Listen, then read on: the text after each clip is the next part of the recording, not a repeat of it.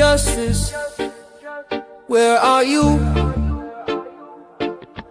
Michael and Linda are here. Love you, Linda. The world is justice. Will we ever find justice? The courthouse the other day in the hallway, you're singing Will "Oh we Happy know Day." justice when we see it? To be and Mill, I lead the way, hoping justice will win the day. Visionary clues, finding justice where we can. Join us now, we're on the run. Justice is waiting, we'll see it done.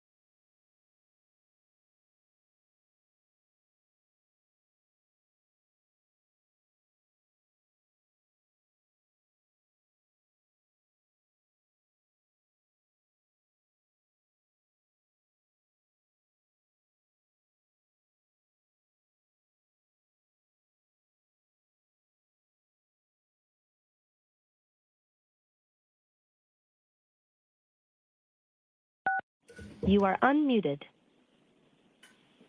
Please be seated.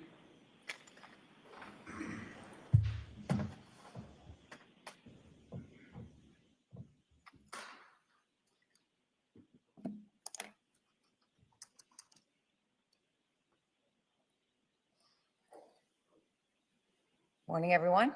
Good morning. All rise. Jurors entering.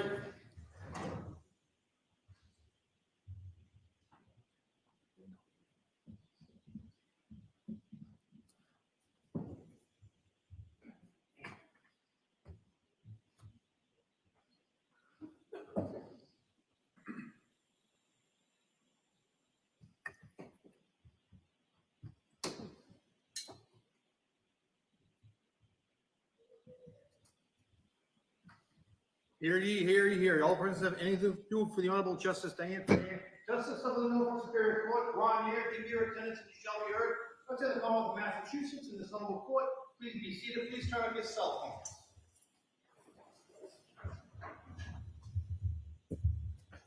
phones. Morning, jurors.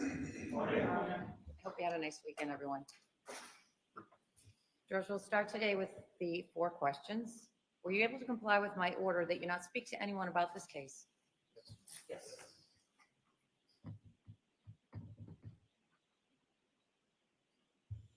Be able to comply with my order that you not do any research about the case? Yes.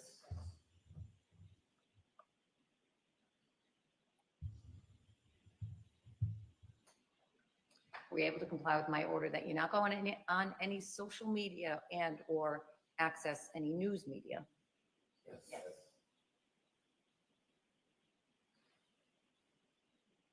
And you all still have open minds? Yes.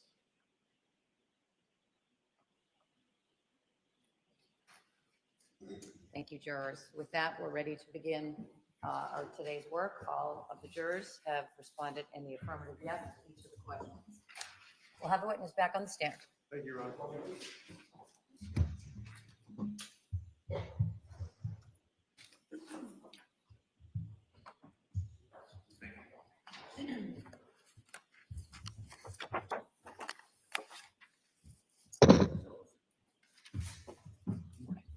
Morning. Dr. Atkinson, you understand you're still under oath? Yes. Proceed. Thank you, Your Honor. Your Honor, may I approach? You may.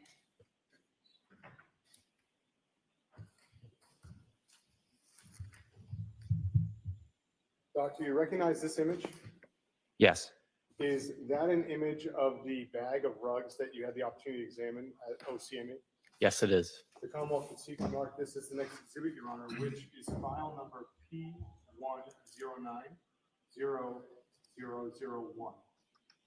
No objection. The next image, P109000, is that what you said? 0001. 0001 is now in evidence as exhibit 181.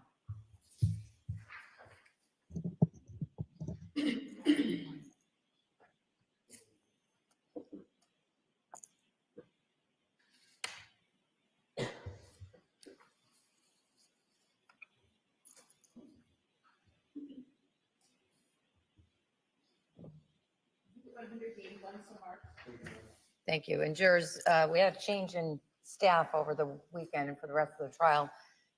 Ms. Blankenship is going to be the court reporter. I know you only see the back of the person, but welcome. Your Honor, may the Commonwealth publish. Pardon me? May the Commonwealth publish the exhibit. You sure can. Thank you.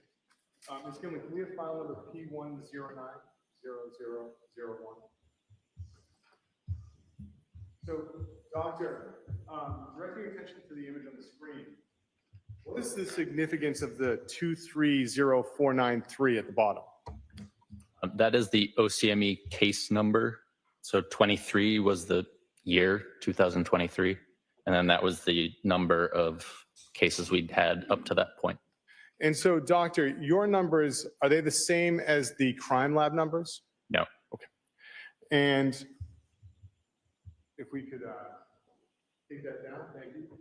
And if we have what was marked as exhibit 180 from Friday, And for the record, this is file number PC 110198. Doctor, directing your attention to the screen for Exhibit 180, what were the observations you were able to make of this piece of carpet? This piece of carpet has a large area of red-brown stain on it, and in the middle of this stain was an approximately 1/4 inch long, what looked to be a blood clot. Could you take that down, Ms. Gilman? Thank you. So, doctor, what is a blood clot? A blood clot is just blood that has solidified or clotted. And how were you able to make the determination it looked like a blood clot? What was it that about it that gave you that indication? It's the correct color, shape, consistency of a blood clot. I've seen thousands of them. Your Honor, may I approach? You may. Thank you. Doctor, do you recognize this image? Yes, Is that a fair and accurate depiction of a close-up of the blood clot from that section of carpet?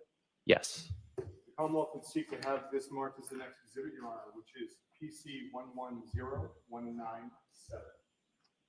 No objection. Photo PC 110197 is now in evidence as Exhibit 182. Thank you. Your Honor, may the Commonwealth publish 182? You may. Ms. Gilman, could we have PC 110197? So, doctor, that's the close-up of the blood clot that you identified? Yes. What did you do with that blood clot? I saved that blood clot in a jar for possible future DNA analysis. Ms. Gilman, if you could take that down. How do you save it in a jar, sir? You place it into a plastic jar, and then we, I believe, freeze that jar afterward. Now,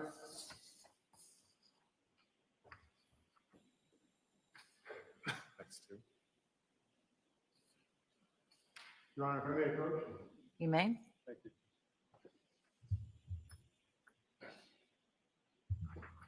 Doctor, I'm showing you two images at this point in time.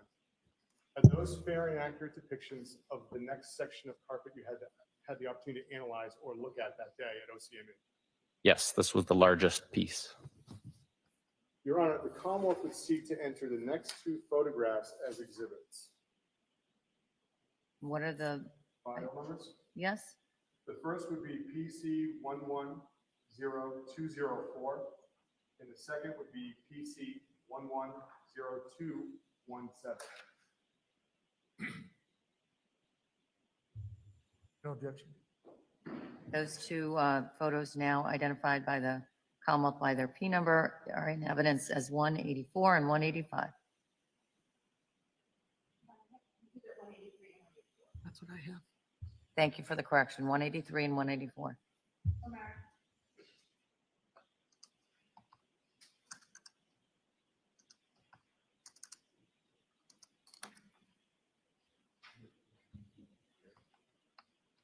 Your Honor, the Commonwealth may publish these next two exhibits. You may. Ms. Gilman, can we have what's now been marked as Exhibit 183, which is PC 110204?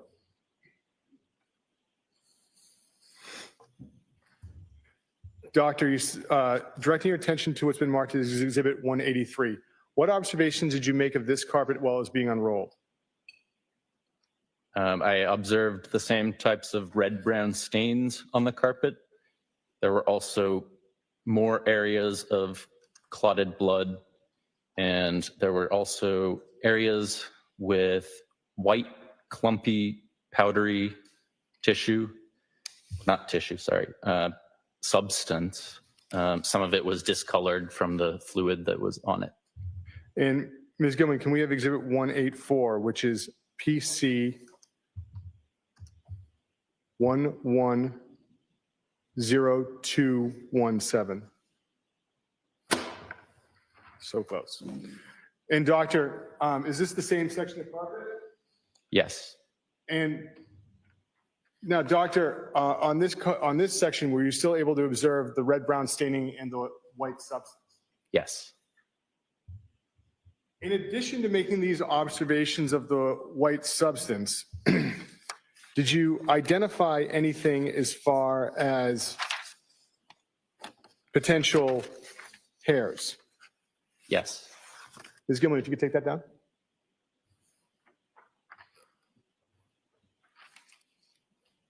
Your Honor, Yes.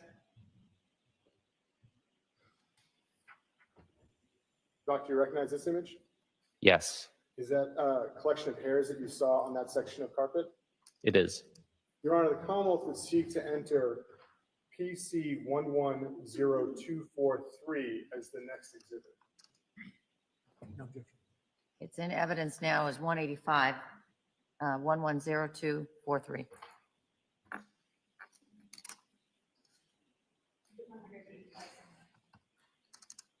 Your Honor, the Court of Commission and Commonwealth publishes Exhibit 185. Yes. Ms. Gilman, could we have PC 110243? Doctor, directing your attention to Exhibit 185, what did you do with this collection of hairs? I collected all the hairs that I could find on the piece of carpet, and including this clump, and I put them in an envelope, an evidence envelope, and sealed it and signed it. And Ms. Gilman, if you could take that down. Now, Doctor, besides making observations of the section of carpet as far as what you saw on it, did you have the opportunity to go through that material and find any objects in it? Yes.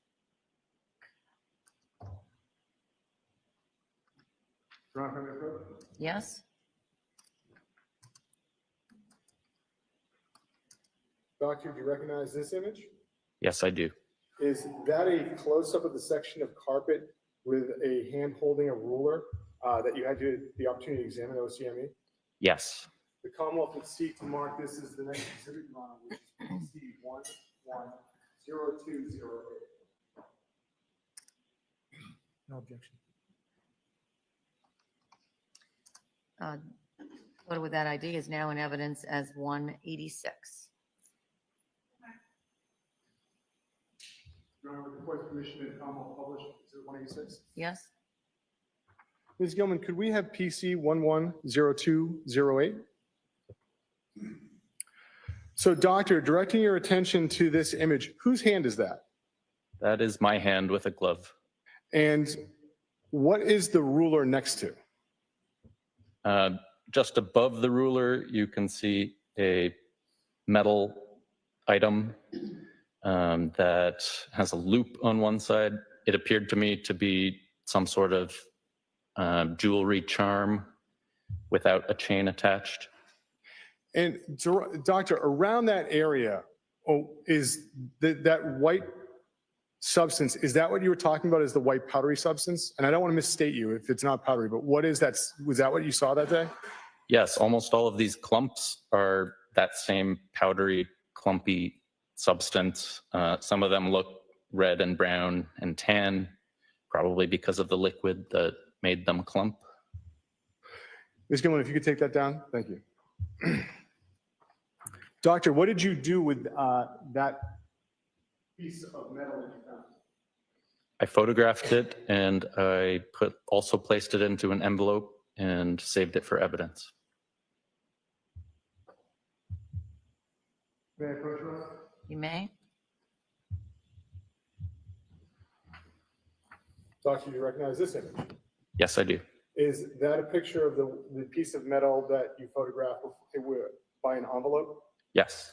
The Commonwealth would seek to have image file number PC 110245 as the next exhibit. Any objection? No objection. 110245. That image is in evidence as 187. With the Court's permission, Your Honor, may the Commonwealth publish 187? You may. Ms. Gilman, can we have PC 110245? Thank you. So, Doctor, is this the photographing of the piece of metal that you spoke of? Yes. And that envelope, is that the envelope you put it into that's in the photograph? Yes, it is.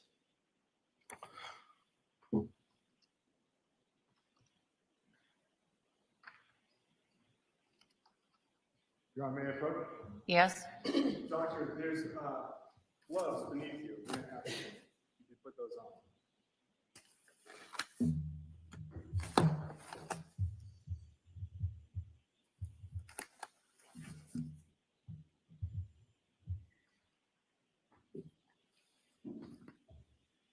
Doctor, I'm handing you a glassine envelope. I'm going to ask, do you recognize the envelope that's inside the glassine envelope? Yes. And did you have the opportunity to look inside that paper envelope this morning?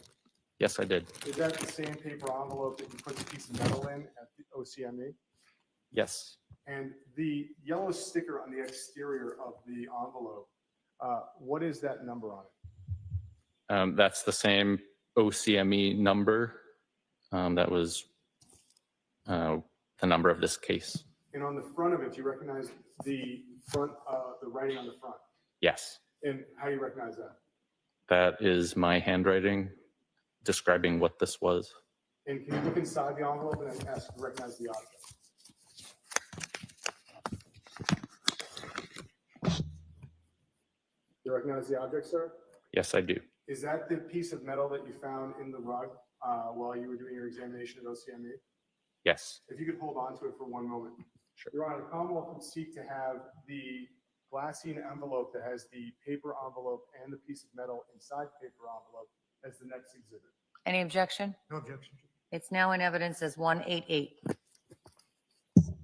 Thank you, Doctor. You can put it back inside.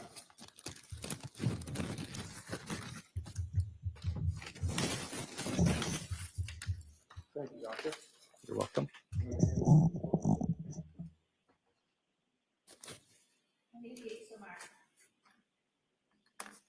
Doctor, did you recognize any writing on exhibit 188, the piece of metal? Anything that was pressed into it? Yes, there was an engraving of Gucci on one side.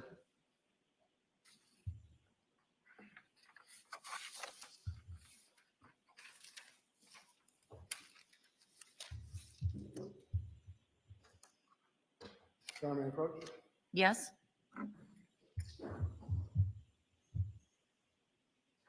Doctor, do you recognize that image? Yes, I do. What is that an image of? This is the plastic container that I saved a large amount of this clumped substance and also all of the blood clots that I found. Commonwealth would seek to have this marked as the next exhibit, which is file number PC 110222. Any objection? No objection. PC 110222 is now in evidence as exhibit 189.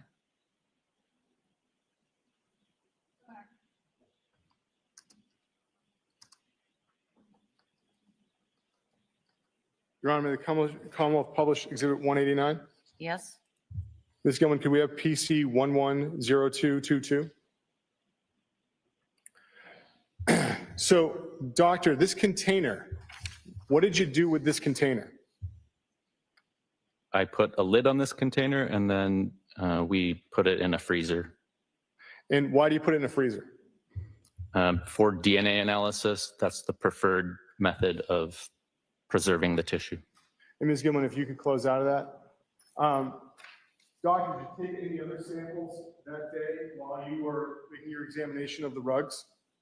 Yes, I did. What did you take for samples? I saw in I painstakingly mushed through a lot of this crumbly substance. And there was one area near one of the blood clots that appeared to have some specks of something that could possibly be tissue.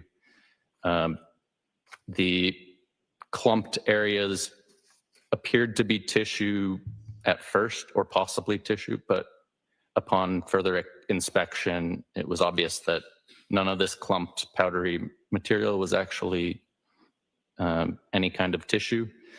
But this one area had very small specks of something that I thought might not be the same type of powder. So I put this area, I saved that for looking at under the microscope. And how do you do that, sir? How do you save it? Or Yes, please. you put it into a cassette. And do you have to add anything to the substance to put it in the cassette? No, but you put the cassettes into formalin. It's like formaldehyde that preserves the tissue. What happens, and now, you did that with the tiny specks. Did you do that with any other items that day? Make formalin, put things into formalin? No, I saved the blood clots mainly for DNA testing. And if I may have a moment, Your Honor? Huh? You may.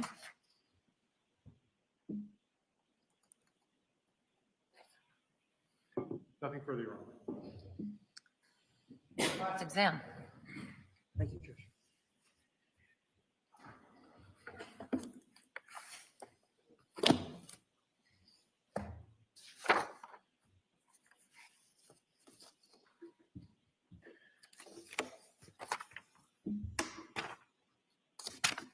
Good morning, Doctor. Good morning. You used the word a moment ago on direct examination. You painstakingly went through some of the material that you found on the rug. Yes. And you did that very carefully.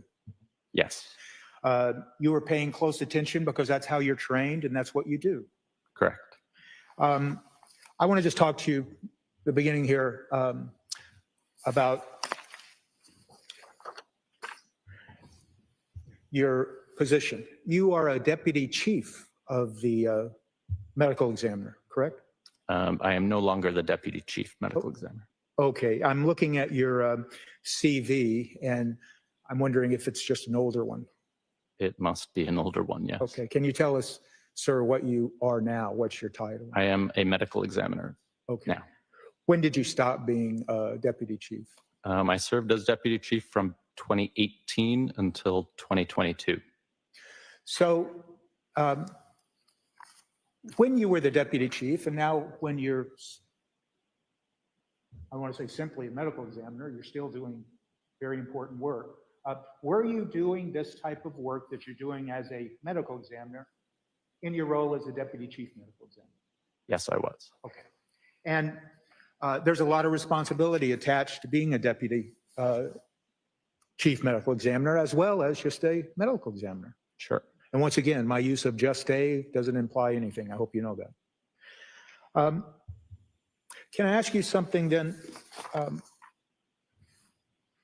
Knowing now that this might be an older CV, are you now or were you once a member of the Massachusetts Commission on Medical Legal Investigation? Yes, I was. But you're no longer. Correct. And when I say no longer, that position is basically time controlled by the statute that created that commission. Is that fair to say? I have no idea. Okay. How long were you on the commission? I think it was approximately the same, maybe a year in either direction of when I was deputy. And that commission was created by statute to promote the use and skills of the medical legal investigation of deaths, correct? Yes. And you and other people assigned to that commission did the important work of trying to ensure that medical legal investigations are thorough and exacting and reliable. Correct. And on that commission, there are police officers, law enforcement, district attorneys, medical examiners like yourself, correct? Yes. And can you tell the jury what that phrase means, medical legal investigation? Sure. It refers to any type of medical investigation that has the potential to also involve the legal system. Okay. And that's what medical examiners do. They get involved in the legal system because they're trying to determine cause and manner of death, correct? Correct. Now I look at your CV and I see that you have published in the area, certain medical related areas, correct? Yes. And the journals that you published in are well respected and peer reviewed. I mean, they're important journals. Sure. And I see that on your CV, you also list on this CV, under the abstract title, two presentations that I think are characterized as posters, correct? Yes. And when we say posters, we're literally talking about physical posters, correct?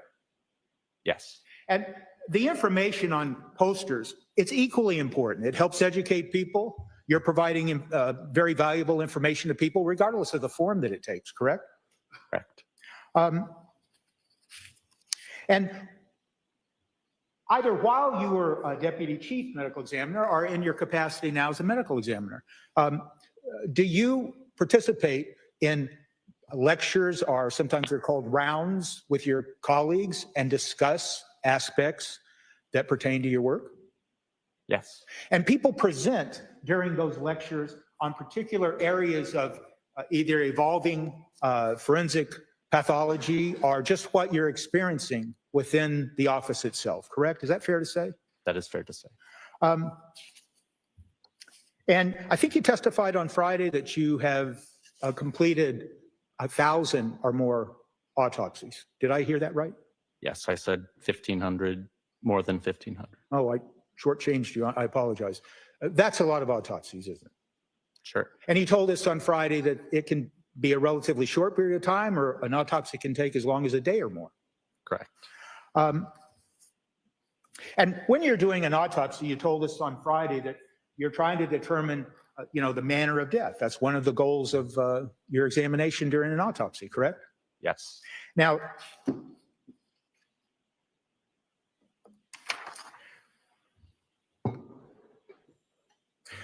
one of the things that the Office of Chief Medical Examiner here in Massachusetts does is it's responsible by law to investigate various forms of death, correct? Correct.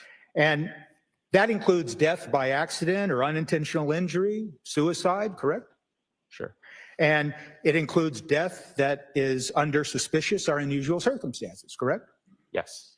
And in fact, it includes death that may occur if somebody's in jail custody or something like that, correct? Correct.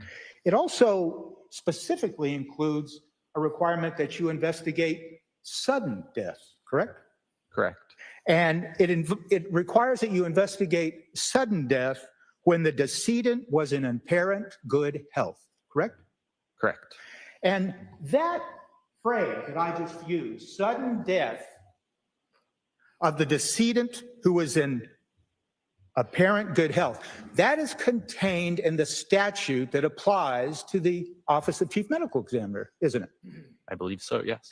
And so the statute and what you do as a medical examiner, you have to investigate where there is a suspicion or information that suggests that someone suddenly died, correct? Correct. And specifically where somebody suddenly died that otherwise looked like they were in good health, correct? Correct. And that statute requires that certain people, like police officers, physicians, hospital administrators, licensed nurses, DCF social workers, funeral directors, they are required by that statute to report that information to the Office of Chief Medical Examiner, aren't they? Yes, they are. Or they could be fined under the statute, right? I don't know that for sure, but I'll take your word for it. Okay, thank you. So now turning to just manner of death. Manner of death can be, and please correct me if I'm wrong, a manner of death can be classified as accident, correct? Correct? Correct. Suicide? Yes. Homicide? Yes. And then there's a category of undetermined or could not be determined, correct? Correct. Is it fair to say that a manner of death that results in a classification of undetermined is a classification when the information pointing to one manner of death is no more compelling than one or more competing manners of death after considering all the information you have? That is correct. So you are familiar, aren't you, Dr. Atkinson, with the National Association of Medical Examiners? Yes, Sometimes it goes by the acronym of NAME, M-A-M-E. correct. You're also familiar with their 2002 publication, A Guide for the Manner of Death Classification, correct? Yes, And it's that particular document is kept at the Office of Chief Medical Examiner, isn't it? Like it is in many offices, correct? it's on the internet. That's where I usually look at it. So it's available to look at for medical examiners when they're just reviewing some of the material that's in that 2002 publication. Yes, It also lists specifically those 4 manner of deaths that we just talked about. yes, and others, I'm sorry, I cut you off. and others too. And others. And then that guide goes through anecdotal, or, it's my word, not yours, but it goes through examples of what types of causes of death may result in certain manners, correct? Correct. And a cause of death is different than a manner, isn't it? Yes, And so as your role of medical examiner, you will not only determine the manner of death, but you also will attempt to determine the cause of death. right. And some of that information finds its way specifically in, for instance, a death certificate applicable to some individual, correct? Yes, It's very important to evaluate all the information you have before reaching a conclusion as to manner of death and causation, correct? correct. And is it fair to say, doctor, that without a physical body, the Office of Chief Medical Examiner cannot make a finding of either manner of death or cause of death Without what? Sorry. with a body, with a Without a physical body? body? Generally, we don't do that. No. Okay. Now,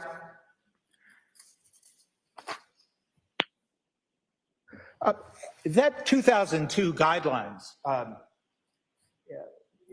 and it's current. In other words, there hasn't been a new issue.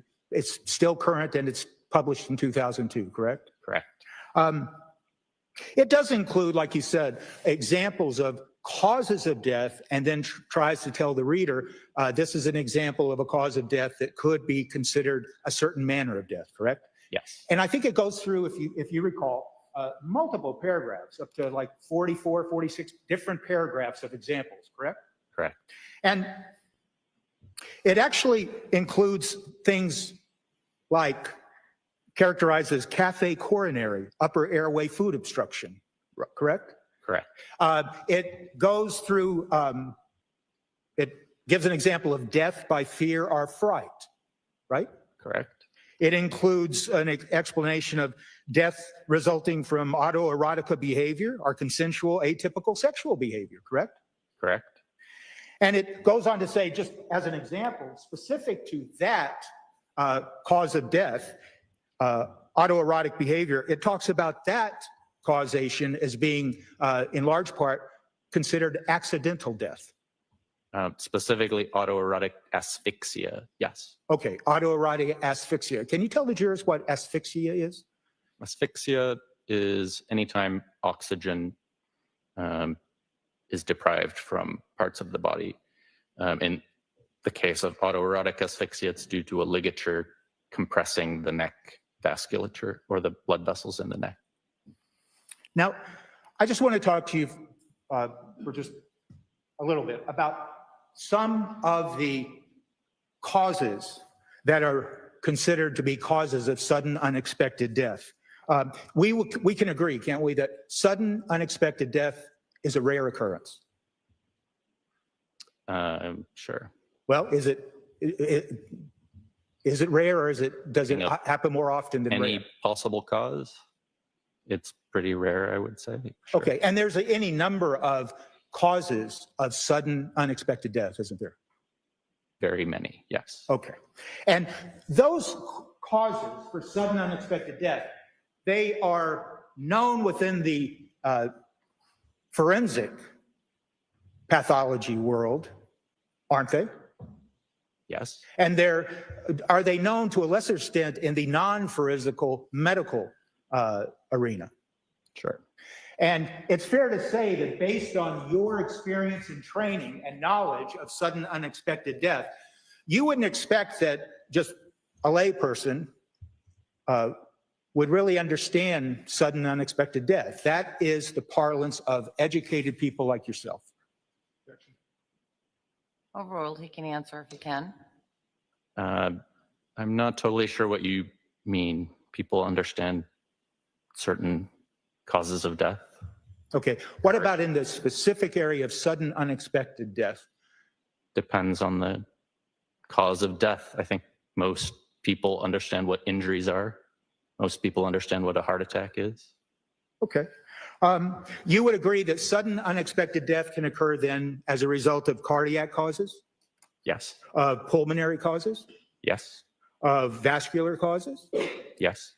reflexive causes, Yes. of asphyxial causes, Correct. and even toxicology causes. Yes. And sudden unexpected death has been observed to occur both in young people and old people, Sure. and middle-aged people. All types of. It occurs male and female. Yes. And there's some causes associated with sudden unexpected death that may be seen in experience that they occur more in the male population than the female population. Yes. One of those sudden unexpected death causations is the Brugada syndrome, correct? Correct. And without going into any great detail, the Brugada system is simply where somebody reportedly, and correct me if I'm wrong, basically lies in bed and dies and then utters something. I don't think that's necessary. It's a channelopathy. That's a usually genetic mutation, or a mutation that you get from your parents that affects the ion channels in the heart, and it predisposes someone to a sudden arrhythmia. An arrhythmia is just an electrical disturbance of the heart. All right. And It doesn't have to happen at night, and I don't know about the utterance part. okay, I apologize. In any event, sudden unexpected death can occur in individuals that otherwise appear to be healthy before the sudden death. Yes. And in fact, that's one of the references we've already talked about within the statute that we just talked about a minute ago. Sudden death occurring in someone that otherwise didn't have any manifestation of a physical illness or problem. Correct. And it's fair to say that based on your knowledge of sudden unexpected death, that it also occurs, sometimes the sudden death itself can be the first manifestation that somebody had a problem. Correct. And there are certain triggers associated with sudden unexpected death, and those triggers can include exertion, physical exertion. I'm confused. Are you talking about any kind of sudden unexpected death, including I'm talking about it as injuries? You can die unexpectedly and suddenly from almost any type of cause of death. okay.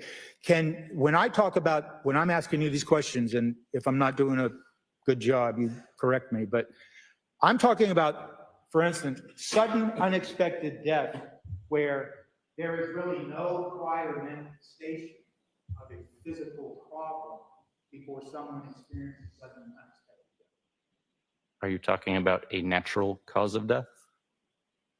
A natural, yes, not a death resulting from anything other than something natural and internal. Yes. Okay. And what was the question again? Sorry.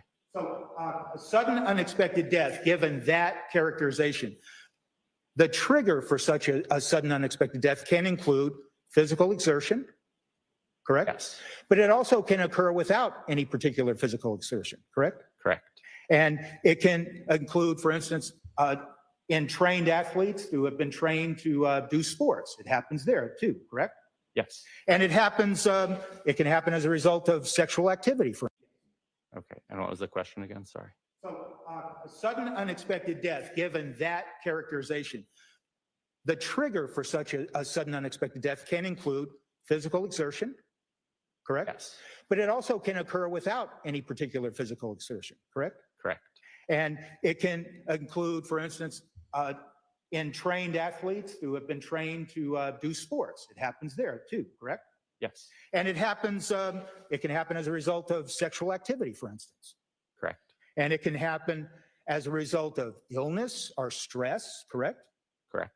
And I mean, it can happen, if you know, sir, it can happen as a result of travel or extended travel or things like that in a person.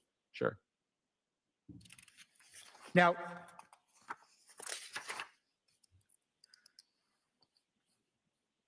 it's true, isn't it, doctor, that when we use the phrase sudden unexpected death, the death that we're talking about, and once again,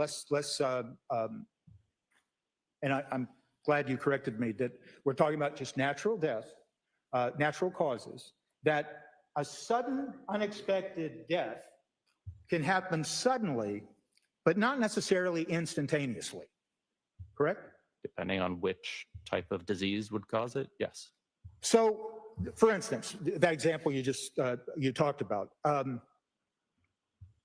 if someone develops in a natural way a lethal arrhythmia, an example of a ventricular fibrillation, it could result in death, correct? Yes.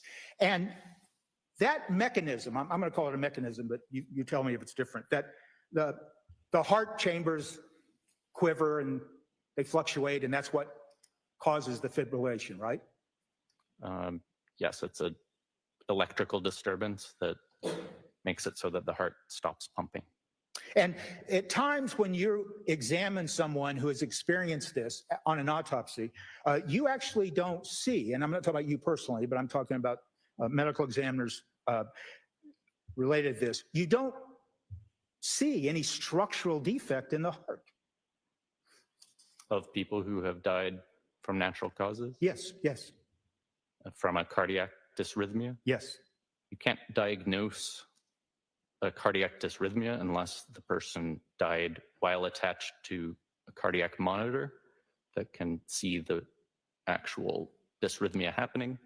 In fact, most cardiac dysrhythmias, you do see something structural in the heart.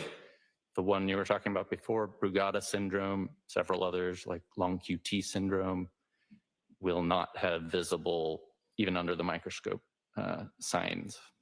You just used the phrase long QT. Could you just define that for the jury?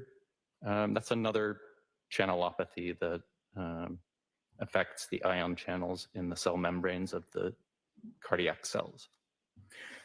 And let's just stick to the case of a ventricular fibrillation and someone who suddenly dies as a result. It's fair to say that during that process that they can continue to look and appear as if they're making movements, that they might be conscious, but in fact, their body is dying and they then experience sudden death. Usually if you're having a cardiac dysrhythmia, you can have movements, seizure-like activity, but usually you're not looking like a normal person would. Okay. And it's very quick. And sometimes in your experience as a medical examiner, you've had reports where people talk about the minutes before or the short time period before someone experienced sudden death, and they talk about the way they were moving or they were even walking, but they might have been mumbling, and then they die. And they describe those behaviors to you, don't they? Occasionally we'll get something like that reported to us. Okay. And you listen to that information, and being the trained medical examiner you are, then you consider that information in the context of the sudden unexpected death. You just include the information because you are interested in getting all the information you can. Correct. And once again, sudden unexpected death can result from vascular catastrophes. That's my word. Sure. And those catastrophes can be aorta dissection, aorta rupture, or an aneurysm, correct?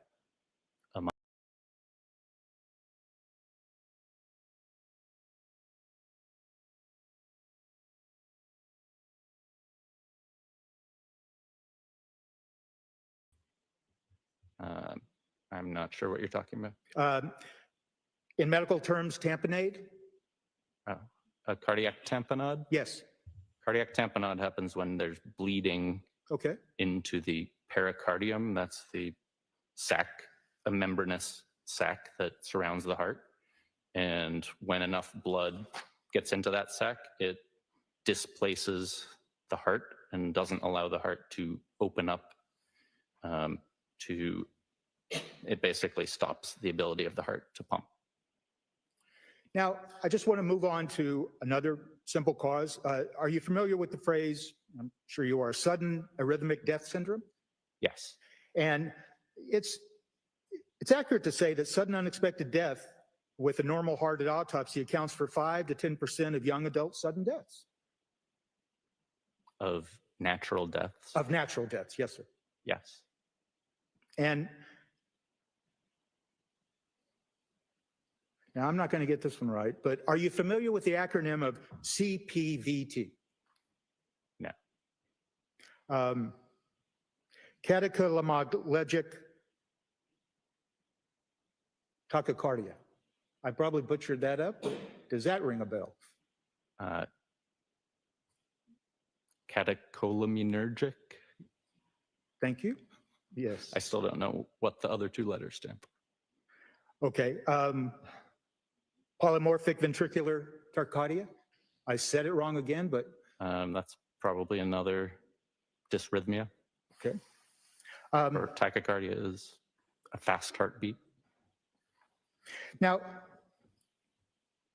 once again, in these types of causes of sudden unexpected death, in each one that we just briefly described, in each one of the cases, the person who then experiences sudden death can be viewed in the moments, whether it be minutes or a few minutes or seconds, they can be viewed by someone observing them as still moving or at times even talking until death results, correct? Correct. Then there are neurological causes for sudden unexpected death, correct? Sure. And they are arrhythmia linked. Am I right in saying that? They're linked to arrhythmias. They can be. And they're linked to hemorrhaging and stroke and things like that. Sure.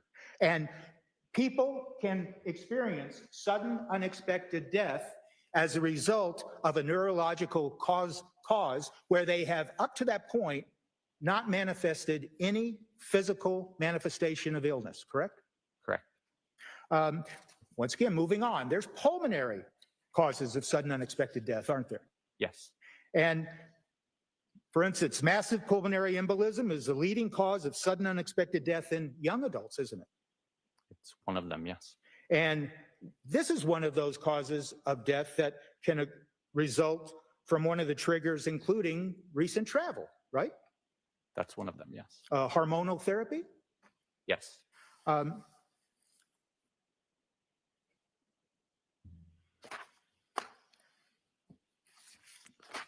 just moving on to 2 more examples, and we talked about it.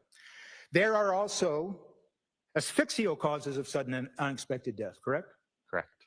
Those asphyxial causes of sudden unexpected death, sometimes they're characterized as, they happen when someone is hanging or experiencing strangulation. Is that fair to say? That is one cause of asphyxia, yes. But asphyxia can be caused by a positional obstruction, correct? Correct. Can you tell the jury what a positional obstruction is in this context? That would be something that either blocks your face so you can't breathe, or something that sometimes in a car accident will, or a better example, anything that if you have a heavy weight on your torso, sometimes that keeps you from being able to expand your lungs. This kind of death is called positional asphyxia. I see. And is it the result of, as part of the mechanism for this is hypoxia results? That's what happens, yes. And the hypoxia, could you tell the jury what hypoxia is? Hypoxia is just lack of oxygen. And I'm not going to say it right, but I'll try. Vagal reflex pathway, a cause for sudden unexpected death? Sure. And that's also related to a form of asphyxia or compression stress? It can be. It can be. And can you just tell the jury briefly what the mechanism for that is? A vagal, that usually causes a cardiac dysrhythmia as well. Okay, and can that occur when there is some pressure on the vagal nerve? Yes. And where is the vagal nerve? The vagus nerve is in the neck and upper portion of the chest. So if something is putting pressure on the neck of an individual, that could result in this vagal reflex pathway or vaginal reflex issue that could result in sudden unexpected death. Sure. And that sudden unexpected death in that situation can occur, once again, in someone that simply has not manifested any physical problems to the observer.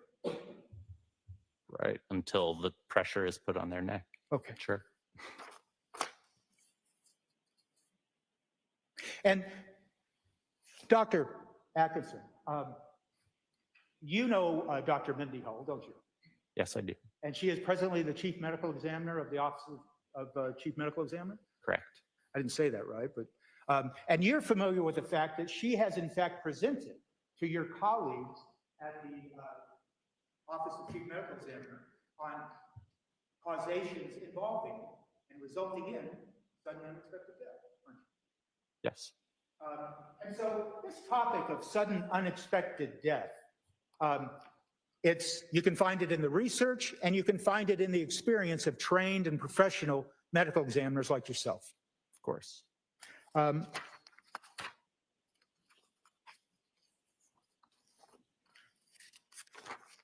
So just to conclude, we can all agree, isn't it, that sudden unexpected death is rare, correct? Maybe I'm overstating that. I'm sorry.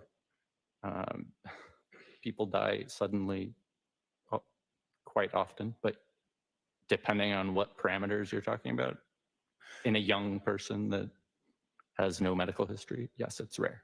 Okay. It's rare for someone without medical history. You see it more often in the forensic setting than, say, someone sees it in just a non-forensic setting. Is that fair to say? Because that's part of your job. Yes. And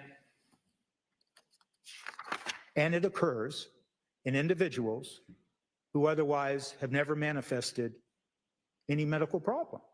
It can. Thank you, doctor. Thank you very much. Any redirect? Yes, Your Honor. Right ahead. Thank you.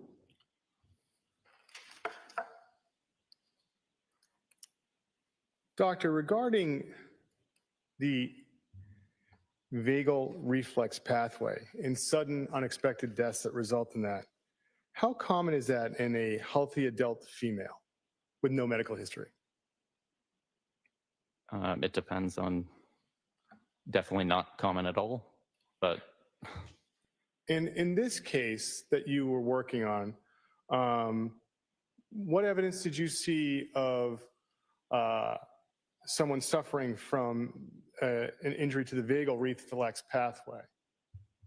There was no evidence at all in this case And of any type of death, okay, or at least there was no body to autopsy. so that's kind of a follow-up question to that. There's no body to autopsy. What would you have looked at in the body if you were looking for, say, an issue with the vagal reflex? Well, something like a cardiac channelopathy can't be diagnosed at autopsy, but it's a diagnosis of exclusion that we only ever would put on a death certificate because it's so rare. If we did a full autopsy that excluded injuries, that excluded toxicology as a possible cause of death, that excluded all the far more likely causes of natural death, like pulmonary embolism or heart disease. So without doing an autopsy to exclude all those things, a sudden arrhythmia disorder is at the very bottom of the list of possibilities. What would you have looked at in a case to determine if someone died of hypoxia? In an autopsy, what would you have looked at? That totally depends on what's causing the hypoxia. If it's a hanging or a strangulation, you would look for injuries of the neck, a ligature furrow on the neck.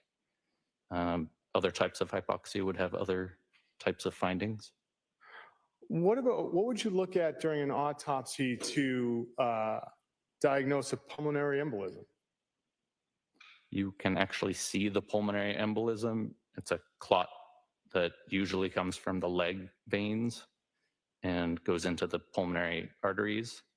And you can see that inside of the pulmonary arteries. What would you look at during an autopsy to diagnose some neurological cause of death?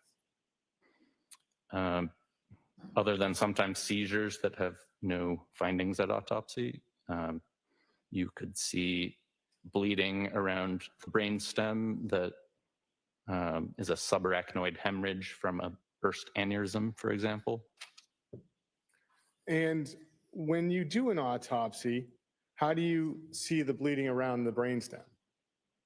You can just see it with your eyes and take photographs of it. You earlier described a cardiac tamponade. Did I get that right? Yes, Okay. And again, that was bleeding into the pericardial sac. yes, Would that be painful? it can be painful. Now, with this matter, what access did you have to determine a manner of death regarding this case, which was 23, forgive me, I want to make sure I get your number right. Regarding case 230493, what did the Office of the Chief Medical Examiner have access to determine a cause of death? We did not determine a cause or manner of death And why didn't you determine a cause or manner of death? because we had no body to autopsy. With these sudden unexpected deaths that were reviewed with you, does someone have to have a physical injury in order for these to come on? No. So these can occur without a physical injury. Yes, And when you've had access to autopsies to make these findings, have you ever seen a sudden unexpected death where there were no injuries? yes,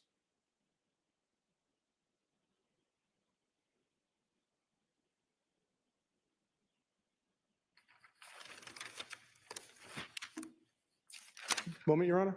Yes. Thank you, Your Honor. Doctor, you reviewed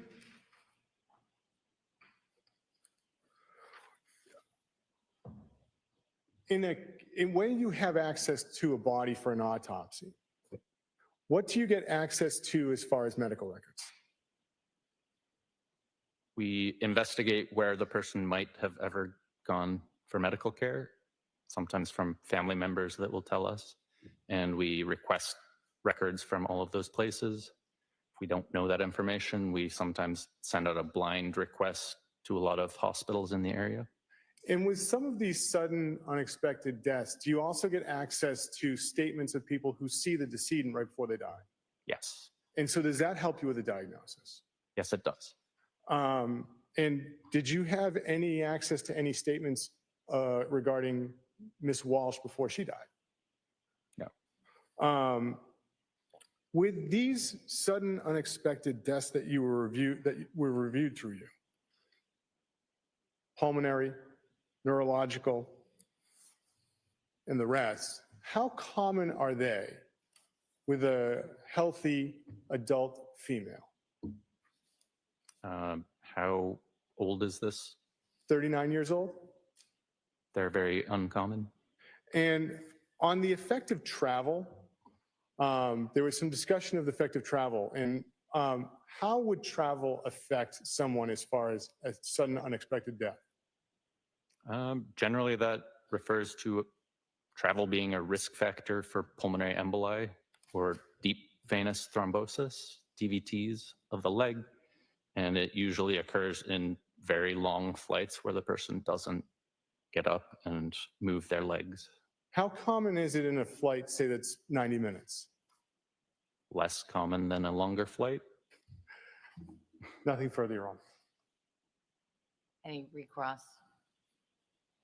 If I heard you right, that sometimes sudden unexpected death that you looked at, there's no injury at all. Correct.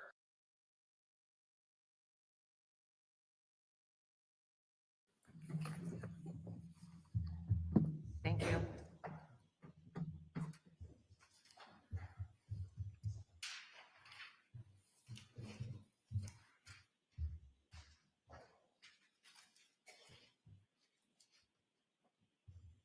Commonwealth may call its next witness. Thank you, Your Honor. Call Teresa Martini.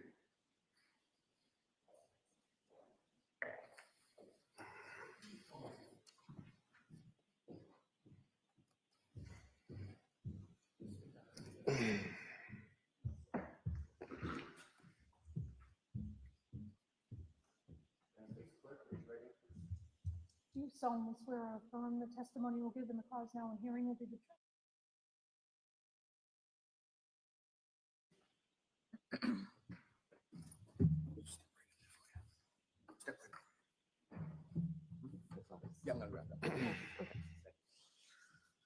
You may proceed. Thank you, Your Honor. Good morning, ma'am. Morning. I'm going to ask if you can pull the microphone closer to you because it will help keep your voice nice and loud.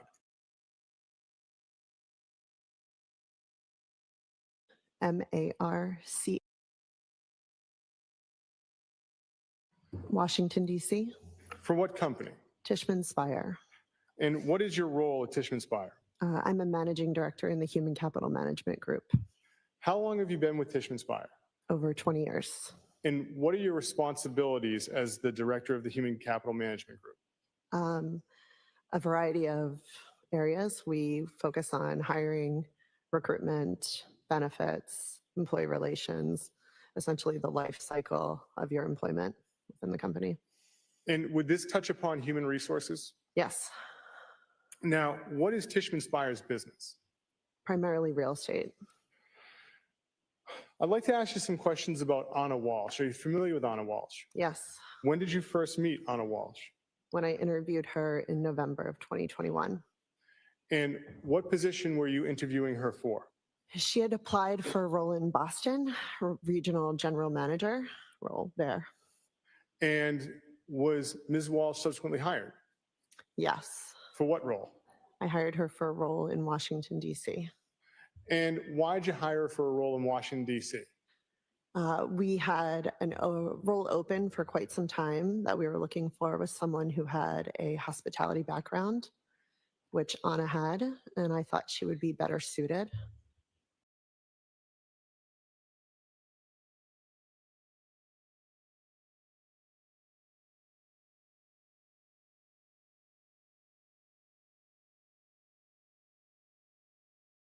To the DC area, did you learn where she moved to? I did. Where did she move to roughly? Friendship Heights, And what was her compensation when she joined Tishman Speyer? 220,000 base. And on top of the base, was there potential for a bonus? Yes, Now, did she receive any benefits as a result of becoming a member of Tishman Speyer? yes. What did she receive as far as life insurance? 2 times her annual salary. And what company provided that policy? We did. Um, MetLife. MetLife, thank you. Yeah.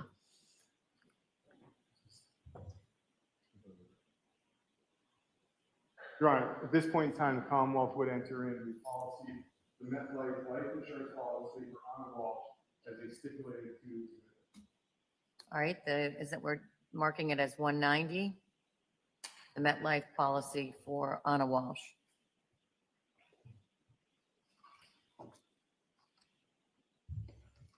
Now in evidence.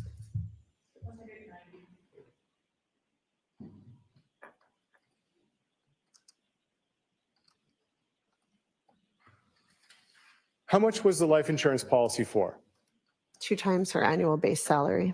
And are you familiar with who the beneficiaries were of the policy? Yes. Who are the beneficiaries? Her husband and her 3 children.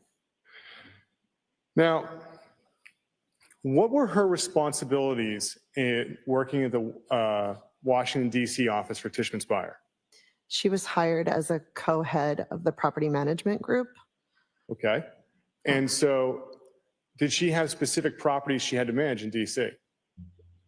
She spent most of her time with us at the crossing, but her job was not just that building. Okay. What other buildings did she have to manage? Essentially, she had oversight to an extent. She shared it with her counterpart for all of our assets. So there were, honestly, I can't remember at the time how many we have. We're probably 5, 6 now. Okay. Was there a building called the Mazza Gallery or Galleria? So Mazza was a development site Yes. that we had. It was formerly a mall. Tishman Speyer purchased it under the grounds that we would redevelop, turn it into apartments and some retail. And did she have any interplay? Did she have any responsibilities over that project? Yes. And you had earlier stated the crossing as well? Mm-hmm. Correct. What type of building was the crossing? The crossing was a residential apartment building. Now, in 2022, did the Tishman Speyer offices in DC close for the New Year's holiday? Yes. So New Year's, our holiday schedule rotates, Okay. but I believe New Year's Eve that year we were closed, or it was a floating holiday, Okay. and then New Year's Day we're closed. Okay. And now, when was it the first day that people returned back to the Washington, D.C. offices, if you know? January 3rd. January 3rd. Yeah. Okay. Now, while you worked with Ms. Walshe, was there any problems with her as far as her employment? No. Were there any safety concerns for her as far as her employment? No. Did she require any physical accommodations while she was employed with you? No. When was the last time you saw Anna Walshe? It was December. It was the 15th, perhaps. We had a women's event in the office. And at this event in December, I take it was 2022. Correct. Okay. And what was her demeanor like at this event? Normal, happy, social. And did you see any injuries on Ms. Walshe when you were with her that night or that day at the women's event? No. Now, when did you first learn that Anna Walshe was missing? January 4th. And how were you alerted that Ms. Walshe was missing? A coworker came over to let me know that her husband had called the crossing team looking for her. So with this information, what did you do to try and with this information, what did you decide to do? I said, you know, I'll reach out to him. Do you have a phone number? Okay. And what was the name of the person you tried to reach out to? Brian Walshe. Now, where did you go to try and reach out to him? Did you call him from your office? I called him from my cell phone. Okay. Did anyone go? Did you have anyone with you when you called him? Yes.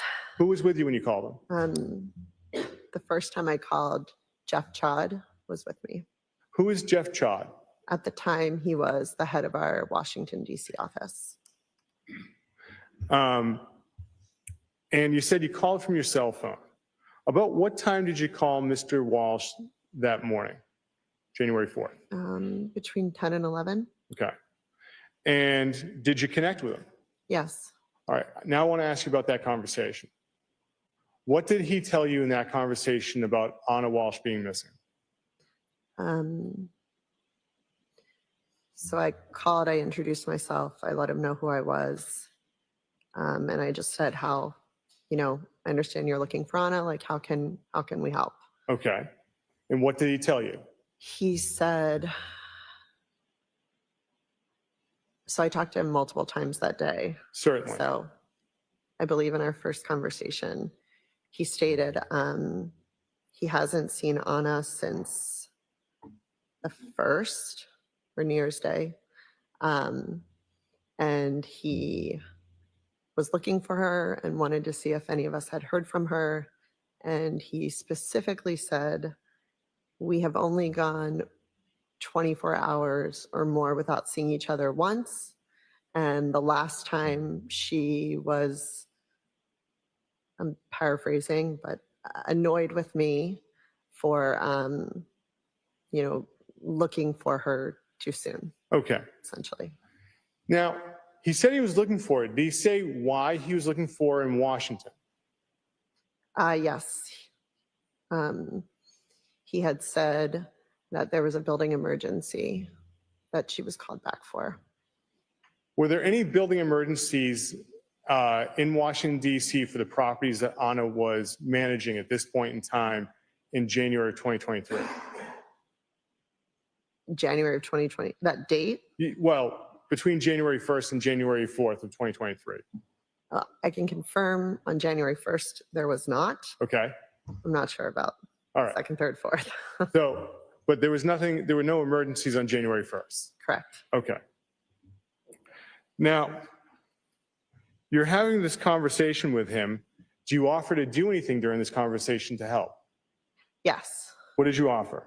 I had stated, Anna had shared with me where she lives, and it's not too far from my home. I'm happy to go by and just check to make sure she hasn't fallen. Now, what was his demeanor like during this first conversation? He was polite and calm and nice. And how long was the conversation? A few minutes. And after the conversation was over and you had made this offer, what did you do? A coworker, the one who originally told me about the phone call from the crossing team, offered to drive up with me to the house. And so we did that. During the conversation with Mr. Walshe, this first one, did you ask him anything about Anna's mental health? I did. And what did you ask? I asked if she had any mental health issues. And what did he say? He said, no, we just had a lovely holiday, New Year's with friends. So I take it at this point in time, you and the coworker went to Anna's home. Correct. And about what time do you think you got to Anna's home? Between 10:30 and 11:30. Okay. And again, it's your memory that's controlling. So now, when you got to Ms. Walsh's home, what did it look like from the outside? What observations did you make? Sure. It's a townhome. Yes. And so there were steps up to the front entrance. And so if you walk up the steps and you look on the left-hand side, there was an espresso box that was out and it was wet. Okay. So there was a wet Nespresso box, and had it rained recently? Or what's this? Yeah, What would have affected? What was the issue of the wet Nespresso box? On Monday and Tuesday, it had rained, but on Wednesday, it had not. So that led me to believe Anna had not been out of her home. Okay. So, that day or before. And I'm sorry, I interrupted you. So you see this. Do you have any further conversations with Mr. Walshe at this point in time? Yes. So I notified him about the box. I saw a Google camera, like a doorbell camera or just a camera. And I asked him if he had access to it to check the records. Did he have any access to it? He said Anna is the tech one in the family. He does not handle that stuff. And did you ask him about how to try and get inside the house? So I remember I believe I turned the doorknob and I told him it was locked. And I looked in the window because there's a glass panel. Yes. and just to see if it looked like anything was broken into, and it didn't. The house was pretty immaculate. Okay. And so I walked down the steps, and there was a garage there, and he said, I have the garage code if you'd like to, if you can check. So were you able to get into the garage with the code? Yes. What did the garage look like? The garage was pretty clean as well. There were a few boxes and a painting. And was there a car in there at this point? No. Besides the boxes, did you see anything as far as seats or anything like that? Yeah, so I saw either a car seat or a stroller. I don't remember right now. And now,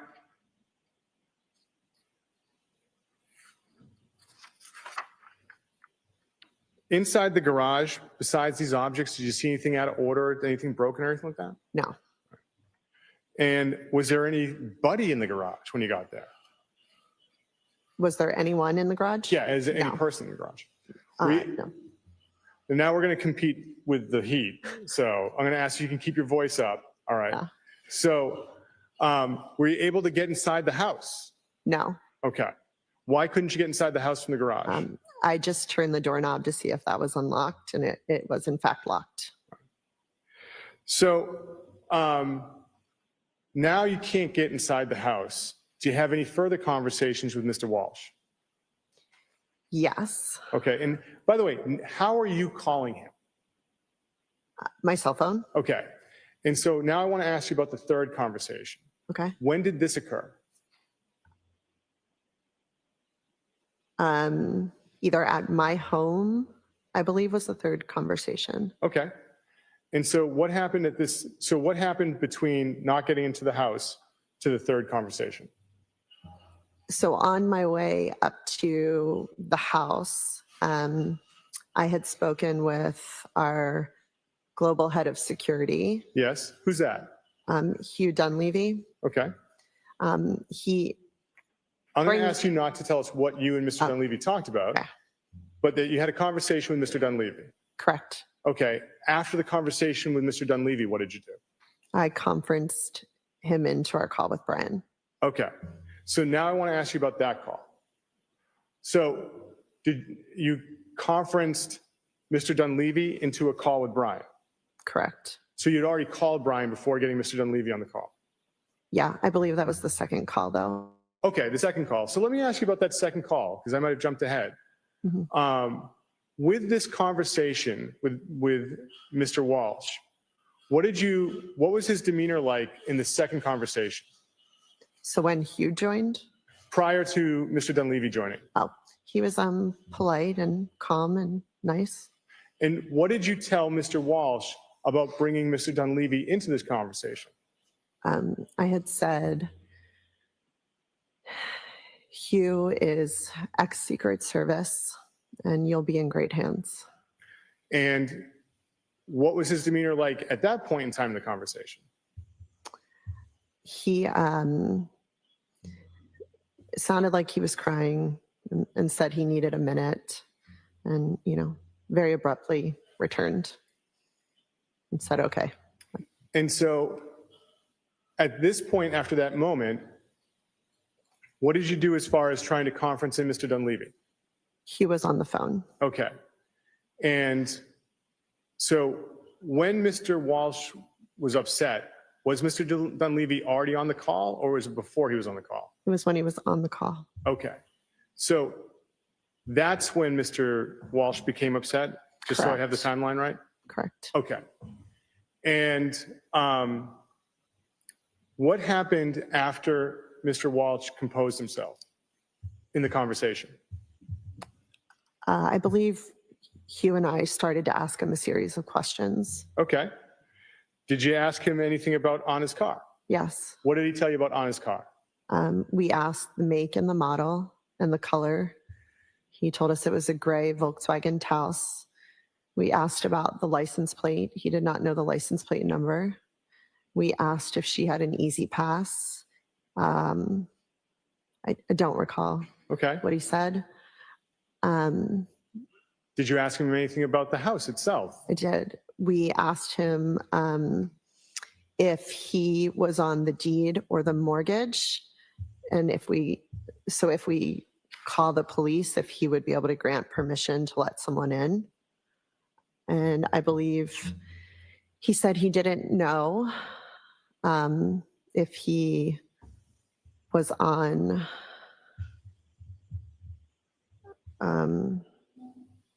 he did not know if he was on the deed, but believed Anna was on the mortgage, I think. Okay. And so did you ask him anything about how Anna traveled to DC? I did. What did he say? So I had asked him myself without Hugh on our first conversation. Yes. When he told me that she had to leave for an emergency, and he told me she told him she was flying to DC, and I had said on American, and he said American or JetBlue. I'm not sure which one. During this conversation with you, Mr. Dunleavy and Mr. Walsh, what did you ask him about calling hospitals? So back to the second conversation, Hugh and I again asked him how Anna typically came to DC. Yes. And at that point, he said he didn't know if she drove, train, flew. And I believe he said he thought she flew. Then, proceeding to ask questions, we asked if he has called any hospitals. And I let him know that I had asked someone in our DC office to call the local hospitals in DC. And she had called Sibley, Suburban, and GW, George Washington. And Anna was not there, and recommended he do the same in Boston. And what did Mr. Dunleavy say to him? What was the conversation of calling the police? Towards the end of the conversation, when we were going through what friends he may have reached out to, suggesting to call hospitals, Hugh had stated to hang up and call the police immediately. And now, when was the next conversation with Mr. Walsh? Was this at your home? Correct. Okay. So this conversation with Mr. Dunleavy, this is part of conversation 2. Correct. Okay. So where did conversation 3 take place for you? My dining room table. Why'd you go to your dining room table from the Walsh residence? Sure. So after we hung up, I actually went to Starbucks first and called Hugh to say, I'm not going to ask you what you said with Mr. Dunleavy. I apologize. Right. But what I want to ask is more or less like your movements and where you went. So you went to Starbucks and you had a conversation with Mr. Dunleavy. Correct. Okay. Now, after having your conversation with Mr. Dunleavy, where did you go next? My home. Okay. Did anyone go with you to your home? My coworker that drove me. Okay. So then you're at your home. When is it, how long are you at home before you have your third conversation with Mr. Walsh? So it was close to 1 p.m. Okay. And what was the subject of this conversation? Can you tell us about it?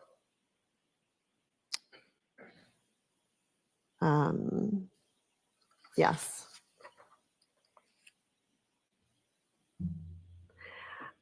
I can't recall. I know I spoke 4 times to him. I can't recall 3 or 4 if I called him or he called me, or if Hugh had asked me to call him. Did he mention anything about filing a police report? Yes. What did he say? So Brian called me to let me know that he had just hung up with the police and they were filing a police report. And did he say anything about calling Anna's friends or acquaintances? Yes. What did he say? He mentioned he called someone named Alyssa and someone named Amdullah or Abdullah. Okay. What was his demeanor like in this phone call? Polite, calm. The same. The same. Mhm. What did he mention about private investigators? At the end of the conversation, he had said his mother wanted to hire a private investigator. Overruled. Okay. And then, now, did you have a fourth phone call with him? I did. And about what time do you think the fourth phone call was? I don't recall. That's okay. And do you have any memory of the fourth phone call? Yes. Okay. What's your memory of the fourth phone call?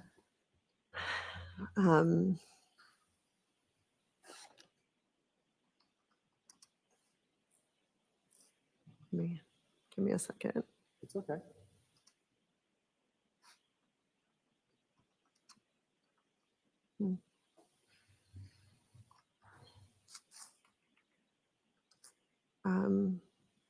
At some point, I know was to text him Hugh's phone number. Okay. I know we were talking about the hospitals, friends, private investigator.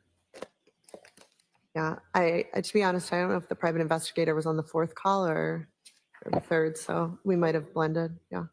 Understandable. It's been 3 years. Now, ma'am, in addition to having phone calls, did you have any other ways of communicating with the person you thought to be Brian Walsh that day? There were text messages. There were text messages. Your Honor, may I approach with Exhibit 163? You may.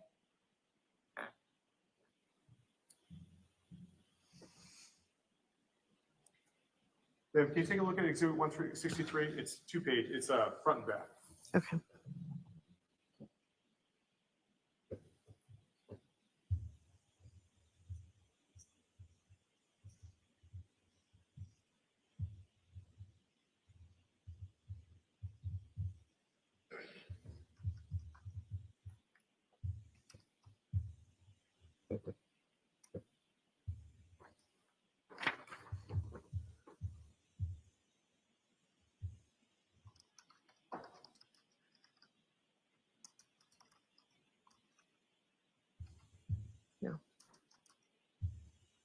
Do those appear to be your text messages between you and the number that you thought to be Brian Walsh's?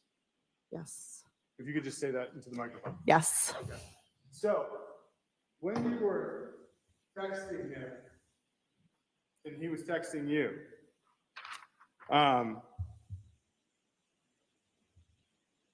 there was a reference to, in the last text, are there Tishman-Spire personnel at the Mazda building? Thanks. Did you respond to that text? I did not.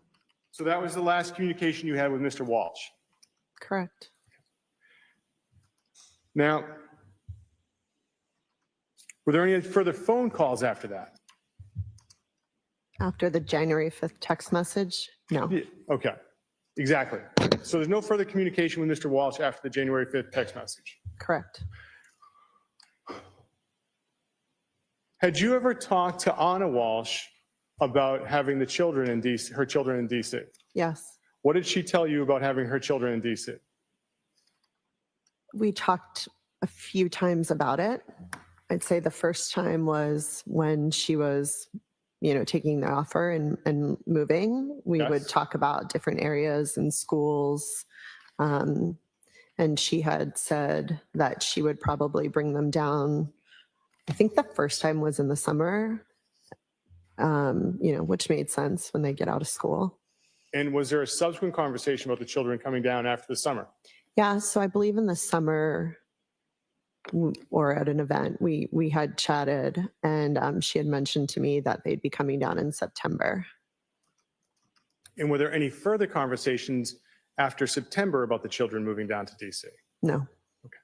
Now, after seeing Anna Walsh at the women's event for Tishman-Spire in December, have you seen Anna Walsh since? No. Nothing further, Your Honor. Cross-exam? Thank you. Good morning. Morning.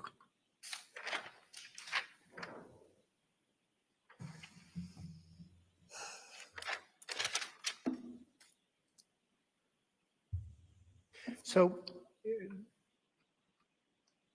correct me if I'm wrong, but basically what you do, Fishman Inspire is in human resources. Yes, And what was it I told the jury? managing director. Could I ask you to speak up? Managing director. Attorney Tipton, can I ask you to speak up? Certainly. I'm not going to move back here. I apologize, Judge.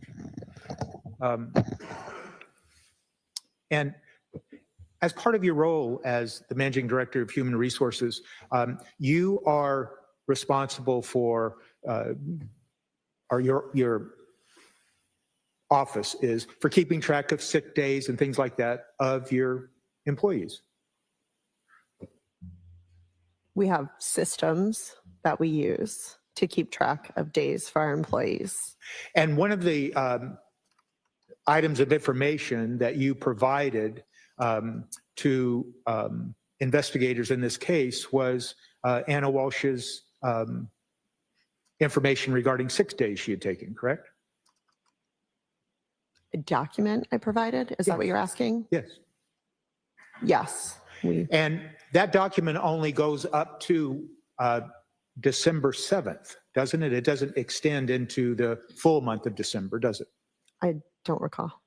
And do you recall that those that Anna Walsh took sick days beginning sometime in December 1st, and her reason for it was attending to her mother's surgery? Do you remember that? I do not recall if they were sick days or vacation days. Okay. In any event, did she ever inform you that she was going to go to Dublin? No. And so, as far as you know, in all the records you have regarding Anna Walsh, there's nothing to indicate that she ever went to Dublin, as No. far as you sit here today. No. Okay. And you mentioned the crossing a few times in your testimony. Can you just tell the jury once again, what is the crossing when you refer to that? The Crossing is a residential apartment building that we own in Washington, D.C. And how many units does it have? Approximately. 800? Okay. And is it fair to say that the Crossing is considered to be pretty much kind of a high-end residence in the DC area? It's your standard modern apartment building with amenities and a pool, rooftop pool. If that is high end, yes. Okay. All right. And it's fair to say that you, if I heard you right, that were your offices at the Crossing? No, But you mentioned that you were at the Crossing at various times. I did not mention that I was at the Crossing various Okay. times. Then I misunderstood I you. have been to the Crossing. Yes. Okay. And as part of your role as human resource and the managing director, you would be aware of the fact that if there were in fact problems at various buildings, wouldn't you? Not necessarily. Okay. Are you aware, if I may?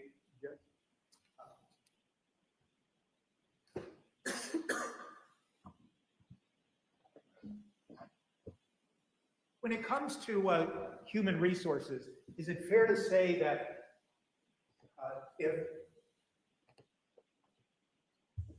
if there's a problem with an employee's performance, human resources would hear about it and deal with it? Correct. And if, for instance, the tenants of a particular property that was managed by Tishman Speyer were complaining about something at the properties, and they were complaining about some of the management that was occurring at the properties, you'd hear about it, and you would be involved in trying to deal with whatever problem was being reported. Human resources team would be involved.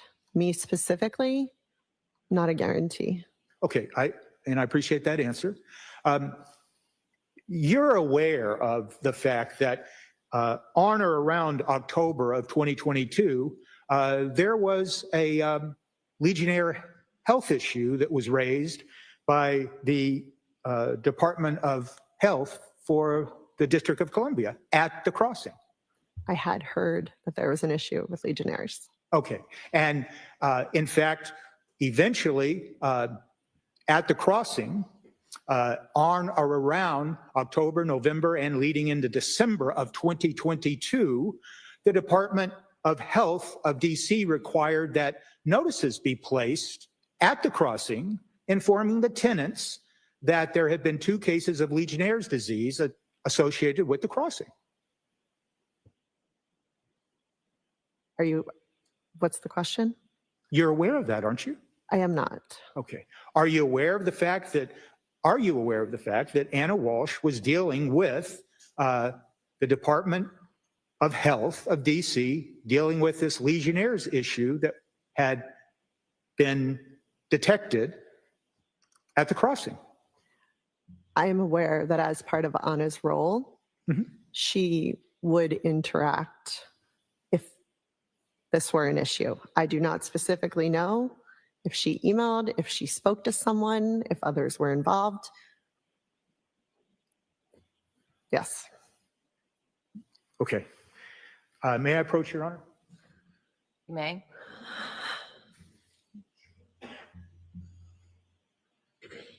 I'm just going to show you what's been marked for IDK. Okay.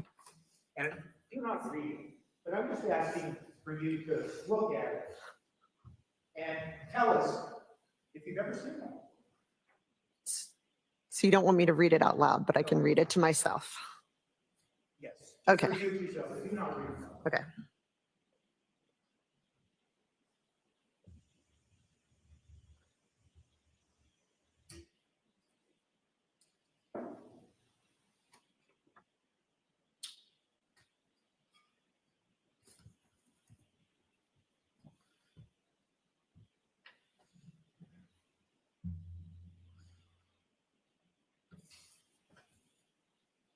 Is there something you want me to look for? I'm going to ask you if Okay. you've had time to review it.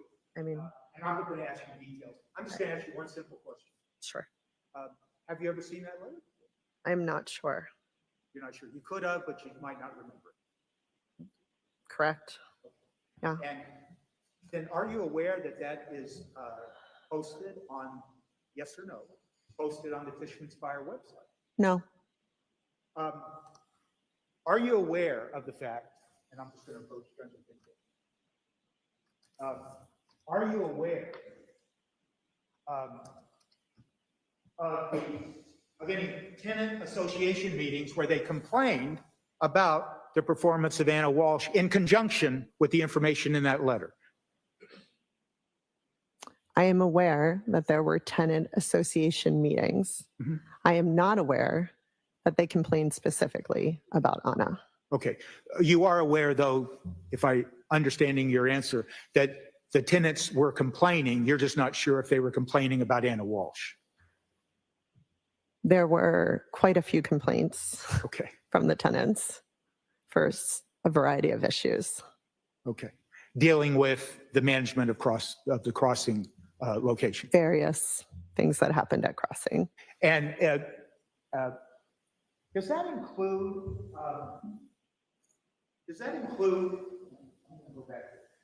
include an issue that arose in around the middle part of 2022, where the FBI became involved in the arrest of 2 residents living at the crossing? What is the question? I'll see counsel at the side of the bench.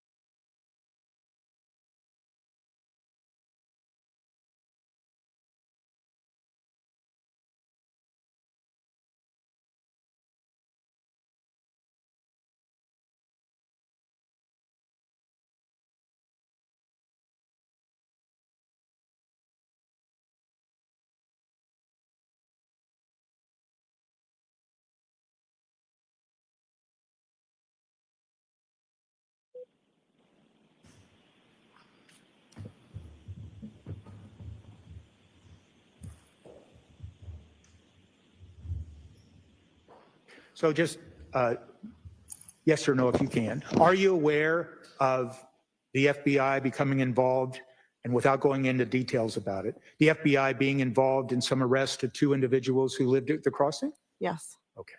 And once again, that occurred when Anna Walshe was assigned to manage the crossing. It occurred in April. Mhm. I do not remember if Anna was physically there when it happened or if she came within a week or 2 of that, but she was working on that situation with us. Okay. Yes. Now, there are certain benefits, employee benefits that Tishman Meyer Spire provides to his employees, correct? Correct. And we already know that you provided life insurance at 2 times their base salary, correct? Correct. And the beneficiary on this particular policy involved Mr. Walshe and the 3 boys, correct? Correct. Now, there's other benefits that accrue to the employees, like Anna Walshe, and it's health benefits, correct? Health insurance? Correct. And in fact, isn't it true that Tishman Spire also offers to some of its employees a discounted rental rate at some of your properties if they choose to live there? They get a little bit of a discount. Not 100% accurate. Okay, tell us what, you explain it. They're at the crossing, Mhm. and perhaps, actually, I don't know all of the city's rules. At the crossing, yes, there was a discount provided to 2 employees, I believe. Okay, so a discount provided if they chose to reside at the crossing. Correct. Okay, and there's also, with regards to benefits, and in your capacity as the Managing Director of Human Resource, that in fact, you have to kind of set forth what you want as benefits for the next year, so to speak. And that usually occurs around November of the preceding year. Is that fair to say? Open enrollment? Open enrollment.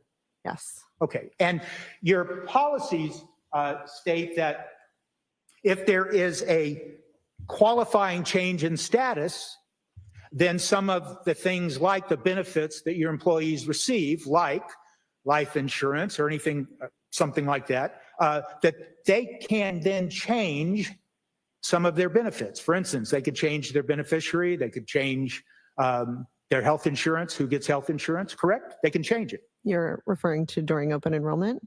I'm actually, yes, well, let's start with that. In open enrollment, yes, I'm asking you that. Okay. During open enrollment, you can make changes to your medical, dental, vision plan. Life insurance and long-term disability are typically, long-term disability is a one-time deal, typically, when you are hired. There are occasions on certain years where we may work with the carriers to allow employees to have another open enrollment opportunity. I do not recall if that happened on his tenure with us. Life insurance is given to everyone upon hire. There is an opportunity to purchase supplemental life insurance. That is typically upon hire. And then there are some, similarly, we may do an open enrollment for it. And depending on your election amount, it may be automatic, or you may be required to do additional questionnaire. And then there are other benefits such as transit or different things along those lines as well. Okay, now aside from open enrollment in that particular area, if someone needs to change something later on, they could only change it if there was a qualifying change in status event, correct? Qualifying life event. Okay, and one of those events includes divorce. Correct. And it's fair to say that Anna Walshe never brought up, raised, discussed with Human Resources anything about what would happen if she got a divorce or anything of the sort. Correct. Sustained as to form.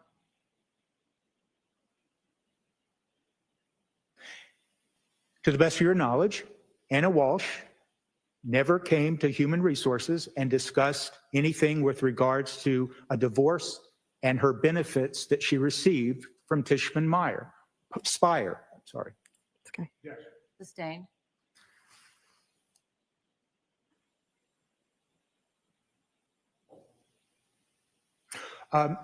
It's fair to say that Anna Walshe worked long hours. I don't know. You don't know? Okay. At times, we're not hourly, not everybody is hourly employees. Anna was not an hourly employee. At times, she could stay late or come early. All right. And she would just be required to manage those properties. And sometimes she had to work long hours, I suppose, to manage those properties and deal with the problems with the properties. She had a team on site to support. But there are occasions where I'm sure she stayed later or came early.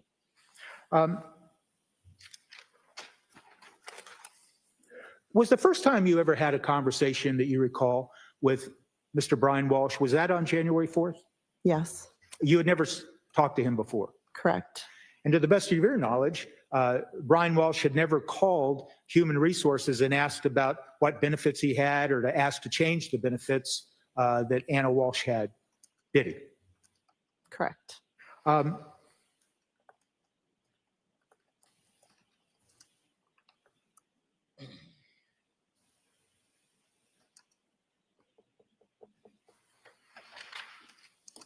You mentioned a name of Jeff Chod.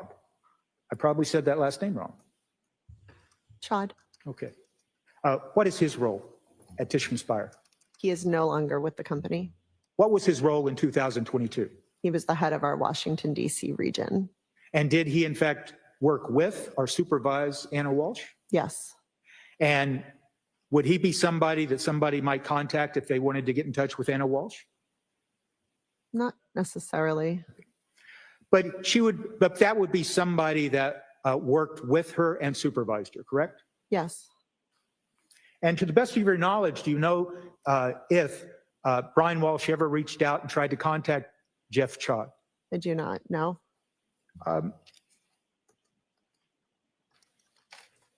To the best of your knowledge,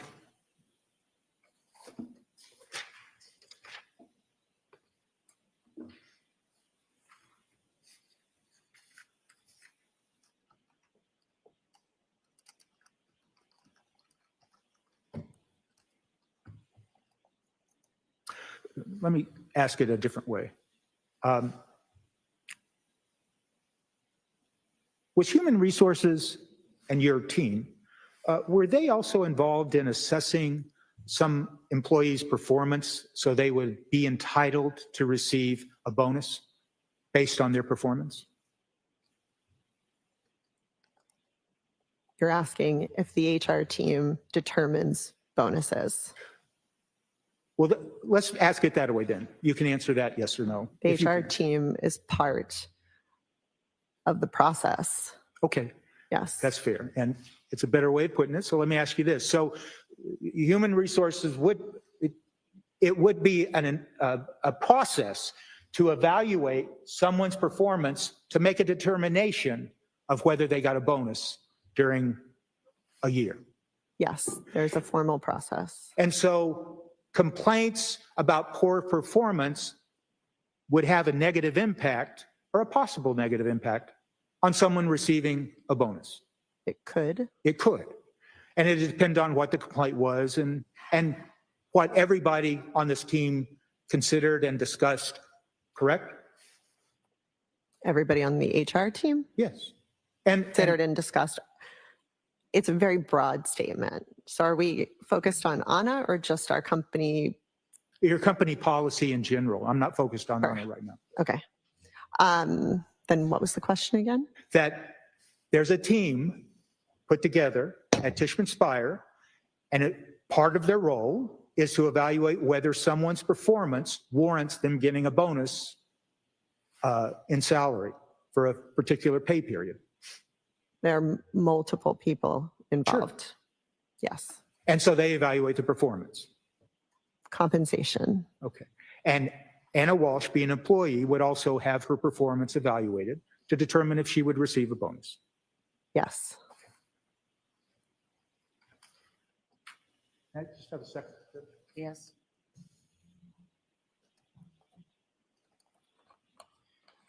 Thank you very much. Any redirect? Brief, Your Honor. And the Friday after Thanksgiving, is that a holiday for Tishman-Speyer? It is a floating holiday, which means typically the corporate office is closed and those employees are not required to work. But there are people in property management and some hourly roles that may be required pending the building leases, essentially. Could Anna observe that as a floating holiday? Say that again? Could Anna Walsh observe the Friday after Thanksgiving as a floating holiday? She could, yeah. Do you know if Anna Walsh received bonuses as a result of her compensation at Tishman-Speyer? She did. And what type of employee was Anna Walsh? She received, she was a good employee. She was on time or early. Okay. She, And these various complaints from the crossing, did that have any impact on Anna's compensation? from the tenants at the crossing? Yes. No. What about the FBI raid that occurred within weeks of her starting? Did that have any effects on her? Or her perception as a good employee at Tishman-Speyer? Anna had nothing to do with that FBI raid. Nothing further, Your Honor. Any recross?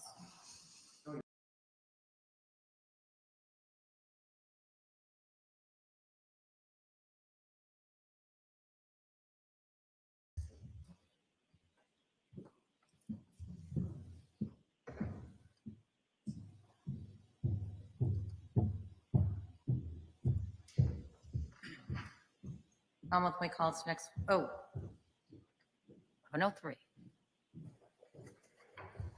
Head out for your morning break. Be back in 20 to 30 minutes. All rise in the court, please. There's your notebooks. Me.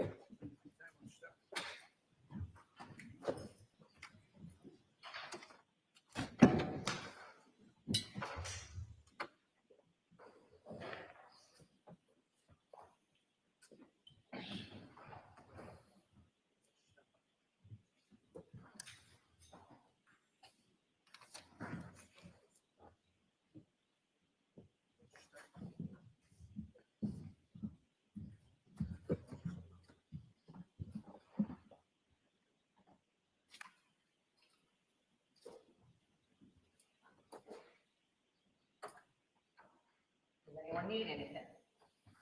Not right now, Your Honor. Perhaps right before they come back, I might have one small issue for the court. All right, let me know. All right.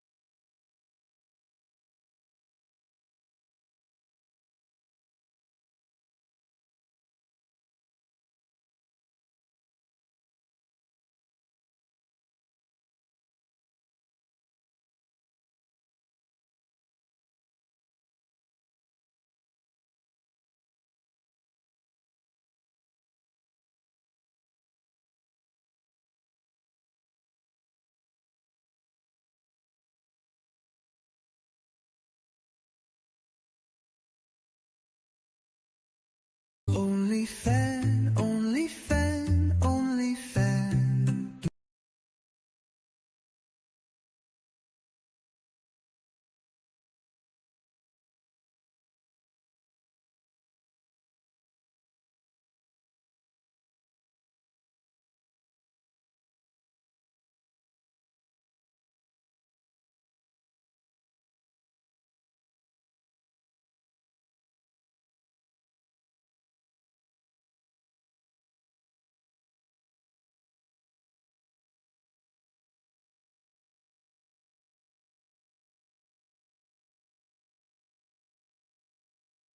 Only fan, only fan, only fan.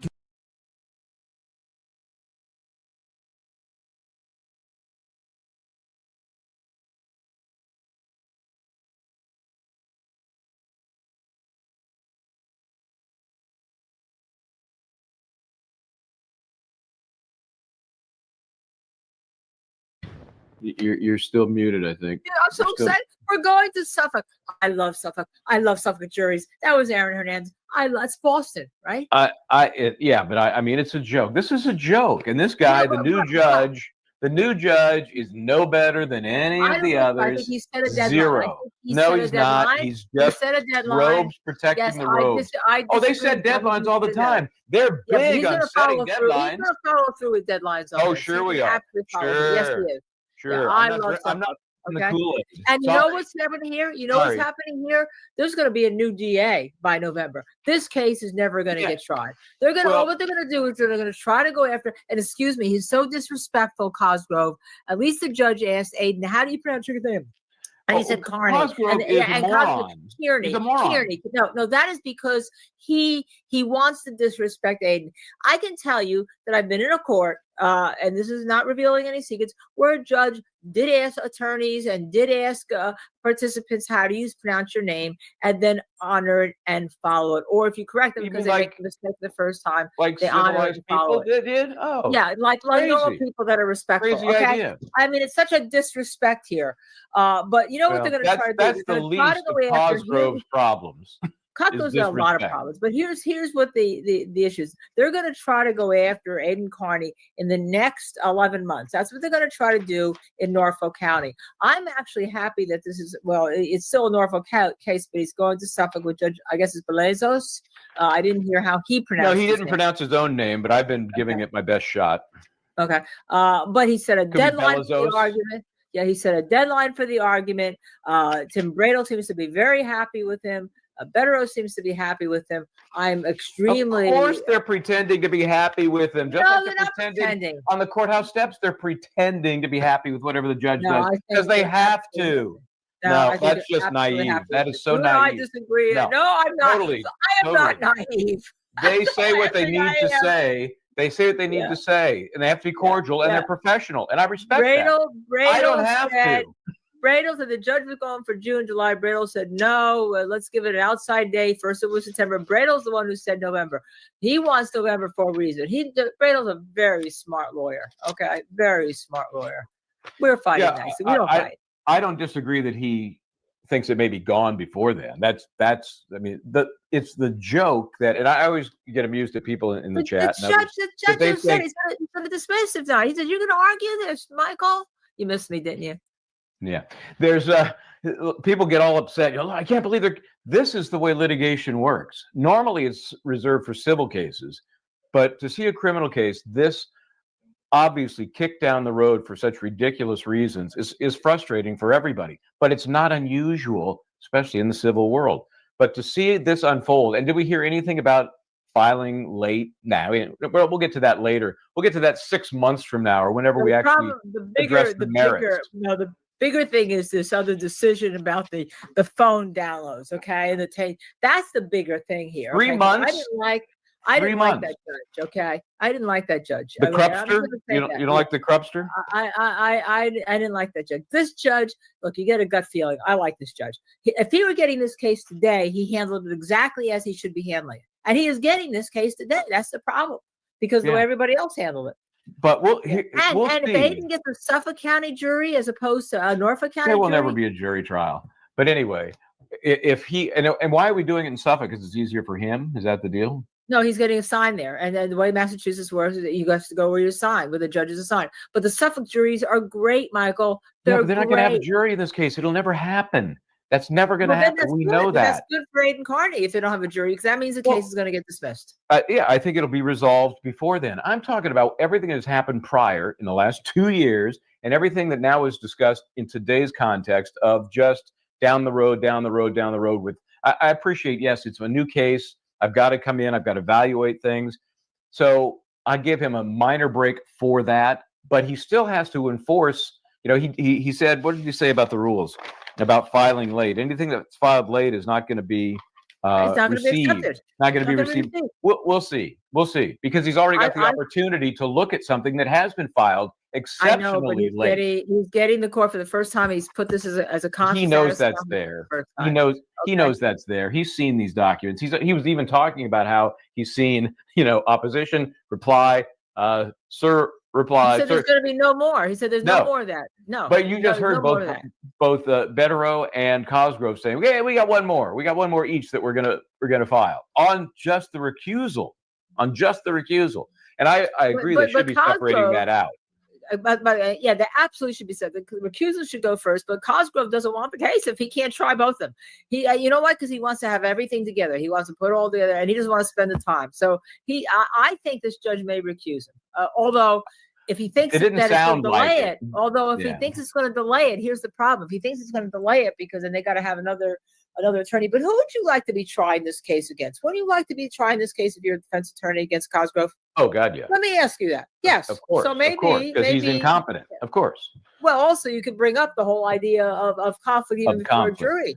Yeah, before a jury. Sure. Come on. Sure. I mean, and so it does put the judge in a weird position in that sense, because if he feels that delaying the case by replacing Cosgrove is an overall negative for those that are left hanging, like Aiden Carney, he then is put in the position of keeping Cosgrove, which may really not be in the best interest of justice because of the obvious conflict. Right. So the judge has an interesting decision to make there. Do you take the overall schedule to be more important than an obvious conflict with one of the key players? The first thing that a person who's new come in and say, I just got put into this case. I need an adjournment. I can't. And now we're talking 2027. Yes. I can make these deadlines. But then there'll be, I assume that the voters of Norfolk County are going to replace Michael Morrissey. That he's. And so you think? Let's play that fantasy out. Well, it's not a fantasy. Don't call me a fantasy. Just because you haven't had to deal with me. A fantasy means wishful thinking. That's what the fantasy is. So your wishful thinking is Morrissey will be replaced. So let's. No, that's not my wishful thinking. My thinking is he is going to be replaced. And the question is, does a new prosecutor decide they're still going to prosecute? Or does this do they kick this up? I don't know how Massachusetts works. Can you kick this up to the AG's office? That doesn't thrill me, because the AG's office has been like, where are you? Where are you? Out there? Is there a boat out there navigating those ocean waters? I think if Morrissey is replaced with somebody that's, I don't know, honest, has integrity, is competent, then it will disappear. I do believe that. But I don't know that he's going to be replaced, because voters are idiots. So unless he steps down, I mean, look at I call it the Fonnie rule, Look what happens in Fulton County. How many bad things could she do? And she's elected by 80% of the voters. Are you kidding me? Same thing could happen up there. Those folks are not bright. The smart people are outspoken. But the smart people are. But there are a lot of followers up there that they just walk into the voting booth. Oh, Cosgrove. Morrissey. But there's a good one. DA Cosgrove. How would you like that? They see Morrissey's name on the ballot, and they just go, "Yeah, Morrissey. Yeah, that's the name I've seen forever." And I got 3 uncles that are in that family, because it's very incestuous. Yeah, but he said he's not running, right? Did he say he's not running? I think he said he's not running. I don't know. I think it's right or something like that. I don't know. When is the filing? For those of you in the chat that are maybe from Norfolk County, when is the filing deadline? Anyone know? I don't know. I could ask my friend. I could ask my friend Google. Hey, Mr. Google. It's like this: keep Google close or keep Alexa close. But I turned my Alexa off. I'm gonna see if I can get it here before somebody else does. But I did like this judge. I mean, my initial gut reaction. Yeah, was he's just in a position where if he doesn't come across as a hard ass and make these guys follow the rules, he looks like a lackey. And everybody has seen lackey after lackey after lackey in Norfolk County. I'm getting there. Anybody give the answer yet? Anyway, I mean, this should have been aware of the world. We should always have aware of the world is justice, right? Yeah, Where well, in the we don't, world it ain't is- Norfolk County, I'll tell you that. This is a yeah, long we query. Okay, let's see. Are you typing the query out? Because if I were I am, typing it the out whole with my thing. nails, with Yeah. my okay, you all haven't seen my new nails. With my nails, because I know you've missed Fashion Friday since I've been gone. You know, Okay. we still be typing. It's a mess. It's also very interesting. You know, the whole Filing process- deadline. Now this is August 25th, so of next year. for So you got plenty of time. Wait, Running for where is- district. Here it is. Here's my friend Google. Running for district attorney in Norfolk County. Filing deadline August 25, 2026. So a lot of time for somebody to come out of the woodwork. 20 August is the election is November, August. and you have until Yep. August to file. That's what it says right there. Run for district attorney in Norfolk County. Filing deadline. Holy moly! So and it's Wow. 106. Here, I'll give you some details in case you want to throw your hat in the ring there. No, I don't it's plan to move reg- to Massachusetts. It's a regional I really office. like It's it. 4 years. Wait, here's the tricky part. Commitment level, full time. Affiliation, partisan. Typical Well, that means salary. Democrat or Yeah, and Republican, sometimes right? there will be like a county clerk job that is not affiliated with anything. They just run. Typical salary, 168, 341 a year. Is this a runoff election? No. Is there a primary election? No. Filing period, it doesn't even open until May 12th. Filing period is May 12th to August 25. Wow, So there you go. wow, a And lot that's can true- happen in politics. That's true and- for if you want to be the Register of Deeds, if you'd like to be the Norfolk County Sheriff or the Treasurer or the Register of Probate, all of those fall under that same deadline. And you have to be at least 18. So, all righty. So I Filing guess- fees, I guess nothing. It's a good thing to know that you can be the district attorney and can't drink. You have to be 18. That's right. Well, the first thing you do is you change the drinking age.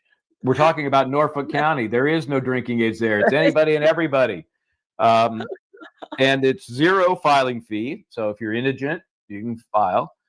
Signature requirement, 1,000. So if you can con 1,000 people into signing you up for a petition, you're in. I think that might be a fun thing to do. Well, you know what I really like to hear. I mean, it'd be great if we can get either Mr. Betterow or Mr. Bredo on the show maybe next week or maybe Monday. Yeah, we're working on it. We already anticipated that, so we're working You on already it. anticipated that? Okay. Yeah. I'm glad So- you anticipated that because Yeah. you know what? I'm back all next week with you. Wow, all next week? Wow, crazy. I don't, but the following week I do have, 2 lawyer, and then the week after, the January 5th week, starting that whole week, I'm gone because I'm in everything. Harvard. I think I I'm need a in pay raise. Harvard. That's what I think. I need a pay raise. I know. Something's going on here. I need to Poor Michael. renegotiate my contract. Poor Michael. You'll know that he's been taking the show from morning to night. He's been doing all the members only. I haven't even gotten back to who killed Stephanie yet. Although I am working on this because when I go up to Massachusetts, Paul Stark, who bought us that case, is still here. He hasn't gone back to Thailand because he had such an accident when a acetylene torch exploded on his hand that he is being, and he's a carver. So I plan to go to a place where he is and take questions with him, have a live show with him on what we found. But that'll be towards Christmas time, maybe between Christmas and January 1st. I have been working on that, just so you know. I have been working on things, okay, just so you know. But Michael deserves all the credit. He has been running the show from morning to night. Missy has been behind him. All of our mods have been with you. All of our mods have been with you.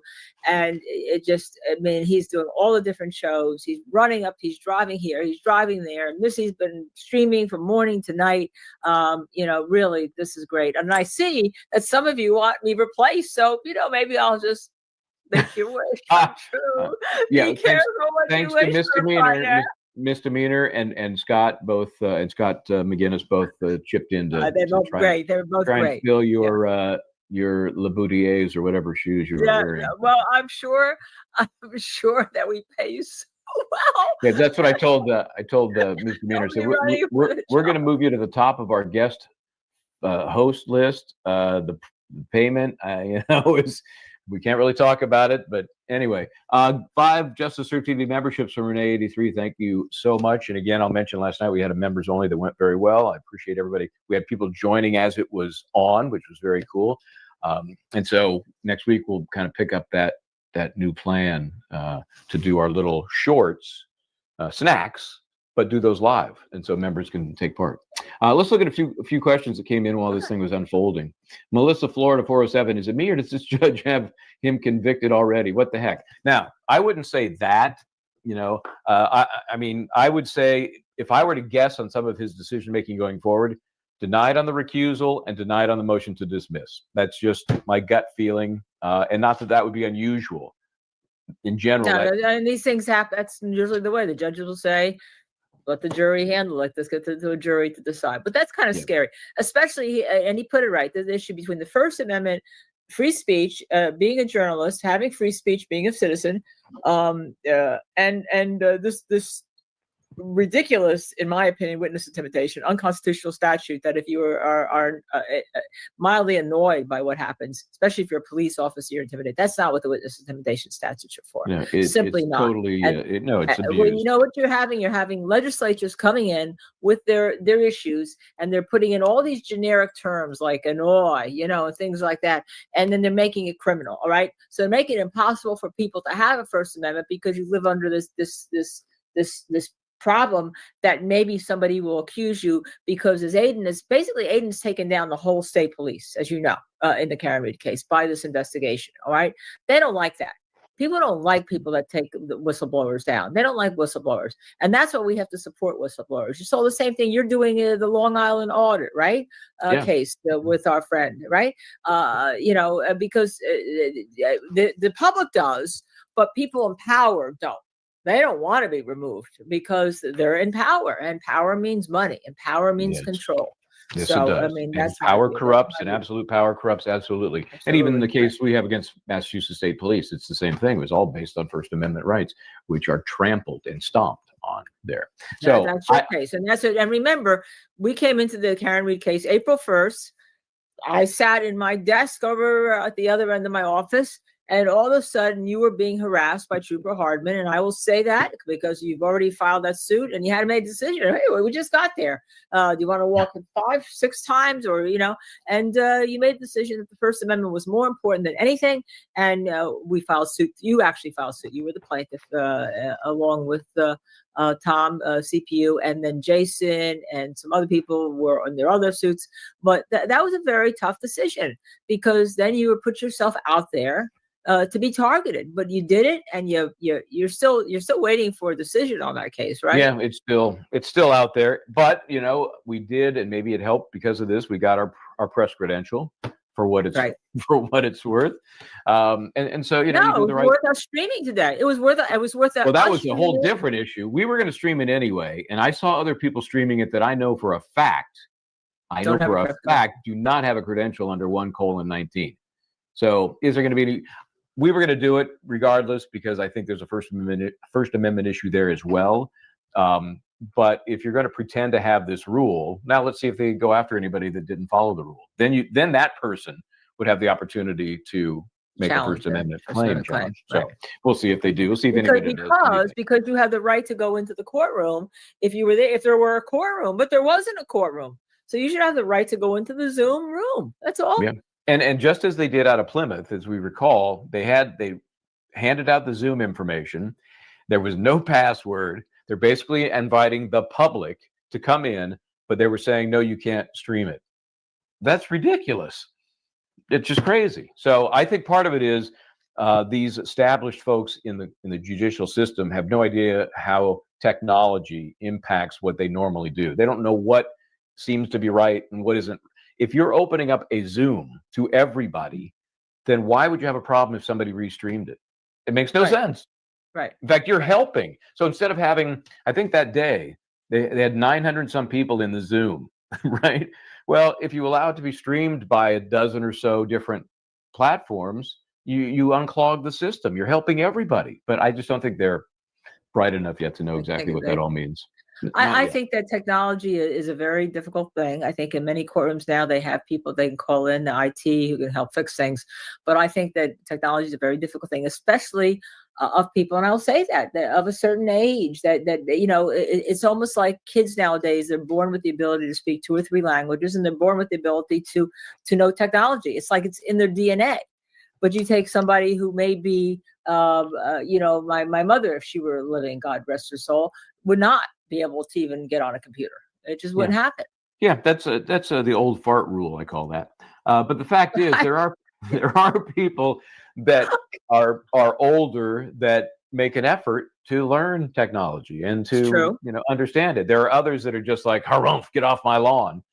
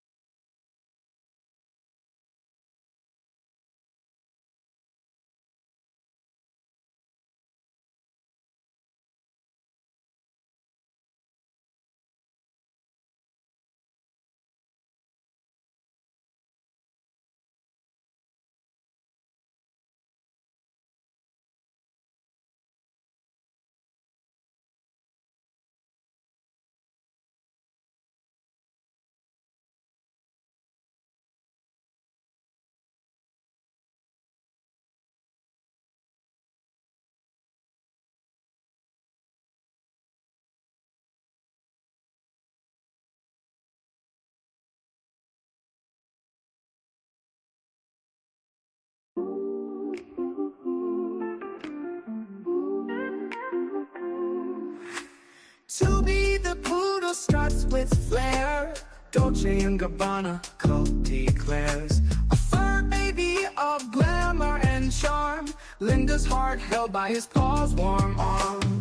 Gavel to gavel, the mascots play, striking poses and stealing the day.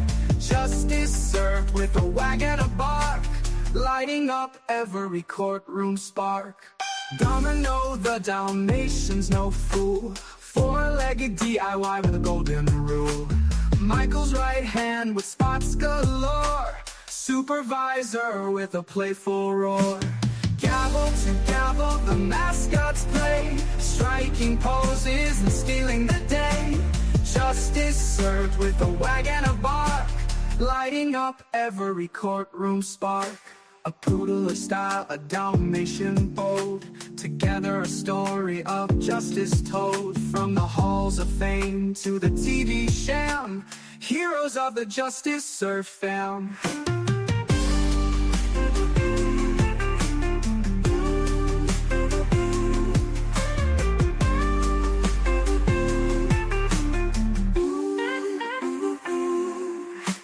Subi's designer fur gleams with pride. Domino builds while by Michael's side. Fur and furniture, their world combined. Mascots of charm, one of a kind.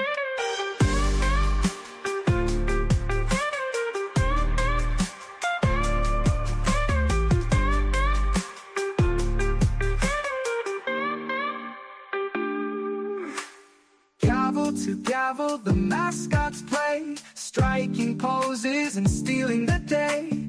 Justice served with a wag and a bark, lighting up every courtroom spot.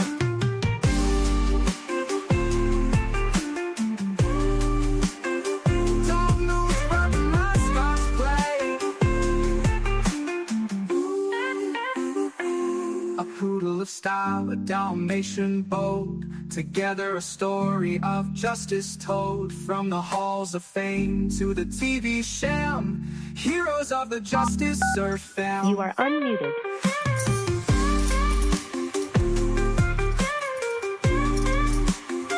Supervisor with courthouse bar.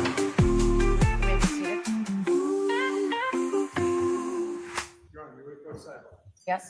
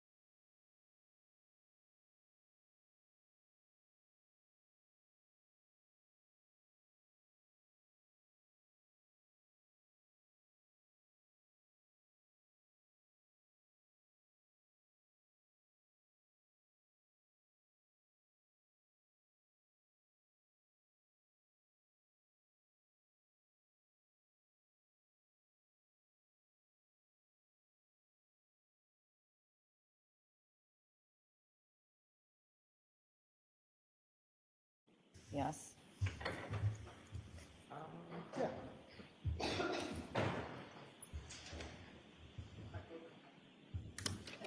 All rise to the court, please. Jurors entering.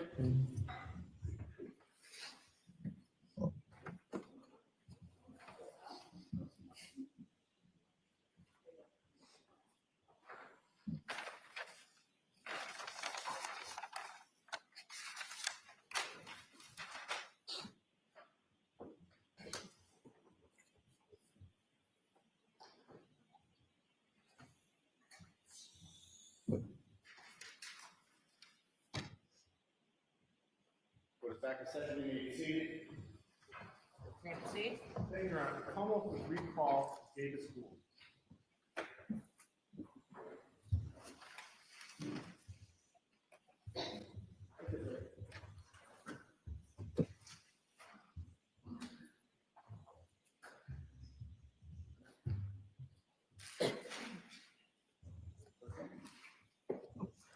Do you solemnly swear or affirm the testimony you should give in the cause now in hearing to be the truth, the whole truth, and nothing but the truth, so help you God? Thank you, sir. You can be seated.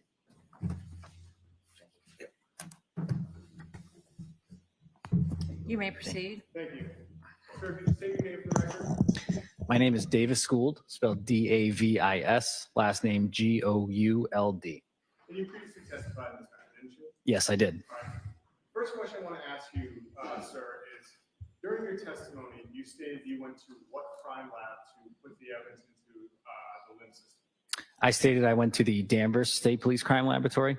And subsequently, you had the opportunity to reflect on that. What crime lab did you go to? The Sudbury location. Why did you initially think you went to Danvers? The Danvers location is closest to Peabody. That's the lab I typically respond to after I go to scenes.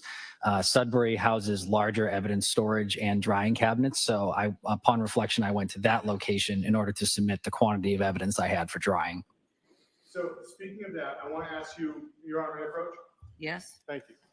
I'm putting a piece of parchment paper on the witness bench, and I'm showing you what was marked as Exhibit 131. I'm going to ask you to put on some gloves. Sir, can you state what Exhibit 131 says on the exterior of the bag? Yes, it says black jacket with pair of black socks and bracelet from bag number 1. All right, now, when you were in court the other day and testifying, you didn't pull the black jacket out upon my request. Isn't that fair to say? That's correct. All right. Now, that bag, can you open it up and pull out the black jacket? Yes.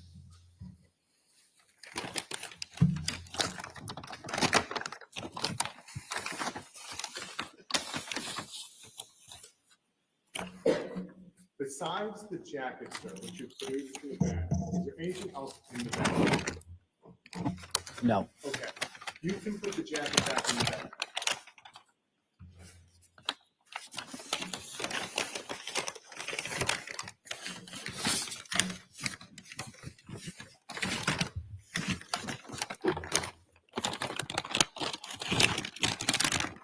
I'm going to grab Exhibit 131 back for you.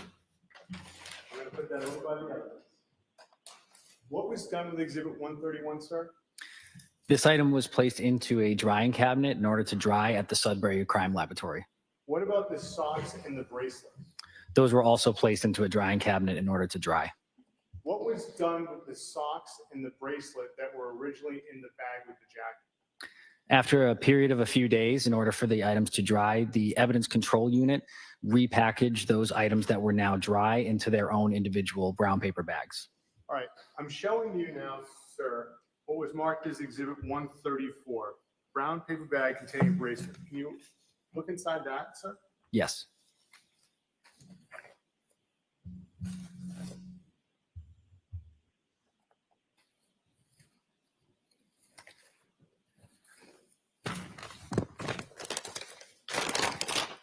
Is there a bracelet inside there? Yes, there is. Now, what did you do to confirm that that was the bracelet that was from the jacket pocket of Exhibit 131? The chain of custody in our laboratory information management system, the LIMS program, shows the history of the item going into the drying cabinet and then being taken out after drying several days later and packaged into its individual brown paper bag by the evidence control unit. And is that a protocol of what happens to an item once it's placed in a drying cabinet? Correct. That's standard lab policy to then separate the individual items after they're dry. And did you do anything as far as looking at additional photographs to confirm? I did, yes. What did you do? I looked at the lab photographs from the bench analysis that was done on the large bag labeled black jacket, socks, and bracelet. And the only item at the time of analysis was the black jacket inside of the bag. And I'm handing you another brown paper bag, and I'm going to ask you to recognize the item inside. Yes, I do. Were those the black socks found by the black jacket that were put into the initial bag you packaged in Peabody that night? Yes, they are. And what were done with those socks? Those socks were also placed into a drying cabinet, just like the other two items. The Commonwealth would seek to have the bag with the black socks marked as the next exhibit. Any objection? Black socks are now in evidence as Exhibit 191.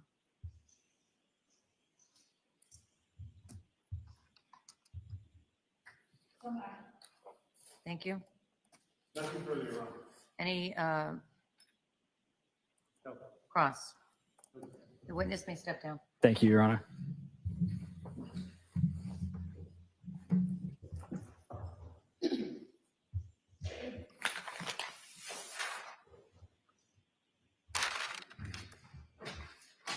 Commonwealth may call its next witness. The Commonwealth would call Hugh Dunleavy.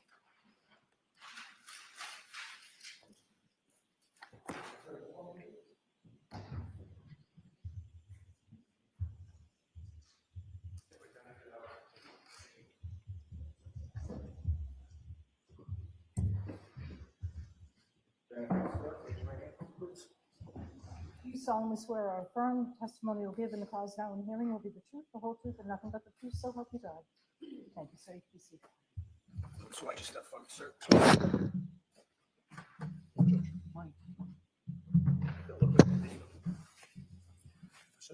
Yes, you can. You may proceed. Thank you very much, Your Honor. Good morning. Morning, Could you please state your name and spell your last name? sure. Hugh, middle initial G, Dunleavy, Dunleavy. And where were you working in January of 2023? Tishman Spire. And what was your title at Tishman Spire? I'm the Chief Security Officer at Tishman Spire. And what is your current title? Chief Security Officer. And what are your responsibilities? Physical security for the most part. I do a bit of executive protection, crisis management, so forth. And what have your previous work experience been to obtain the position that you have at Tishman Spire? Prior to working at Tishman Spire, I was a Secret Service agent And how long were you a Secret Service agent? from till 2014, 1993 until 2014. And does Tishman Spire have real estate holdings in DC? And did they in January of 2023? It does. And in your work for Tishman Spire, did you know Anna Walshe? I did. How did you know her? She was a coworker assigned to our DC region. And where did you sit in relation to Anna Walshe? It's an open workspace in our DC regional office. We were probably, our workstations were probably 10 feet apart from each other. And what were Anna's specific work projects? Anna was responsible for our residential properties, specifically in DC. And were there any specific properties that she was responsible for that you were aware of? DC Crossing was the major one. In Southeast DC was another property under construction called Mazza Galleria, again, under construction. And in your capacity as Chief Security Officer, would you be apprised of security concerns for your buildings and employees? I would. And in your capacity as the Chief of Security for Tishman Spire, are you responsible for employee safety and security? I am. Would you be aware of threats on employees? I would, yes. And were you aware of any specific threats against Anna Walshe when she worked for you? No. What happened when you came to work on January 4th of 2023 in regard to Anna Walshe? Around mid-morning, late morning, started hearing rumblings of, hey, does anybody know where Anna is? We can't find Anna. Sort of looking for Anna Walshe. And as a result of not hearing or seeing Anna Walshe, what did you do? Sent Anna a quick health and welfare text message about 10:57 in the morning. And how did you do that? Just a text from my phone to hers. And was that text received? I couldn't tell if it was received. It normally says delivered or read. In this instance, it did not. And as you were reaching out via text, were you aware of other people in your company doing things in relation to looking for Anna Walshe? It was, yes. And on that same day, at that same time, did you have an opportunity to speak with Brian Walshe? I did. And how did that conversation occur? I have a coworker. Her name is Ms. Teresa Marchese. She works as an executive in our Human Resources Division. Ms. Marchese had been in contact with Mr. Walshe, and she conferenced me in on a call she had with Mr. Walshe. Do you know what time that call was? Sometime after 10:57, after the text, late morning. And so once you were on the phone, that conference call, what was initially said about you? Just introductions. It was mostly Teresa introducing me to Mr. Walshe as Anna's husband, and Teresa introduced me to Mr. Walshe as the Chief Security Officer. And I believe she said either former law enforcement or former Secret Service. And what was Anna Walsh's husband's demeanor initially? Initially, very cordial. Hello, how can I help you? Very calm. And at some point, did that stay the same or change or something else? It did. Very quickly when I started asking about Anna, his demeanor changed. He got very emotional, unintelligible, to the point where I had to ask him to calm down so I could just understand what he was saying. And was he able to do that? He was, yes. And how long do you think he was unintelligible for? It was quick, 20 to 30 seconds at most. He was quickly able to reestablish his composure and regain the conversation. And could you please tell me what Mr. Walshe told you during that phone call? How did that phone call go? It was, again, very cordial. His demeanor was good. He regained his composure. And when I started asking, hey, when was the last time you saw Anna? What was her location? Words to that effect. And what did he tell you about the last time he saw Anna? He indicated he had seen Anna sometime either late on the 31st or early on the 1st of January. And why did he say she had left? He indicated that there was a work emergency and that she had left the house en route back to our DC region. And what, if anything, did he tell you about the amount of time that he had not been in contact with her? I asked him very specifically when was the last time he spoke to his wife. He said, I noted that it was the 4th of January and the last time he'd seen his wife was on the 1st. So it was 3 days. Is that normal? He indicated it was not atypical for them to not speak for several days. But he was now calling work to find out where she was. And what, if anything, was discussed about the work emergency? Again, that was coming from Mr. Walshe. He indicated it was a work emergency. He was non-specific. He didn't know the nature of it. I spoke to Mr. Walshe, said I was unaware of a work emergency that would necessitate bringing Anna back to DC. I said I would check, but I was unaware of any emergency at the residential properties in DC. Did you check? I did. Did you discover a work emergency? I did not. What else did you discuss during the course of that conversation? I asked him how, if he believed his wife was headed to DC, how she got there. Did she fly? Did she take a train? How did she get to the airport or the train station? And what did he say? He was unaware. He indicated he did not know.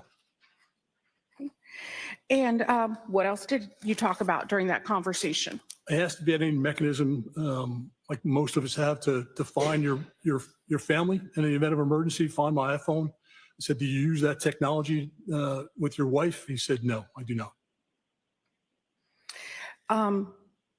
What else did you discuss? I discussed that it was imperative that it was, again, now the 4th. He tells me the last time he saw his wife is on the 1st. It was imperative that he reach out to local law enforcement. I asked him, had he done that? And he said, no, not yet. I told him that he must. I advised him that he should as soon as we hang up the phone, call his local law enforcement. I asked him what department was the local department. He didn't know. I asked him where he lived. He said Cohasset.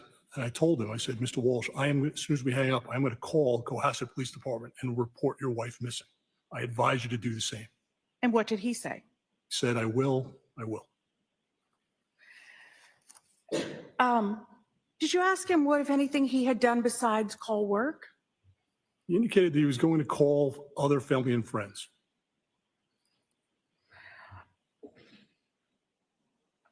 Mr. Dunleavy, what name did you use when you spoke with him? We give a name, Hugh Dunleavy. Do you use any nicknames currently? Not professionally, no. So what else did you do in hopes of finding Anna Walshe that day? Very quickly, other than calling Cohasset Police Department, we did a health and welfare check of Anna's known DC residents.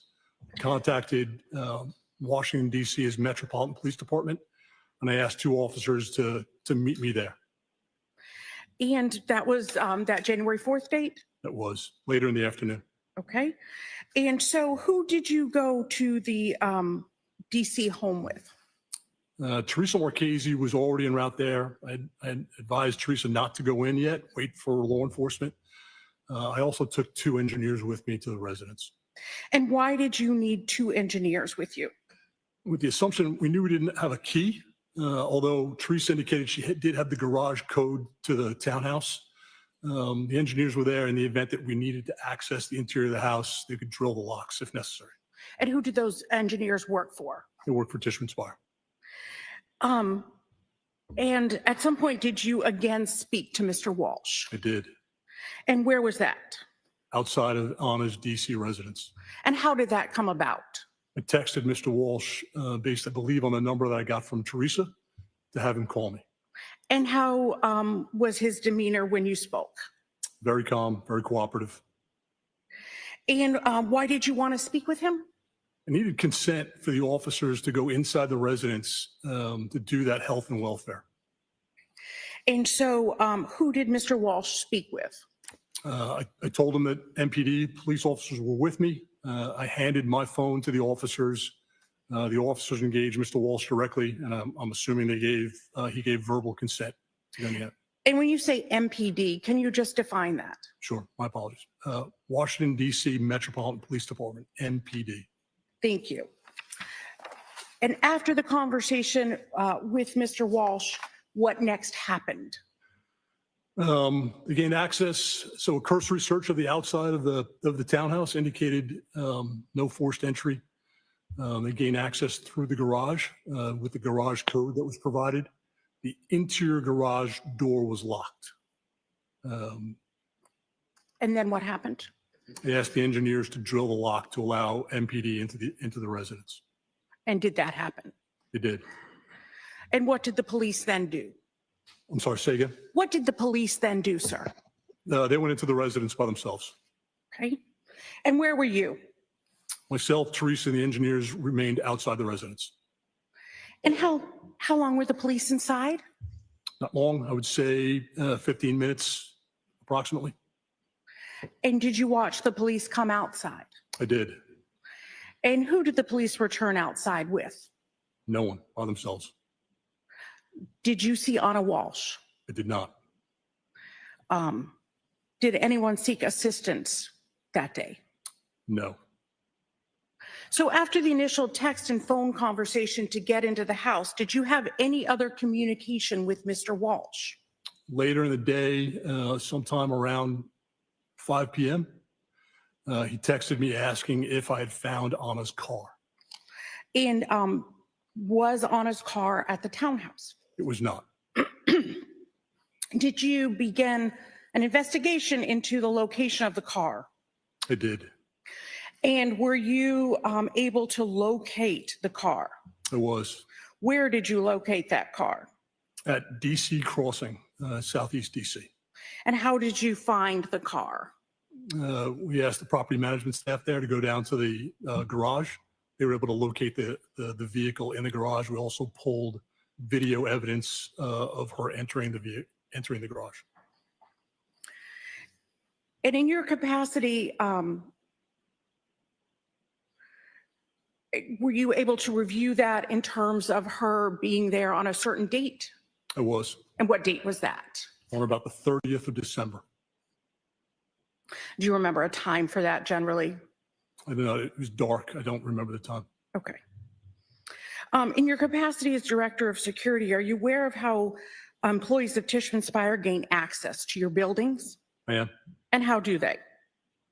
Standard access control technologies, whether that's a proximity card or an access device that's on your phone, those access records are date stamped, time date stamped.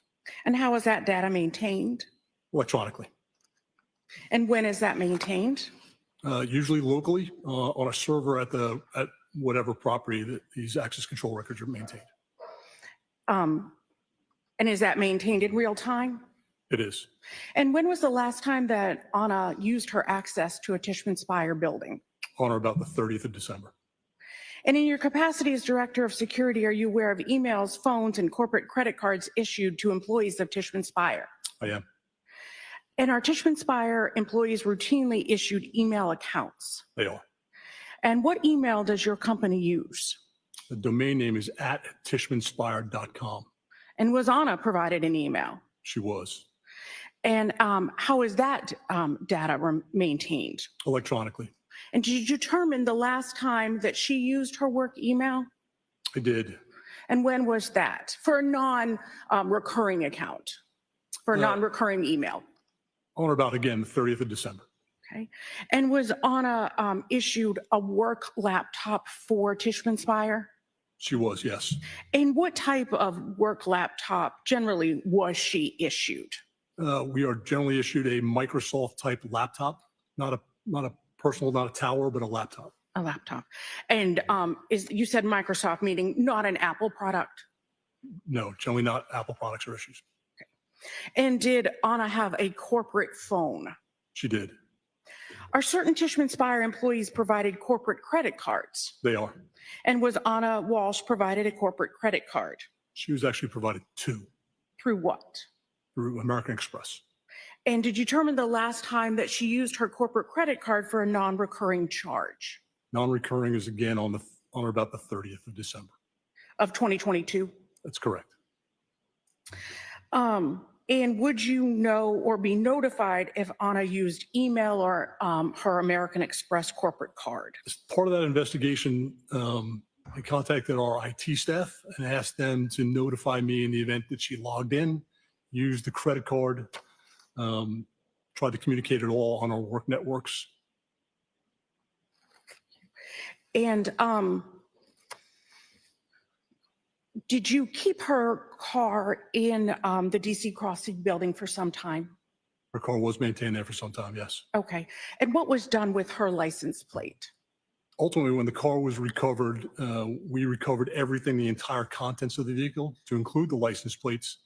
They were maintained, stored in boxes in our offices until they were released to law enforcement.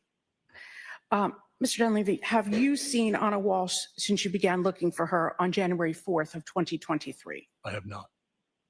I might have one moment, Your Honor. Nay.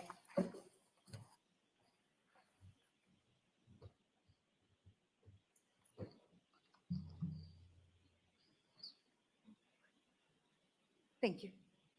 Ross, No question. you may step down, sir. Thank you, Judge.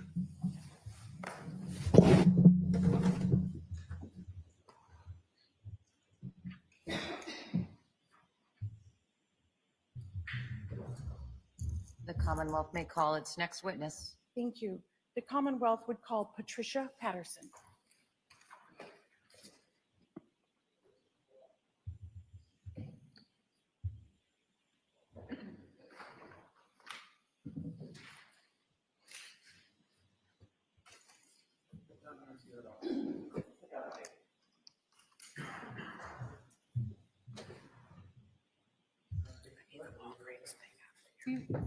Do you solemnly affirm the testimony you'll give in the cause now and hearing will be the truth, the whole truth, and nothing but the truth, so help you God? Thank you. You can be seated.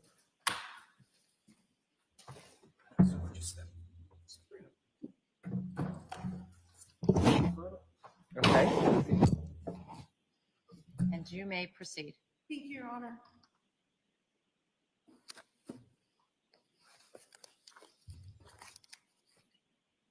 Good morning. Good morning.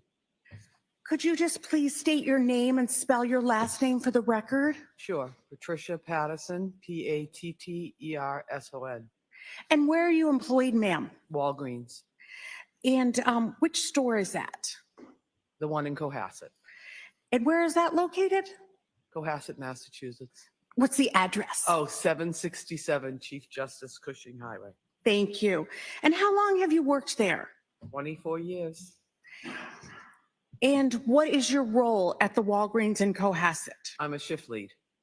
And what was your role in January of 2023? Shift lead. And what are your responsibilities as the shift lead? Run the store, open, close. And do you have responsibilities in terms of surveillance systems? Yes. Thank you. Maybe if you could just push the microphone a little bit closer. Thank you Yes. so much. Thank you. So does Walgreens have a surveillance system at store 118 in Cohasset? Yes. And did they in January of 2023? Yes. And does Walgreens maintain its surveillance video in good faith? Yes. And does it do so in the normal course of business? Yes. And what is the purpose of the cameras at your store? to, they're for surveillance to watch people come in and out and make sure nobody steals. And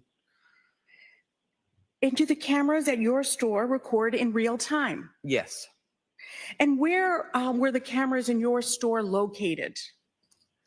there's one at the front door. There's one facing the front registers. And there's one down near the pharmacy. And where is the footage stored? Through a locked door in a locked cabinet. And who has the code and the keys for all of that? My boss. And does the shift lead also have access to that area? Yes. And did you allow law enforcement access to your surveillance system on January 7th of 2023? Yes. And have you reviewed the footage that you allowed law enforcement to access? Yes. And did you recognize that footage? Yes. And did you also recognize the sales associate in the footage as well? Yes.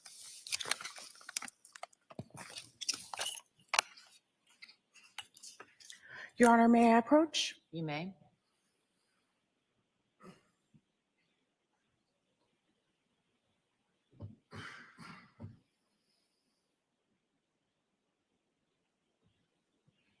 I'm showing you a thumb drive. Do you recognize that thumb drive? Yes. And I'd ask that you to look at it. Yep. I'm going to turn it around. Okay. Yeah. Yeah. And what do you recognize on this, ma'am? That I signed it. And do you recognize this to be your signature of the thumb drive that you viewed? Yes. I'd ask that this be the next exhibit. No objection. It's marked and admitted into evidence as Exhibit 192.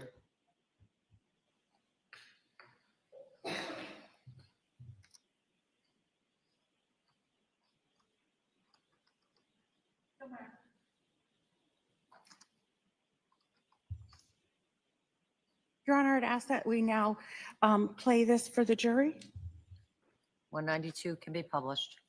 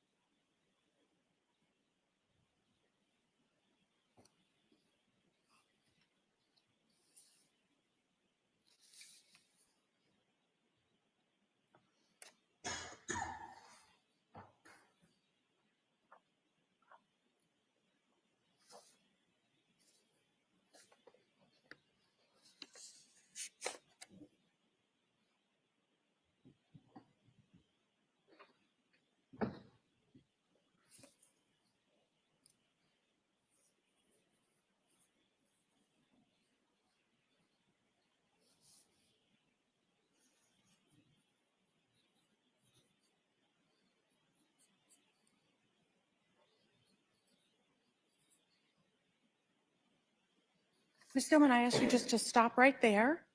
And Ms. Patterson, I ask if you could just tell me the date and the time on the top. It is January 1st, 2023 at 15:40.12. Thank you.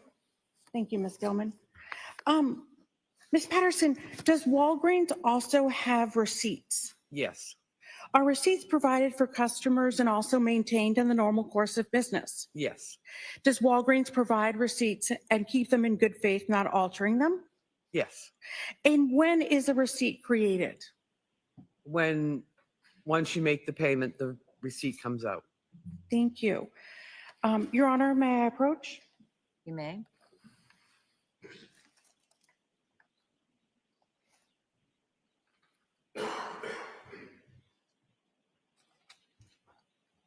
Patterson, do you recognize this? Yes, I do.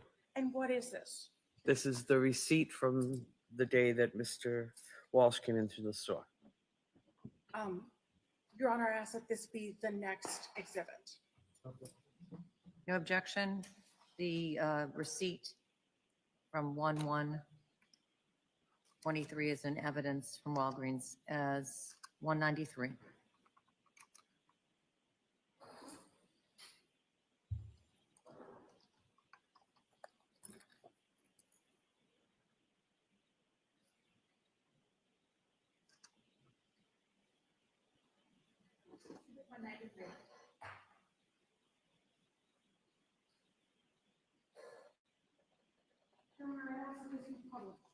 You may.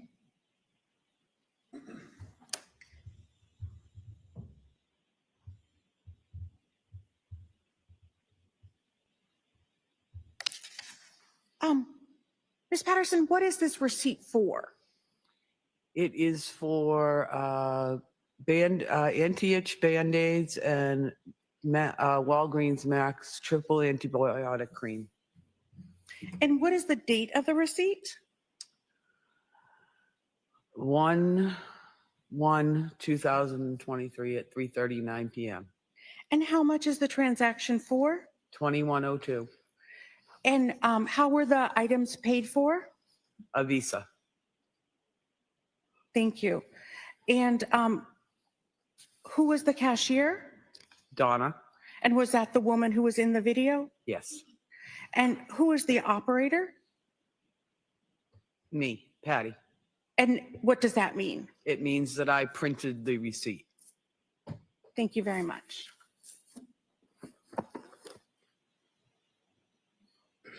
Any cross? The witness may step down. Thank you. Thank you.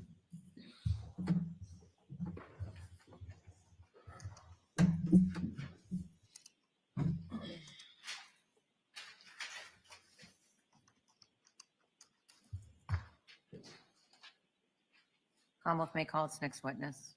Commonwealth will call Joseph Caesars.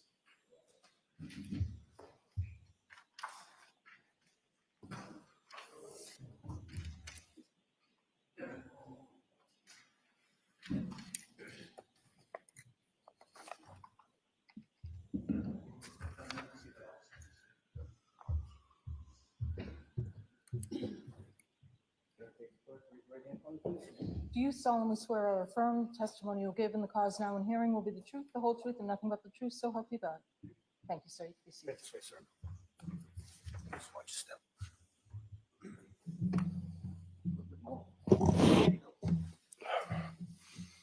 You may proceed. Thank you, Your Honor. Sir, could you state your name and spell your last name for the record? Joseph Caesars, Cesarz. And where do you work, sir?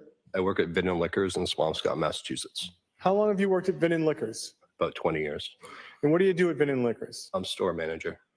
And where is Baden Liquors located in Swampscott, Mass? It's on Paradise Road or Route 1A, right next to Whole Foods. And you say right next to Whole Foods. What does it have as far as a parking lot connecting?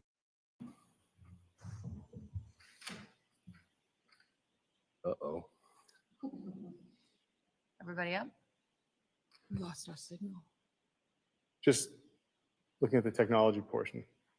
Hold on one second.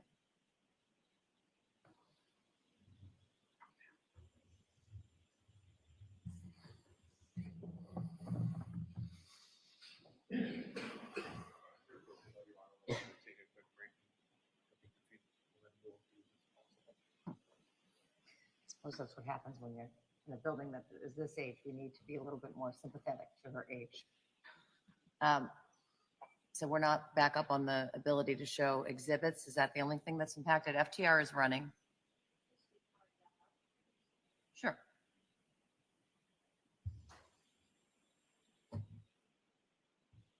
You can get up and move about if you wish.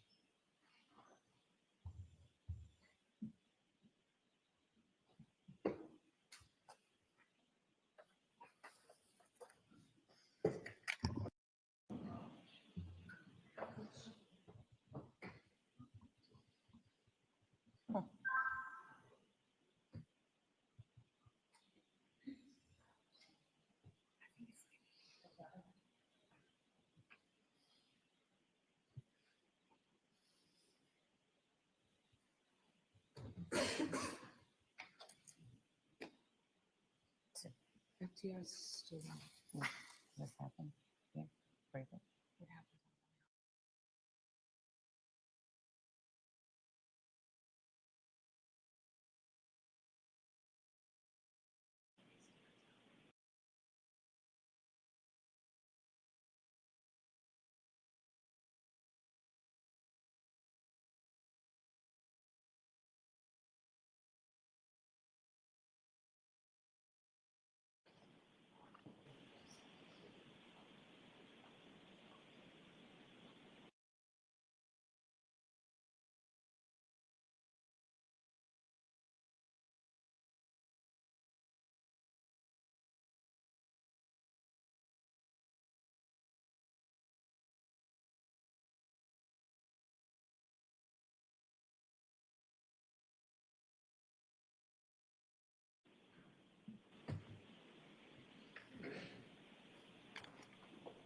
all the necessary essentials are going. That is, FDR is going, our computers are going. What's not going is the screens. So I prefer to just keep on keeping on. And that means that if we have to hand pass, earlier I mentioned to you, or I suggested to one of the lawyers, I don't recall who, that we could do it the old-fashioned way. The old-fashioned way means you pass it. So that's what we'll do to the extent that it's video. And we'll cross that bridge when we get there. All right? Thank you, Your Honor. Go right ahead. Thank you, Your Honor. So, sir, I think I was about to ask you, as far as the parking lot for Vin and Liquors, what access does it have to Whole Foods? It shares the entrance and exit. Now, are you familiar with Brian Walshe? Yes, he was a fairly regular customer of ours. Do you see him here today? I do, yep. Could you identify him for the court, identifying a piece of art by an article of clothing he might be wearing? He's wearing a blue suit. And could you just point to him, sir? He's right there. Your Honor, if the record may reflect the witness has identified the defendant. The record will so reflect. How many times have you met Mr. Walshe? Dozens. He's would come to the store fairly frequently on the weekends. And when he would come in, would you have any conversations with him? Yeah, he would kind of hang out and kind of talk with the different managers, and we would all kind of know him. He would spend a little bit more time than a regular customer. He would just kind of hang out. Okay. He didn't really have anything else to do. Now, I think we're about to cross the bridge, but I'm going to start trying. Sir, what does your store have as far as surveillance videos for the exterior of it? We have extensive surveillance of cameras on all corners. We have cameras on the loading dock, dumpsters, entrance, and then inside we have about 40 cameras total. Now, sir, these cameras, what are they? Are they film or electric, or are they like digital? Are they downloading anything? Where does Digital, they're downloaded to a server. Okay, and who has access to the server? Just myself and the owner. And I take it that it's downloading to the server immediately as soon as it's recording? Correct. And sir, these videos, are they maintained in the normal course of business? Yes. And are they maintained in good faith? Yes. Did you have the opportunity to produce videos to law enforcement in this matter? I did. And have you reviewed them before coming in here today? Yes. Have they been altered in any way? No.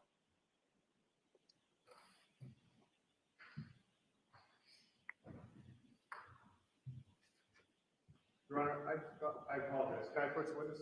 Yes, you may. Thank you. Sir, do you recognize this drive I'm handing you? Yes, Is that a drive that you reviewed with videos from Bin and Liquors? it is. And looking at the backside of the tag, are those your initials on it? Yes. The Commonwealth would seek to have the drive with the videos marked as the next exhibit from Bin and Liquors. Any objection? It's a thumb drive, yes? Yes, it is, Your Honor. Drive from Vinton's Liquors footage is now in evidence as 194.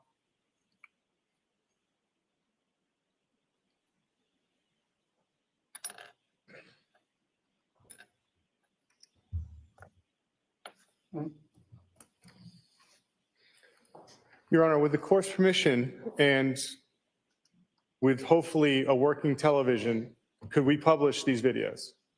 Sure. Thank you, Your Honor. So, Ms. Gilman, I'm asking you to publish what's labeled as Video Channel 52.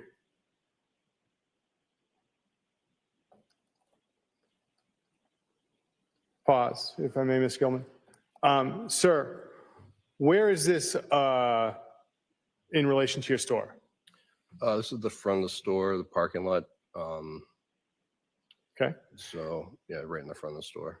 Ms. Gilman, if you could continue to play.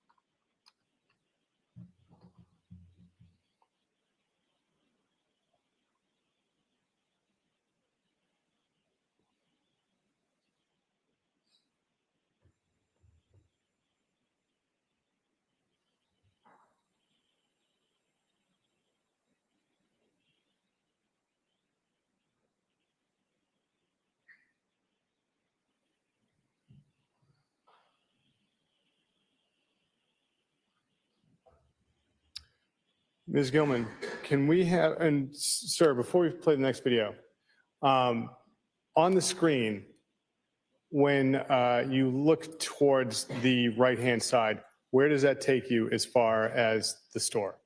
To the dumpster and the loading dock. Okay. Ms. Gilman, can we have what's been marked as channel 34 at 2 minutes and 15 seconds into that video? And if you could.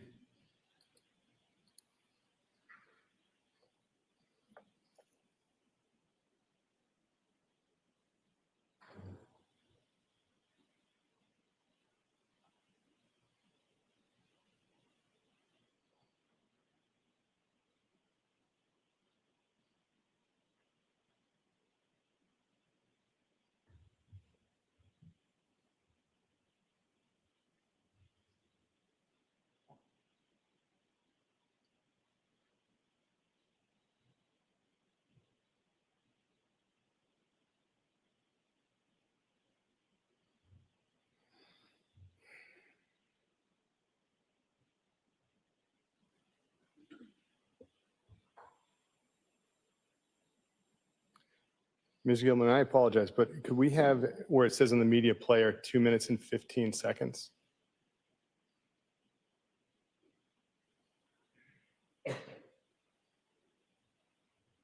Thank you, Ms. Gilman.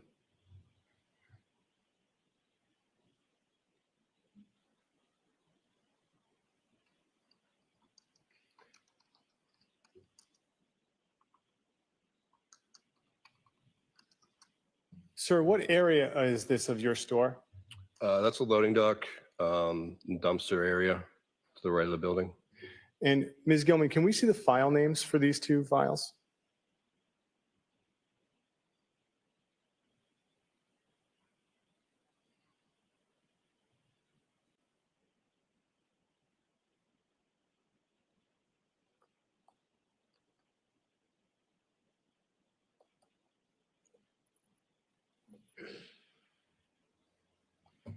So, sir, on these file numbers, what is the significance of the 2003? That's a year. And after 0101, what is that? That would be the date, New Year's Day. New Year's Day? 2023. Yeah. And then after that, 171244, what's the significance of that? The time, so yeah, that'd be the time. And is that military time? It is, So would that be 5:12 p.m.? correct. Okay.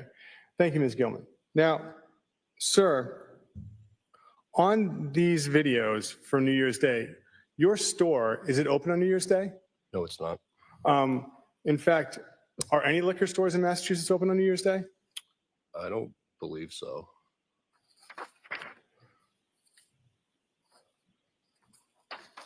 Now, sir, when was your dumpster emptied after New Year's Day, if you know? Not really sure, probably the following Monday or Tuesday, so beginning of the week. Beginning of the week? And did you recognize anyone in that video? I'm sorry, what? Did you recognize anyone in those videos? Yes, Brian. And sir, you don't have any footage of Mr. Walsh inside your store from January 1st, is that correct? No, we were closed. Nothing further, Your Honor. Cross. The witness may step down. Thank you.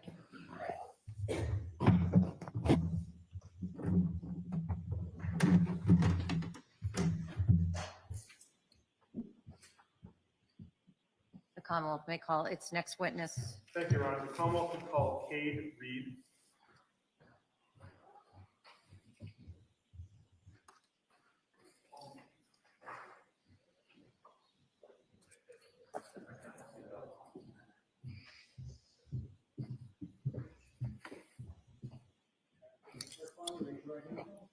Do you solemnly swear or affirm the testimony you'll give in the cause now and hearing will be the truth, the whole truth, and nothing but the truth, so help you God?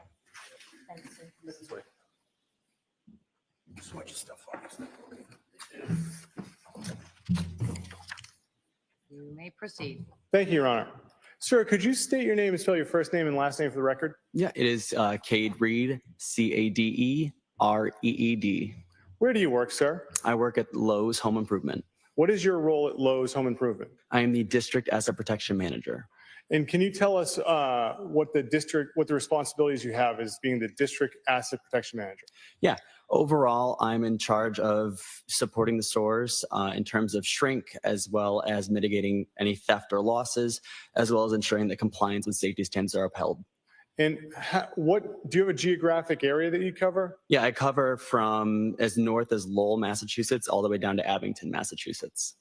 And how long have you been with Lowe's? I've been with them for 4 years.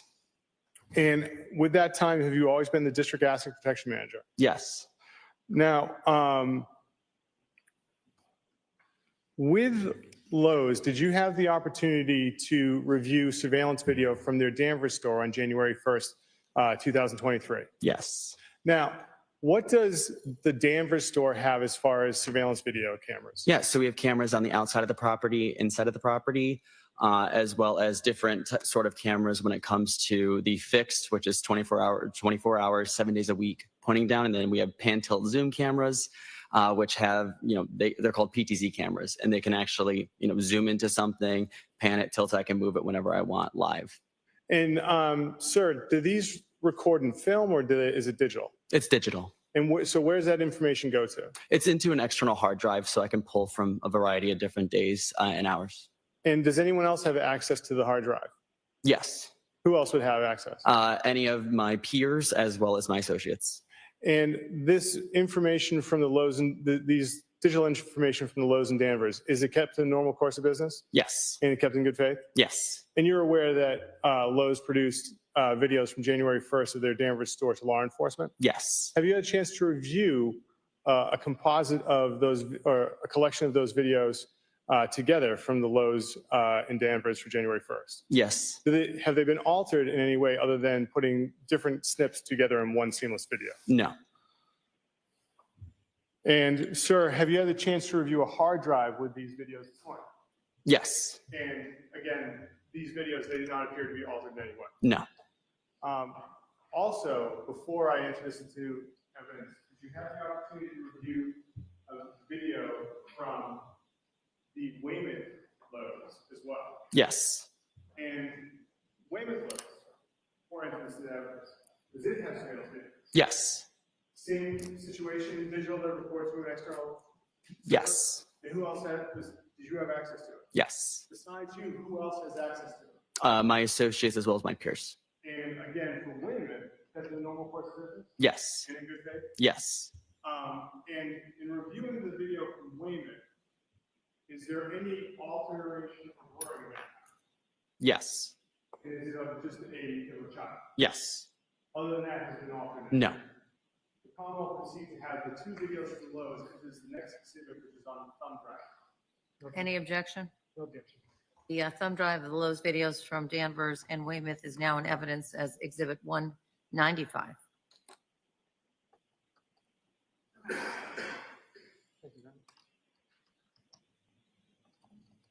Your Honor, with the court's permission, we have the Commonwealth play the video from January 1st, the Lowe's in Danvers, from Exhibit 195. You may. Thank you, Your Honor.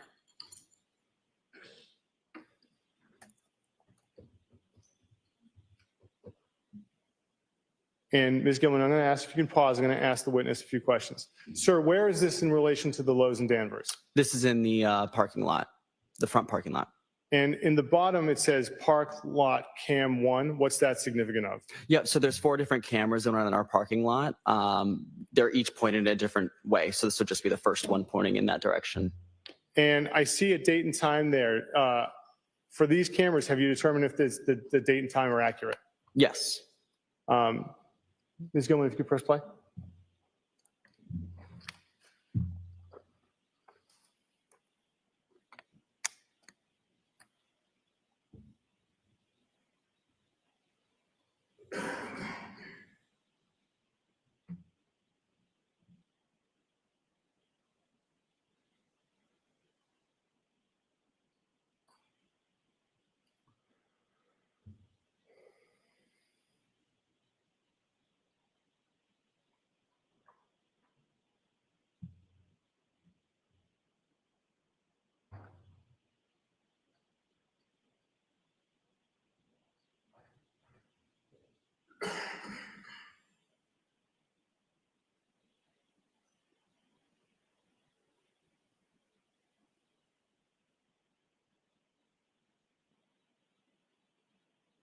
Pause. Sir, where is this in the store in Lowe's? Yeah, so this is our main aisle, aisle 1. Play this, come on. Thank you.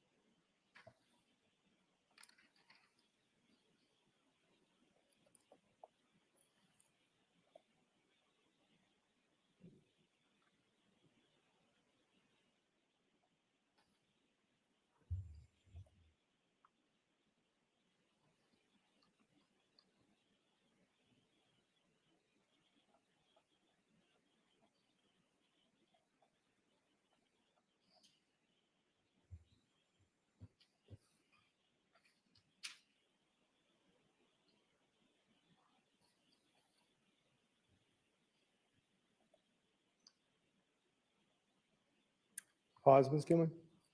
Sir, where is this in the Lowe's and Danvers? This is at the front end in the self-checkout area. If you could press play, Ms. Gilman. Thank you.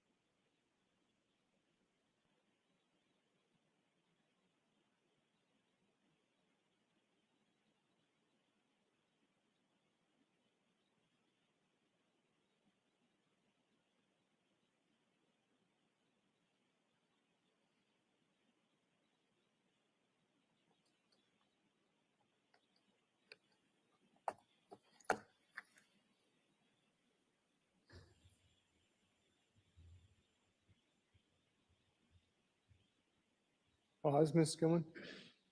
Thank you. Sir, what angle are we looking at here? This is the angle from the actual, the self-checkout register itself, so the camera in front of it. So the self-checkout registers have cameras pointing out towards the customers as well? Yes. If you could press play, Ms. Gilman, thank you.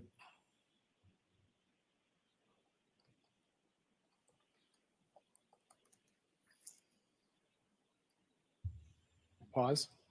Thank you. Sir, what is this angle we're looking at? This is our main exit. Thank you, Ms. Gilman. If you could press play.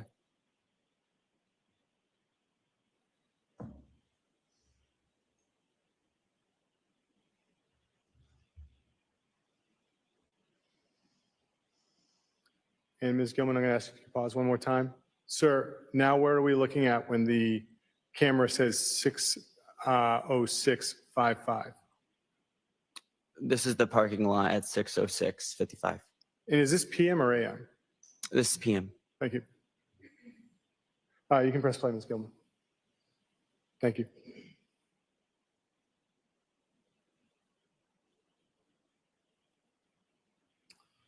So, sir, does Lowe's maintain receipts for its sales? Yes. And does it do so in the normal course of business Yes. and in good faith? Yes. And I assume the customer gets a copy of the receipt, correct? Yes. But does Lowe's maintain a copy digitally? Yes. And do you have access to that? Yes. And was one produced as a result of these videos to law enforcement? Yes. You may. Thank you. Sir, do you recognize that document? Yes. Is that a receipt from, upside down, but now that it's right side up, is that a receipt from the Lowe's in Danvers? Yes. And it corresponds to the video that you just displayed for us? Yes. The Commonwealth would seek to have this marked as the next exhibit. Any objection? Okay. Lowe's receipt is now in evidence, from Danvers is now in evidence as 196. Thank you, Your Honor. In Your Honor, the Commonwealth may publish Exhibit 196, the receipt from Lowe's. You may. Thank you. Ms. Gilman, oh, thank you so much. You've already expanded it. So, sir, looking at the top, what does sales number mean? This is where the actual sale took place. So I guess you could say it's a terminal. Okay. And what's the significance of SFT lane 413? Yeah. So that is our fast lane, or just another way that we can say self-checkout. Okay. And transaction or trans number, what is that significant of? It's the transaction number. So whatever number that receipt rang through. And at the top right-hand corner, I take it that's the date. Yes. Ms. Gilman, can you scroll down to the bottom, please? Now, at the bottom, what was the total for the sale? $463.26. And how was the sale conducted, cash or charge? It was cash. How much cash was presented? $500. And what is the time on the sale? It is 6:05:45. Ms. Gilman, if you could close out of that. Thank you. And now, Your Honor, the Commonwealth would seek to play the blurred video from Exhibit 195 of January 4th from Lowe's and Wayne. You may. Thank you, Your Honor. Pause. Thank you. Sir, where is this in the Lowe's in Weymouth? This is our main vestibule, our And entrance. What is VDS SRV1 1618 entry PVM mean? Yeah. So VidSRV1 is the actual, it stands for video surveillance. So it is where our video was stored from, and it's our first terminal. 1618 is the store number, and then the entry PVM is the camera for the entry PVM, or the entry. And the date and time at the bottom, sir, what are those? Yeah, it is January 4th, 2023 at 4:24:57 p.m. And sir, as far as the date and time for the Lowe's in Weymouth, is that accurate? Yes. Ms. Gilman, could you press play?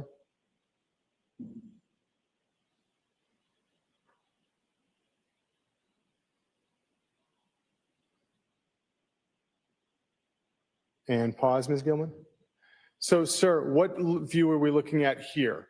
This is the camera pointing from the self-checkout registers. And at the bottom, STO term 25, what does that mean? Self-checkout terminal 25, so it's just the number that that self-checkout terminal is at.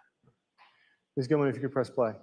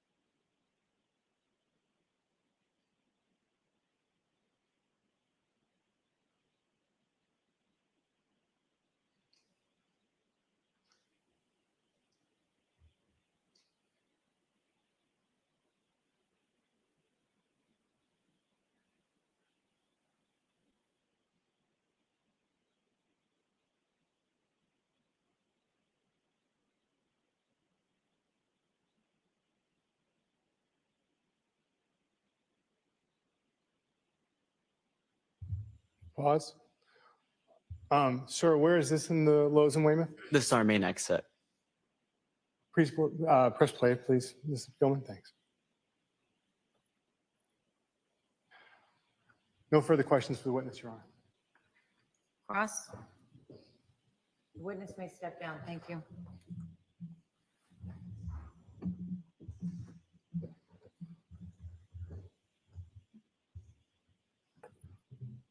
Commonwealth may call its next witness. Thank you, Your Honor. The Commonwealth will call Jamie Flint.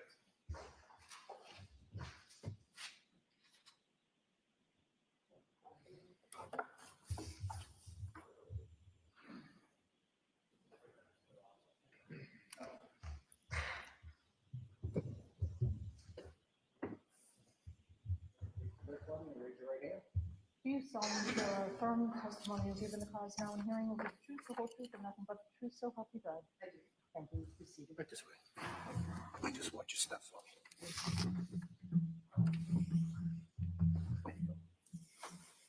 You may proceed. Thank you, Your Honor. Good afternoon. Good afternoon. Could you state your name and spell your last name, actually your first and last name for the record? My name is Jamie Flint, Jami, Flint, Flint. Where do you work? CVS in Danvers, Massachusetts. And where is the CVS in Danvers located? Like, what's its address? 1 Maple Street. How long have you been with CVS? 19 years. And what is your role at CVS? Operations Manager RX. How long have you been so operations manager RX, so I take it pharmacy? Yes. All right. Both front end. Front end? Yes. Okay. And so how long have you been the operations manager? A little over a year. Okay. And how long have you been with the Danvers store itself? 19 years. Okay. So now, what does the Danvers store have as far as store surveillance videos? We have multiple cameras throughout the store and the pharmacy. And what access as the operations manager do you have to the store surveillance video? I have full access to the video in the office. And I take it stores to a server at the office? Yes. Okay. And besides you, does anyone else have access to it? The other shift supervisors and the manager. All right. And the surveillance video for CVS, I take it it's maintained in good faith? Yes. And it's done so in the normal course of business? Yes. And did you have the opportunity to review surveillance video that had been produced to law enforcement in January of 2023 from your store? Yes. And had it been altered in any way? No. And so that video, it fairly and accurately depicts your store in January of 2023? Yes. Your Honor, that video is on this drive. I would seek to have it marked as the next exhibit. No objection. It's in evidence now. The CVS thumb drive 197.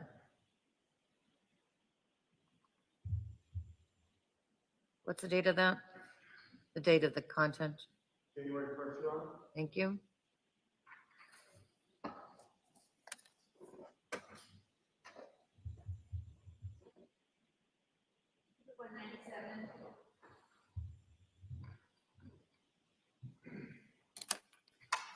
Your Honor, may the Commonwealth publish Exhibit 197? You may. Thank you.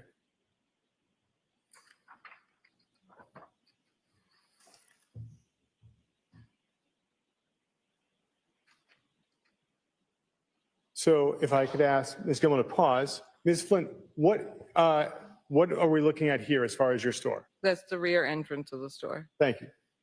Ms. Gilman, if you could press play.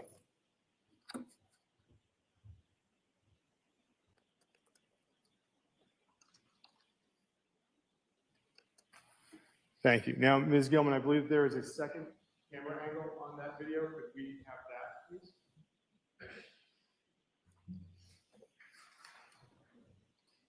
And we have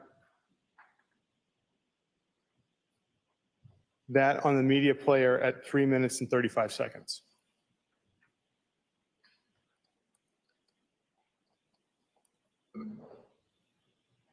Ms. Flynn, if I could ask, where is this in your store? That's the front at the self-checkout. Thank you. And Ms. Gilman, if you could press play.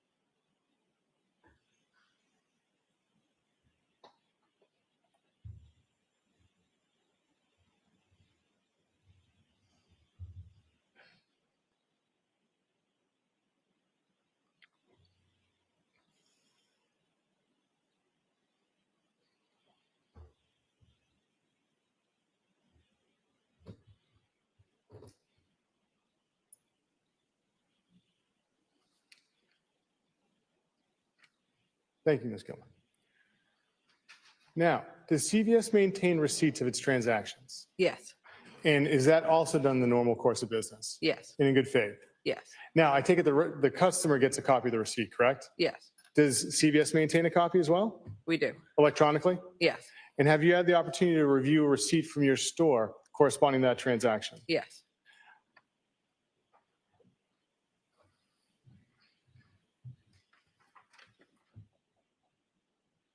Ms. Flynn, I'm going to ask if you recognize this document. Yes, Is that the receipt that corresponds to that transaction? it is.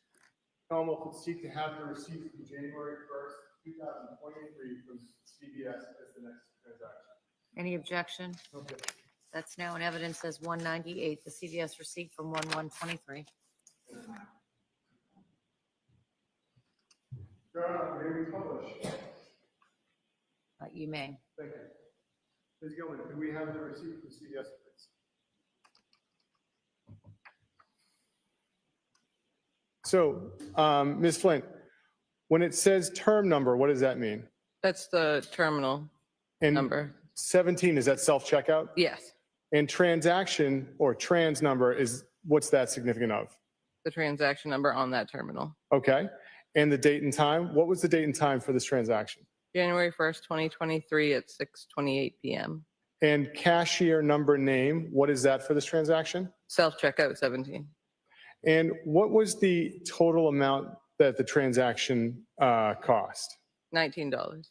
What was purchased in the transaction according to the receipt? 5 bottles of hydrogen peroxide spray and a Roundup for Feed America. And was it cash or charge? Cash. I have no further questions, Your Honor. The witness may step down.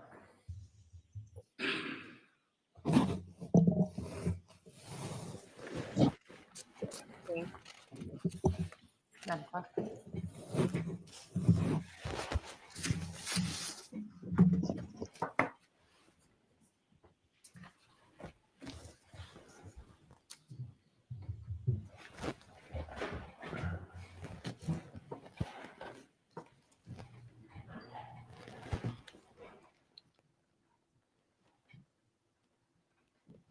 All right, jurors, I'm going to send you off to lunch now. To the extent to go back a few minutes late on the backside, it's because I just have to handle a quick matter right at 2 o'clock.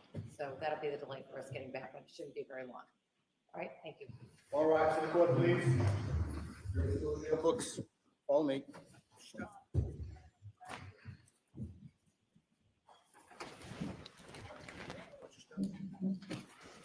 Hey, folks, lawyer lunchtime. Boy, Brian Walshe, quite the humanitarian, giving to Feed America, whatever the roundup was on his purchase there at CVS. How many people do that? Do you do that? Do you do it a lot? Do you do it occasionally? And why did he do it? Somewhat would suggest he didn't want to change, but I don't know. Was that a cash purchase? That part I didn't catch. I know he charged most everything else. We'll see as the jury leaves. We'll see if the judge has any mop up. Have a good lunch. Thanks. Okay, so, but something happening at 2 o'clock she has to address, so she's already told the jury, hey, might be a few extra bonus minutes for lunch. We'll see how that plays out. Quite the interesting day here, and you may say, really? You like watching somebody shop? You know, we knew all of this was coming, and based on my reading of the witness list as best I can, and obviously the witness list is just an indication of who might be testifying. It can be supplemented, although that's more rare and more often is just not used in its entirety. Well, I'm thinking about it. It was interesting today that Mr. Gould was recalled. I mean, that generally means, oopsie, made a boo-boo. Prosecution, Commonwealth forgot to clarify. This was the lab guy, and so Gould works for CSI, and he had to deliver all of his stuff that he collected to the lab. And he identified the wrong lab. I mean, not a major issue, but then they went into some other things that we'll get into as I have my notes on his testimony. But they brought him back in, and maybe they used the pretext of, oh, we need to clear up which lab he sent things to. to work into another of a couple of items that they clearly could have gotten into when they first had this guy testify. But like I said, it's kind of an oopsie. I'm not sure if it goes past the jury as that, or if they're thinking, oh, great, they're trying to be thorough, so they brought him back in. Anyway, talking about some of these videos, I think we've heard from everybody except Home Goods and Home Depot. So we'll see if those folks are still to come in this this litany of shopping with Brian Walshe. And I was trying to map also like a timeline for all of the different stores. And on the 1st of January, the day in which, of course, there was the emergency need for Anna to get back to D.C., which we know now was a lie, he went to most of the places on that day, late afternoon into early evening. And then he returned, it looks like, to Lowe's on the 4th. You guys correct me if you've got better notes than I do, but that's what I'm seeing. Came back on the 4th. I thought it was interesting, and I wasn't sure which trip it was, so correct me on this if you know. When he goes to Lowe's, on one of the 2 trips, maybe it was both, maybe that's why I got confused, he had on a mask and gloves. The guy is wearing, now the mask, I mean, it's January 2023. It's 3 years post-launch of COVID. So wearing a mask, I mean, I still see people in the stores with masks. And in fact, pre-COVID, I would see people in stores or on the street, especially in New York, with masks. Just it's just part of their normal hygiene protocol. So to see somebody in the store with a mask, rare, not unheard of. But gloves, I will wear. I don't have my other gloves here from my other glove department. I will, if I'm going and I'm pawing through lumber or other things that are kind of messy, yeah, I'll take those kind of gloves, work gloves. But who's taken, surgical gloves, surgical style, medical examiner type gloves, just to go to Lowe's? I found that odd. And the mask, again, I could take it or leave it because, some people wear them even now, and some wore them before COVID. But he didn't wear those, it appears, any of that stuff, the accoutrement of cleanup. He didn't wear that anywhere else. I didn't see it in any of the other videos. Okay, so let me back up now, because the most important witness of the day, we knew all this stuff was coming in about the shopping. We knew all of that. And if you believe the defense theory, it's a who cares moment. Hey, of course, he was cleaning up. He's a bad person. He didn't know what to do with his wife who died suddenly. So he did what he did. That's going to be the argument. We expect it. And nothing we saw today from any of these videos contradicts that or supports the prosecution in terms of murder. Again, the jury is allowed to infer. They can infer from the fact that he did these things post-mortem that he killed her. But some would say that's a stretch, and some would say the jury is going to do whatever they have to do to get to that conclusion. I would probably agree with you on that, but I like to look at it analytically from a legal standpoint and say, look, that's where they're going. That's what's happening here. And on its face, none of these cleanup operations support intent to kill.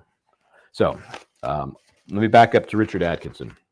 This is witness 23 originally, and it's still witness 23 as we began day 6 of evidence. Again, day 6 of evidence, not day 6 of the trial. The trial began with jury selection, so we're in about the 11th day of trial, but it is day 6 of evidence. Atkinson comes back on. He is an ME with the Boston office there, right? So we get into what we knew where he left off, on Friday, which was, here are these cloths, these pieces of carpeting with some reddish, brownish staining, some clumps, things of that sort. Again, we've not even heard anybody say this has been confirmed as blood. This has been confirmed as other tissue. All we know is that there's some stuff there that they've been collecting, and certainly there are suspicions as to what it might be.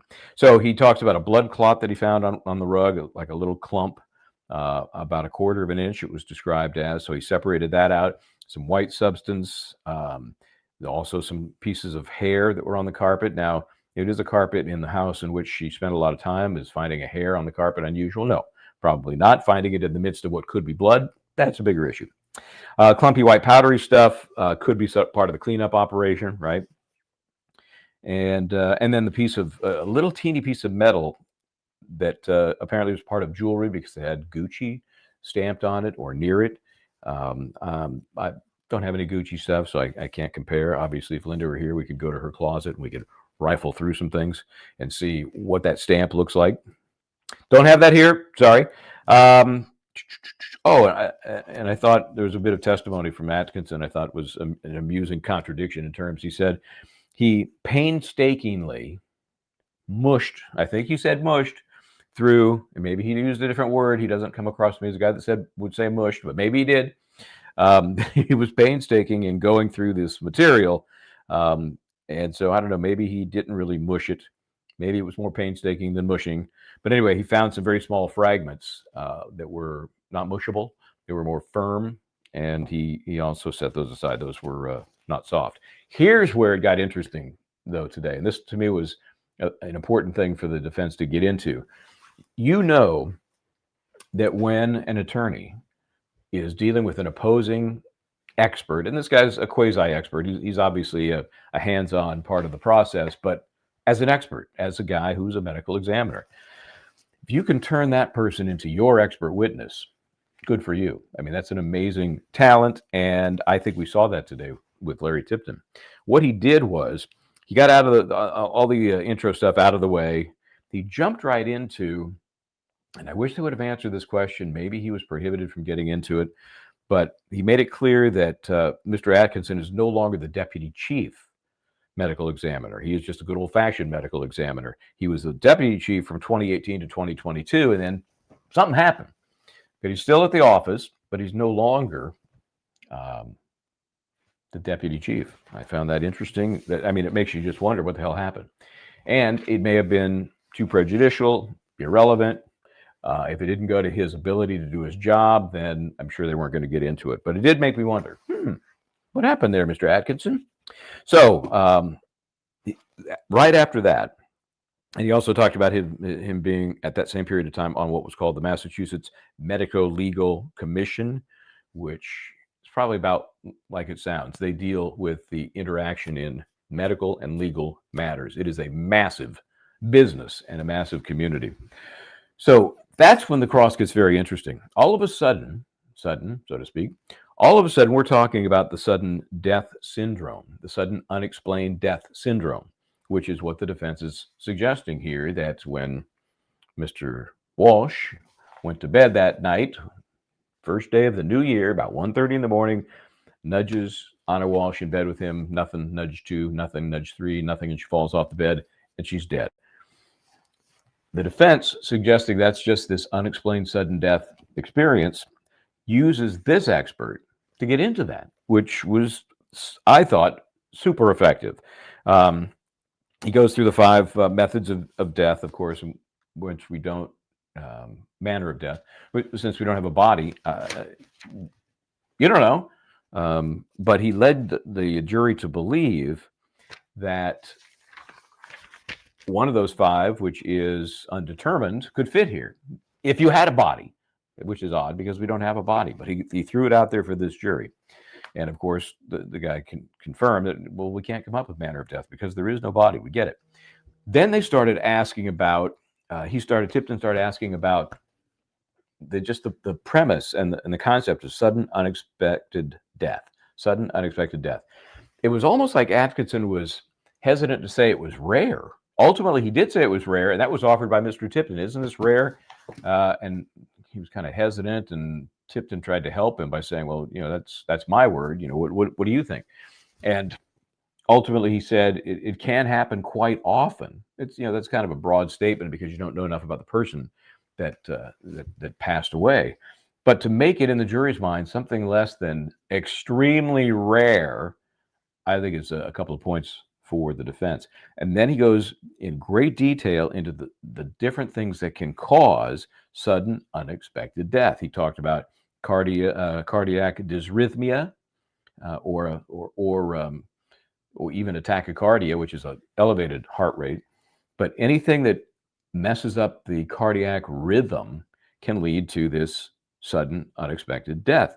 He said, in fact, he put a number on it as they circled back. 5 to 10% of natural deaths, 5 to 10%, are related to some sort of unexplained death condition, primarily something related to a cardiac condition.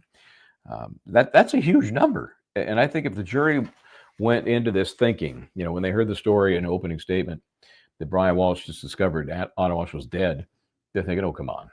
How does somebody just die unexpectedly?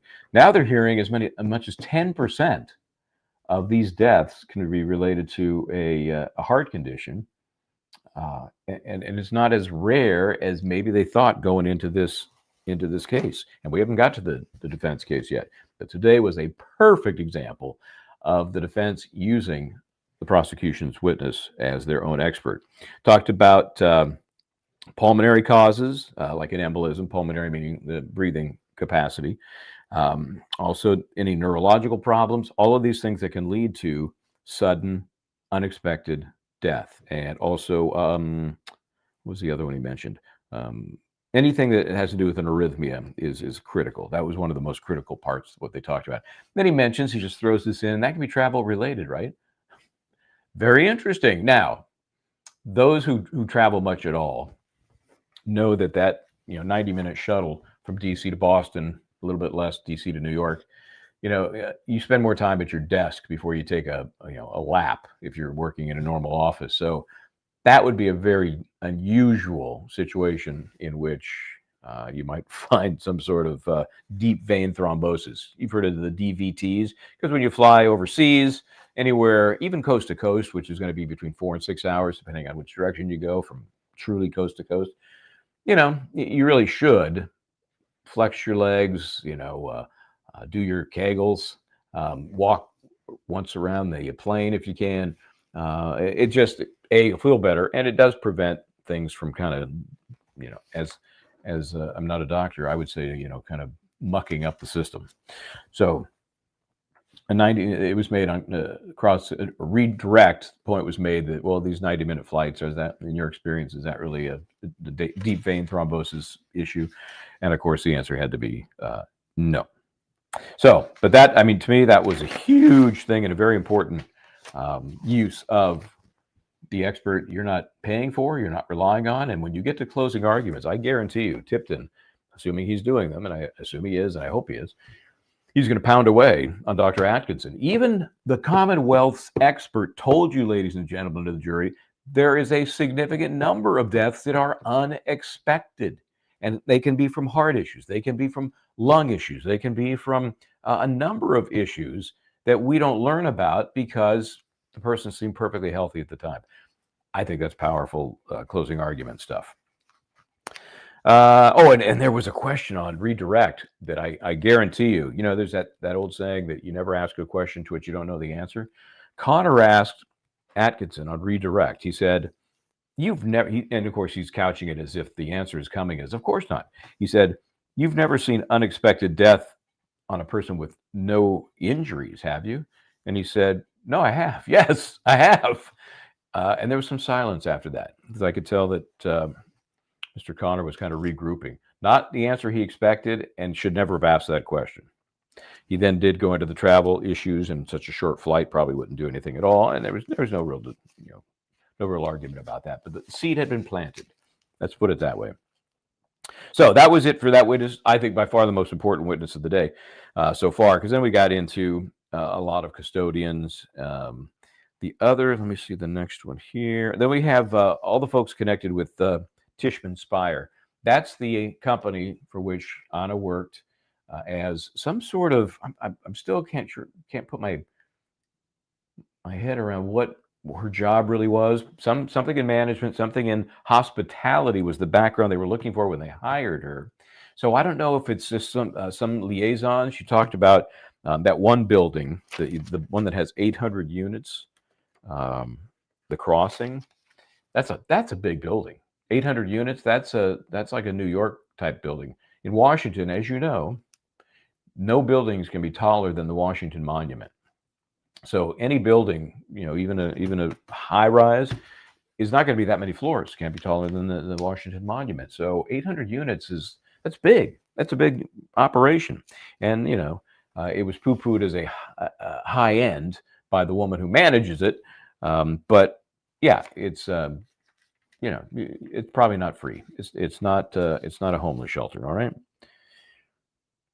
So that was interesting, because give you a sense of, okay, what's Anna's job day to day. And so they bring in people that would have been contacted and in fact were contacted by Brian Walshe.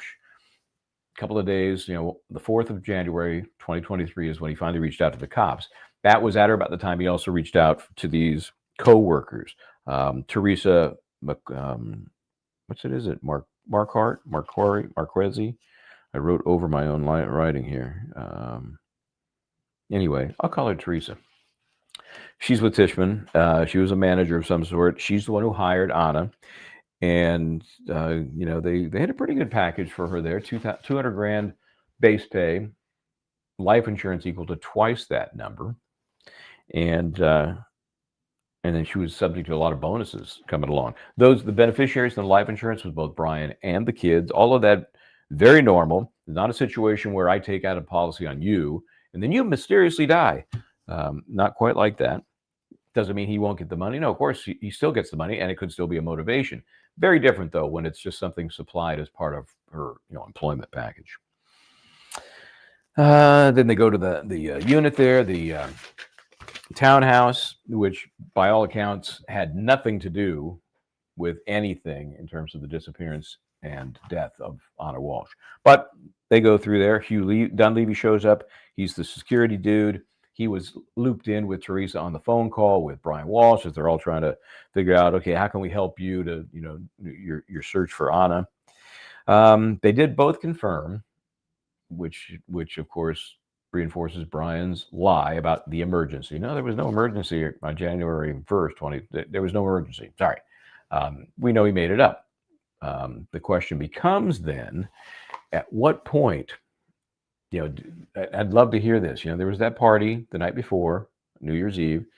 Was there any discussion from anybody at that party that the emergency was in play? I got the impression it did not come up until after the party the next day, and it only came up in the context of Brian Walshe alibying for his wife's disappearance. If anybody has any other take on that, please let me know, because I think, were it true, you got a whole different story here. If somebody were talking about it at the party, Brian's telling somebody at the party, oh yeah, she was going to be here till Tuesday. Now she's got to go back, big emergency on the Sunday, New Year's Day. And then we find out there was no emergency. Now you got something. I just don't recall any of that. I see Diaz here says, you haven't heard from Jem yet. Okay, let's see what Jem, and it's G-E-M. Yeah, not the normal spelling, whatever that might be. Thank you, Donnie, not Wahlberg, for handing out the Justice Serve TV membership. I saw a comment from earlier today. Somebody just got one in their email box. Bing! Obviously, they had subscribed. So if you subscribe, you may too get a nice little gift. Follow-up question: does the judge rewatch testimony? Does the judge rewatch testimony? I doubt it. I can't imagine a situation unless it becomes a very contentious issue and there's a subsequent motion or there's some evidentiary issue in which that testimony needs to be revisited. Obviously, if the jury asks for a certain witness to have that testimony reread, then the court might look at the transcript, might look at the video, might do both. But there's no prohibition. Obviously, if the judge, for his or her own purposes, is thinking, what was it that Joe Blow said about that? And then they go, more likely they would go to the court reporter. But they're not prohibited from it. But I don't think it would be the norm. Let's put it that way. Unless a specific issue arose in which they really needed to do that. I can't recall ever seeing that happen in cases I've done. No. And there's so much going on. It's not like, hey, I got a few minutes to kill. Let me rewatch, the Lowe's manager. Okay, so they spoke, again, this is between Dunleavy and Teresa, and they spoke 4 times.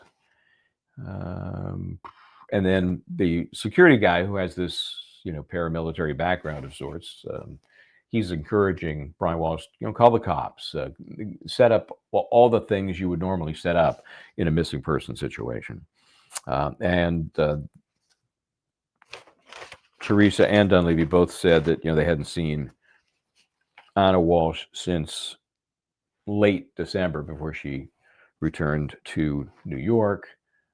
Boston, which was on the 25th. Then she was back again for a few days before going back up for New Year's. The 30th, I think, was the last day that anybody in the DC area says they saw anything about her. There was some interesting cross-examination. Just gave us some questions more than answers about a letter and some tenants having a meeting with some complaints, but not apparently about Anna, but just something. She apparently came into the company mix there in part because of the crossing needing her assistance. But it sounds like there were some issues predating her, and maybe that's why they needed her to come on in. So she comes in and almost immediately has, I guess there's a tenant meeting with a few issues, and there was an FBI raid. They called it a raid. So that, of course, was not related to Anna. I guess they could have gotten a little more detail about that. I'm not sure the court knew that was even coming. I don't remember hearing a thing about it in pretrial motions to limit that discussion. But if it had nothing to do with Anna Walshe, obviously it wasn't coming in. But I'm curious. I'm just, what's the FBI doing banging around the crossing there? It's in D.C. A ton of tenants. You got to figure a lot of them are politicos and others in the D.C. environment, which is a freakish place. I've not spent much time down there. If you're not in politics and you're down there, you might as well be on the moon. Let's see. Yep, FBI. Oh, and then the Jeff Chod name came up again. This is the guy that he's no longer there. He's now gone, but he was there and he was Anna's direct supervisor.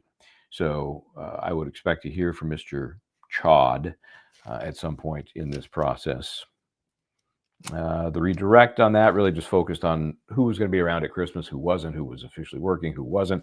And with her job, it's not a punch the clock 9 to 5 job. It was a supervisorial managerial job. You're there when you need to be there. And that could be, 8 days a week, perhaps, short days here and there, but that's your thing. You got to be there. Yeah, I did notice that in I think it was the Lowe's trip, McMuffin. Quite a few 5-gallon buckets purchased. Could he have dumped body parts in the Atlantic Ocean? Yeah. Since nothing was found anywhere, it's possible. I don't know that there are any tracking evidences of a trip to the coast, kind of lingering around a beach, or what we see happen especially in Florida a lot. They have a lot of bridges, stop on the bridge, toss stuff over, and then and quite often suitcases are very popular, and then they will wash up on shore someday. So we're not sure if this was just, imagine the uses of these 5-gallon buckets. You could put parts in there. You could try to dissolve parts in there. Depending on the level of dissection, if that's what happened, because we don't know exactly what happened, you could use the buckets. Yeah, you could. Yeah, I know there were 2 Lowe's trips. I just couldn't remember which one. Did he wear a mask and gloves on both of those trips, or just the second one? Yeah, I don't know. I do not know. But it was weird. Don't you think it's weird? If you went to Lowe's even 3 years after COVID, now we're 5 years plus, and you see somebody with a mask, you notice it then, right? Okay, again, reinforcing, nope, no work emergency. Dunleavy said that as well. And then they got the cops involved, and Dunleavy was kind of the intermediary there. So they get the Metro PD from DC involved. They drill the lock, go into the townhouse. Cops go in by themselves, and nobody else goes in with them. Then they find her car. This was at the crossing, and we've heard nothing to kind of stitch this all together, right? Let's think about this. And I don't know. I don't think she had a company car. She had the Volkswagen, right? The Touareg or Touareg. Is that the right one? She had one of those cars. Kind of a modest vehicle. But if she drove that, why would it be at the crossing? That's what I wonder. Why would it be at the crossing? She doesn't live there. She flew up prior to New Year's, not Christmas. She flew up prior to New Year's. But why would her car still be at the crossing? Wouldn't it be at her place and maybe she Ubers to the airport, or would it be at the airport? And because she's coming and going so quickly, if you park at JFK, LaGuardia, any big metro area parking lot, you better do the math, because I think they're up to 55 a day at Kennedy, at JFK, and LaGuardia is generally the same. It used to be like $25, and you go, okay, if I take an Uber from here, it'll cost this. I might as well just park it. It's going to be 4 days. That's $100. Well, now 4 days is well over $200. So it makes you think, okay, how do I want to get there? So she was going up, and even if she went by her original plan, she was going up the day before New Year's, coming back on the Tuesday after. So that's about 4 days. Maybe you drive your own car, maybe not. But why is it at the crossing, or crossings, I think is what they describe it as, crossings, and not either at her house or at the airport? Just a question. And it doesn't help anybody's story, really. Okay, nope, no cross on that. And then Patricia was there. She's the shift lead at Walgreens, working hard there for many years, a couple of decades. And basically just to establish the video, these are just custodians of record. And she was able to identify the worker that saw him and worked with him, but she wasn't the one that worked with him anyway. So let's see. And then we get to the liquor store guy. Apparently, Brian Walsh was a frequent customer. And this one was a more important video, not for buying the goods, but for dropping whatever he was dropping. As we know, we've already heard about two dumpster drops. One we had video for. Now we're hearing about this one outside the liquor store. I don't know what, I'm wondering, again, we know he dropped this stuff. We don't know what it was. This didn't look like as heavy a bag as we did see him drop near that complex that has the great manager. I'm going to try and find her. But that bag looked like it was like he was leaning sideways to counteract the weight of the bag. Not so much this one with the liquor store. It was more like, So maybe that was, rags, maybe even stuff that we saw ultimately collected and picked up. That is still all very muddy. This guy says, New Year's Day, this happened New Year's Day. That's a Sunday. The pickup was either Tuesday or Wednesday of that week. So did they even find that bag of goods and tear into it? I don't know. It's not as clear as you would think. He clearly threw away up to 10 bags of stuff that they've marked, labeled. We've seen it. But I think there were additional bags, and this might have been one of them that nobody ever found. Let's see. Oh, then they had a tech issue. But they seemed to work around it. It seemed like the TV came right back up, so I'm not sure exactly what the issue was. But in the words of Judge Frenier, let's just keep on keeping on. And they did. And we saw lots of parking structures and lots of dumpsters. And this one was about, this dumpster drop was about 5-ish, a little after 5. That was again on the 1st. As you're trying to piece together the timeline of the disposal. Then we go back to Lowe's. And again, the two trips separated by, my notes suggest by a few hours. Is that right? Maybe I missed one of the, I think I missed the earlier time for the visit there. Once on the 1st at 5:30, once on the 4th. That I thought was like maybe 6:30. So three days in between. And why is that? Why does he need to go back? What is he missing that he didn't have before? What did he run out of? All of that is up in the air. And then we heard from Jamie Flint, CVS in Danvers, and again, this was the purchase of, you guys use hydrogen peroxide. I mean, when I was a kid, your parents would use it, and now you learn from your parents. If I get a cut or a scrape, it's a way to clean that up. That's all I've ever seen it used for. Oh, and there is one other thing. If your dog eats chocolate or something, you give them a quick splash of that hydrogen peroxide and they will vomit. And so it's not pleasant. It's kind of disgusting, but better than them, having a chunk of chocolate or some other poison that they shouldn't eat. Other than that, I have never seen it used as a cleaning agent. Have you? Have you ever cleaned anything with hydrogen peroxide? I just thought that was an odd choice, but he bought a ton of it. And what was the version he got there at CVS?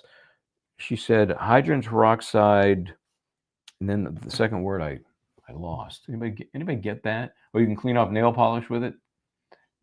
Where's Linda Kinney Baden when you need her? Yeah, clean wounds, karma dharma. That's all I ever know. You could do anything with it. It's not a very potent cleaning agent, right? So I wonder. How do you guys think it's going so far? I mean, what's your take? Is it still? I know a lot of folks came into this thinking this is a slam dunk, and the question is just, what does the evidence look like? We know where it's going, and you may be right, but I try not to be a confirmation bias person. I'm trying to look at it as I hope the jury is looking at it. They know the story now. They know a lot about the story.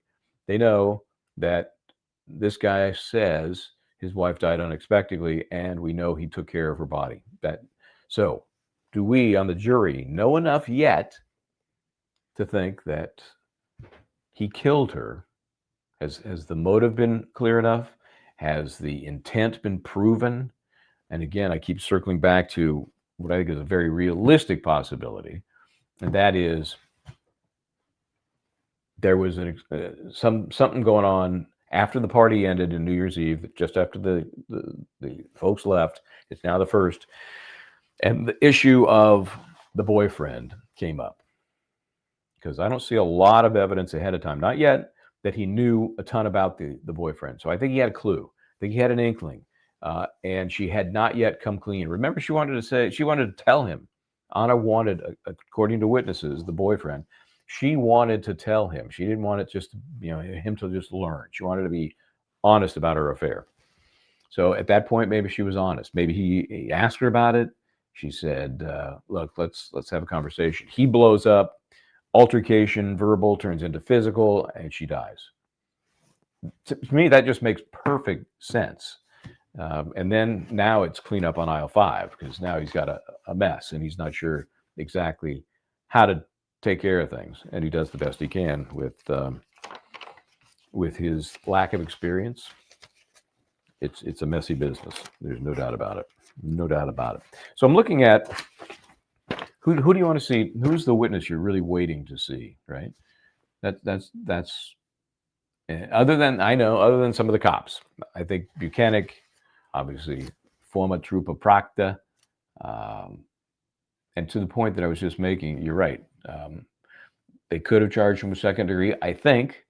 But we don't know what's happening when it comes down to the actual instructions. And because you can modify to conform to proof if the Commonwealth would want to do that and include the lesser.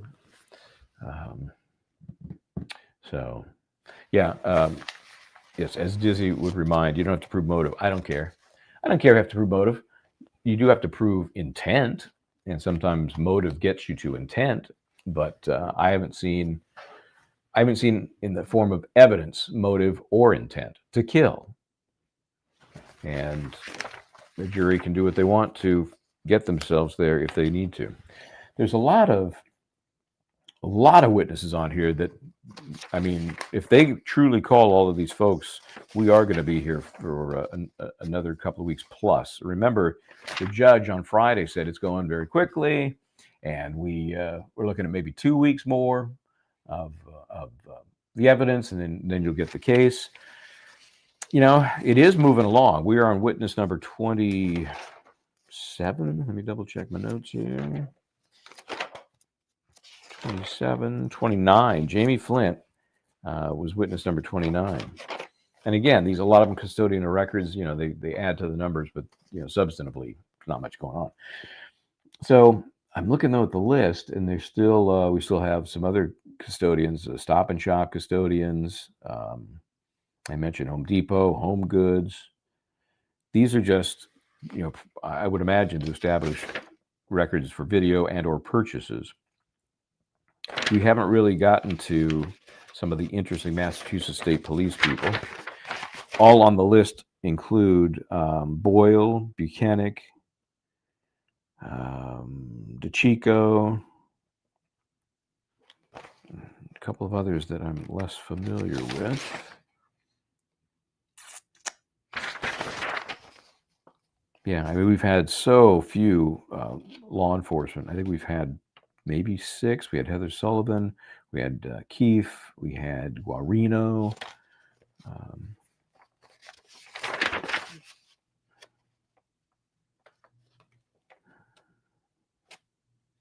Yeah. There's a lot. There is a lot on here. And then the defense, this is I have the list here. The last list that I got is the one provided by the Commonwealth. And so they put on here what they thought were the defense prospective witnesses. And there's only 2, 4, 6, 8 of them on there. And that includes Proctor. And also Priya Banerjee, who's been on this show and been on Law and Crime. She's an expert, Emmy type expert. She is not a medical examiner, but that's what she's going to talk about, no doubt about it. And I think what she'll do is expand upon what we heard from Atkinson today on cross-examination about this unexpected death syndrome. And nobody else have any interest on there that surprises me. We have still, according to this list, a couple more ME types for the prosecution. I don't know if they're going to need all of those or not. But we do have to get to a lab person. Okay, so we know all this stuff was collected. The rug that has allegedly bloody stuff on it, and some other things, little bits and pieces that were a little firm. They go to the lab. Well, we haven't heard, okay, here's the lab testing, and this is not just presumptive blood, this is blood.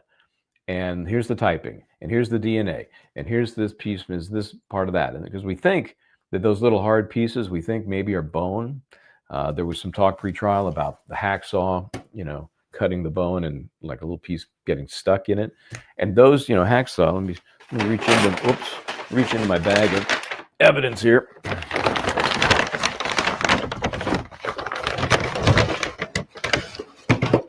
Hacksaw's got teeny little teeth. And so if you're, through a bone, that's going to get very tiny little fragments. And by the way, remember there was that cut on his hand? Perfect example of a hacksaw cut. I've had one or two. And so when they get to the lab and they start telling us about what that stuff is, I'll bet you we're going to find those little teeny pieces that were separated out were in fact bone. That's my best guess. I would bank on that. So we got to hear from those people. We're going to hear from all the lab people. Oh, they have Tully on the list here too, of course. I'm looking for crossovers.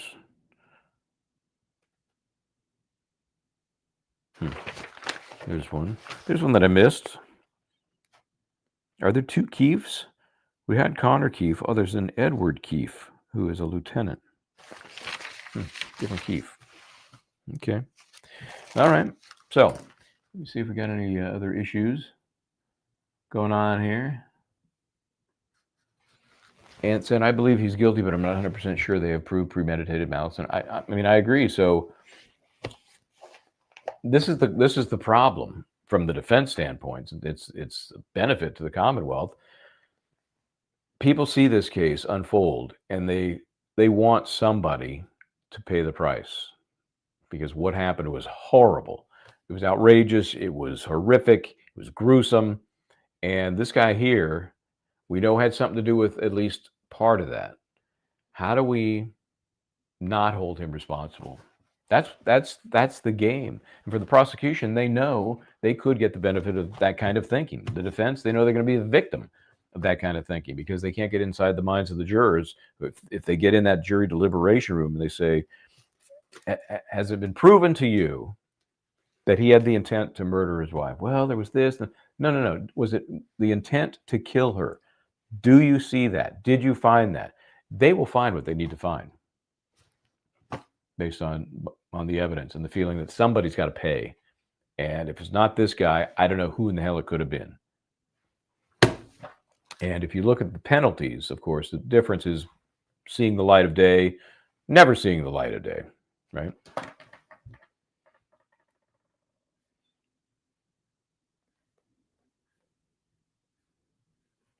Yeah, I do remember one of the Google searches about, I was very surprised not to see lie in there, L-Y-E, not L-I-E, because I think that's much more accepted and normal when somebody's looking for some reason to dissolve a body. You hear about it all the time, all the time.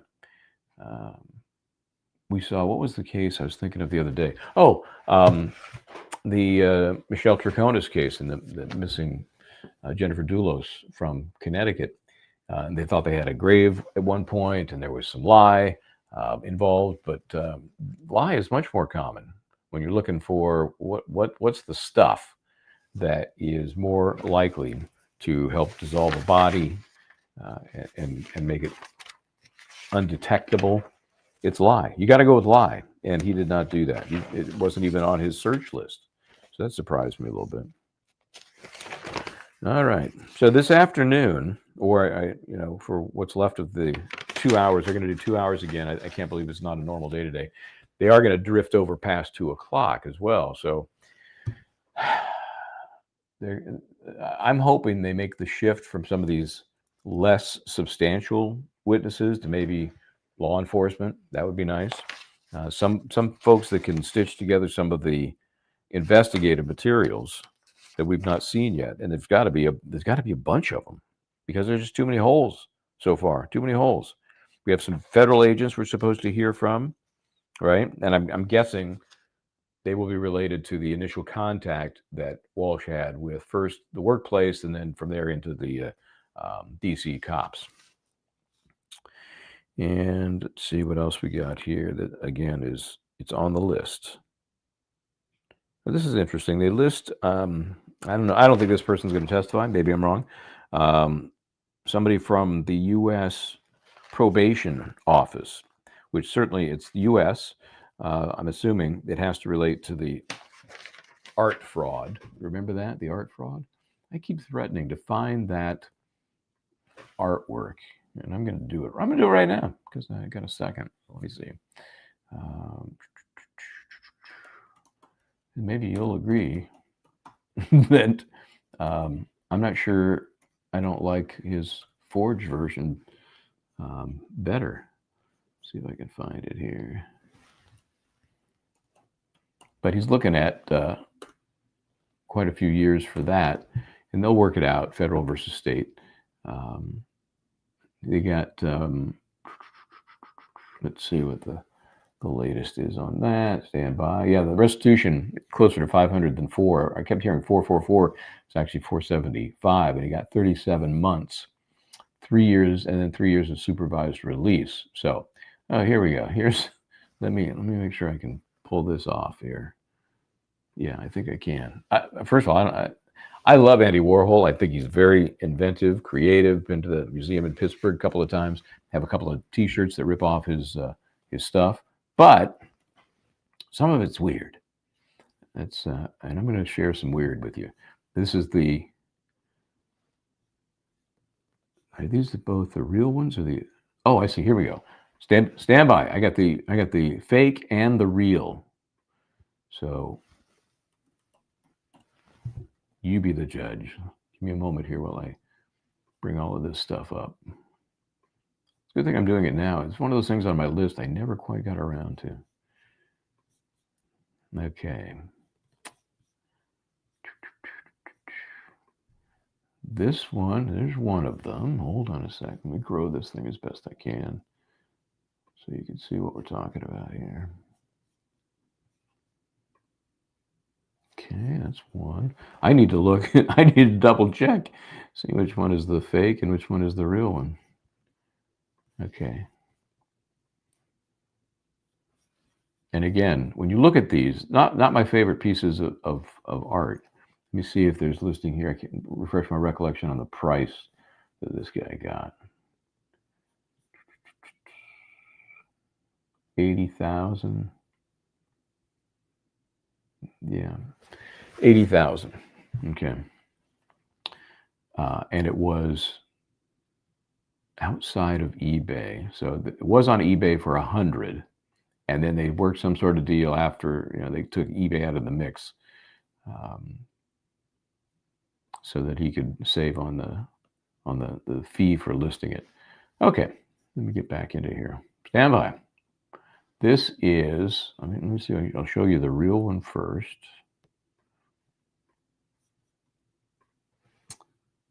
Okay. Okay, here we go.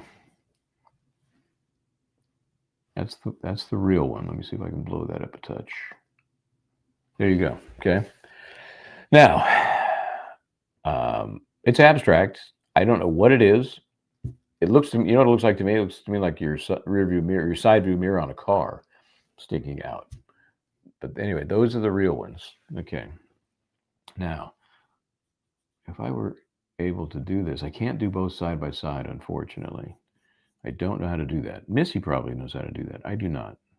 But I do know how to show you this next one, which is the fake. Got that in? You got the original in your mind? Well, here comes the fake. Now, I do have the benefit of seeing all of them on a screen right next to me, and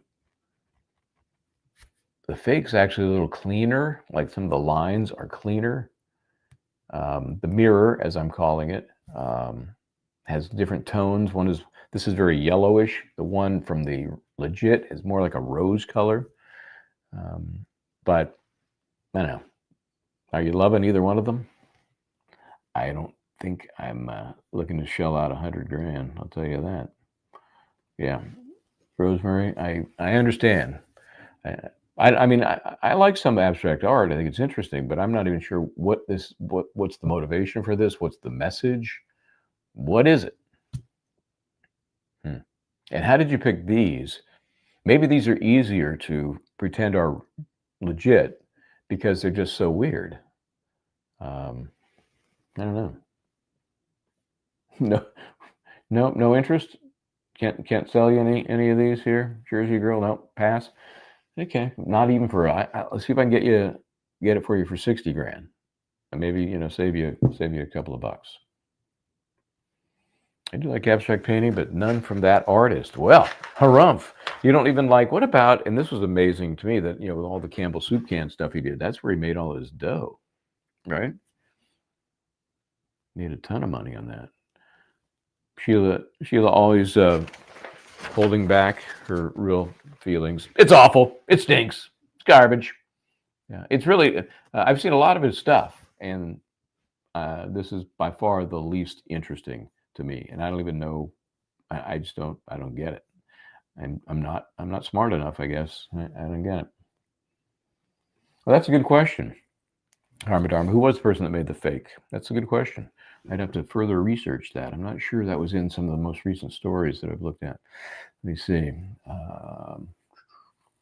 A buyer found 2 for sale on eBay, and this is from a series called Shadows. Ooh, crazy. A series of untitled abstract canvas paintings from '78. The original was listed for $100,000. In the advertisement, Walshe, who was selling it through eBay, includes a picture of an invoice for the 2 Warhol shadow paintings with Warhol Foundation numbers and a purchase price of $240,000.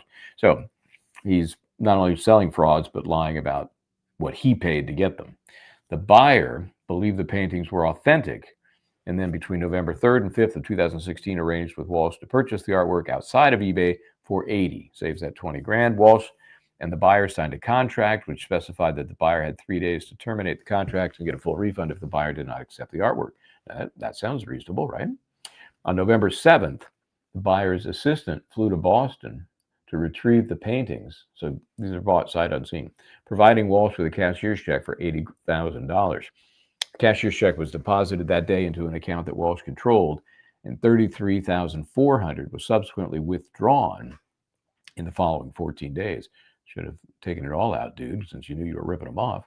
November 8th, the buyer removed the painting's frames and found no Warhol Foundation authentication stamps, and noticed that the canvases and staples looked new.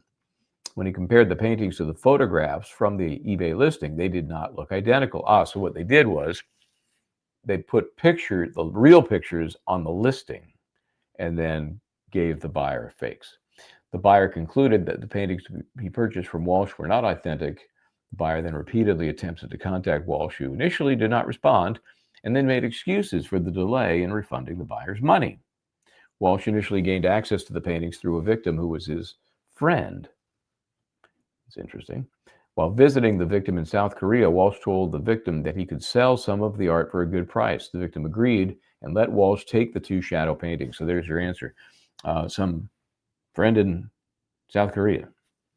A subsequent investigation revealed that Walshe sold the original shadow paintings to a gallery in 2011.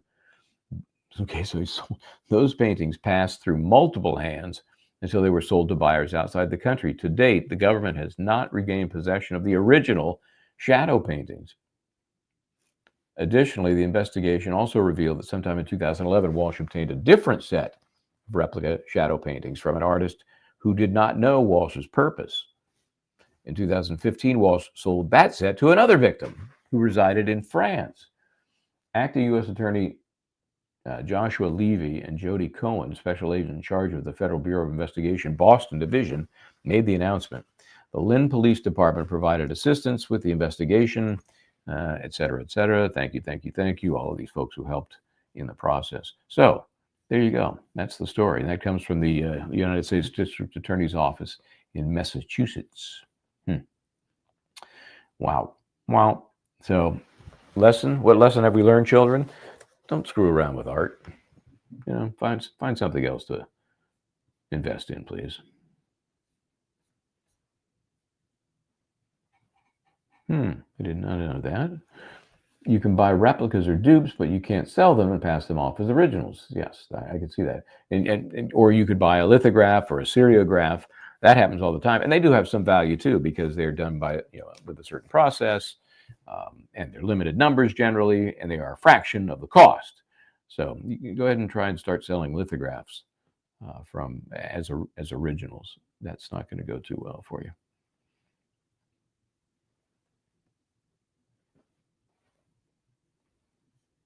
I don't know what this one is, Missy. What are the colors? Remind me of the famous jazz paper cups design. I don't know what that is. What is that? I'm unaware. This can be said of a lot of art. Maybe you have to be on drugs to appreciate it. I just can't. Every time I look at it, I can't help it. I just see the outdoor rearview mirror of a car. That's all I see. So, oh, here we go. Oh, I see. Yeah. Are those real or are those fake cups? Somebody got paid a lot of money to design those cups. Yep. I like the cups better. I do like the cups better, but I see the comparison there. I got you.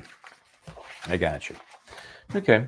So we know they're going to come back probably a touch after 2. I'm hoping that whatever they do at 2 is going to be for our consumption as well. We know the jury's not going to get to watch, but I'm hoping it's something that affects scheduling or substance or evidence coming in or not coming in.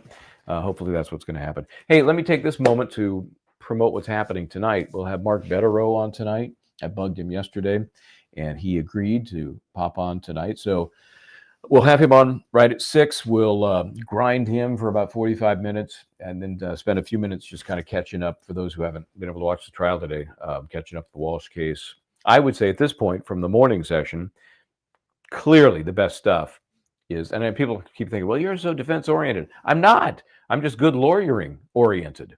And I know the issues in this case. And when I see something that so strongly promotes one of those issues for either side, those are the things I'm going to focus on. Those are the things I think are most important. And Linda and I will chat about those. But it's going to be, certainly a chunk of it will be Tipton's cross-exam of Atkinson and how he uses the Commonwealth witness, albeit sort of an expert, to support his defense. It's great. It's kind of stuff, if you were doing trial practice, that you would be using as an example to young attorneys, to talk to them about not just cross-examination and how important it is, but how to use a witness to your effect, how to actually turn a witness into your witness. And that's exactly what he did. So we're going to definitely get into that. Maybe we'll see some of the video, not necessarily the stuff of the shopping, but the dumping, I think, is also very interesting. Seems to me, why would you dump places that you frequent? I mean, that just seems stupid. And we know he did that. There's no dispute he did that. By his mom's house, by the liquor store he frequented, mostly on weekends, from what the manager says, and he met him dozens of times. and what were some of the other places he dumped?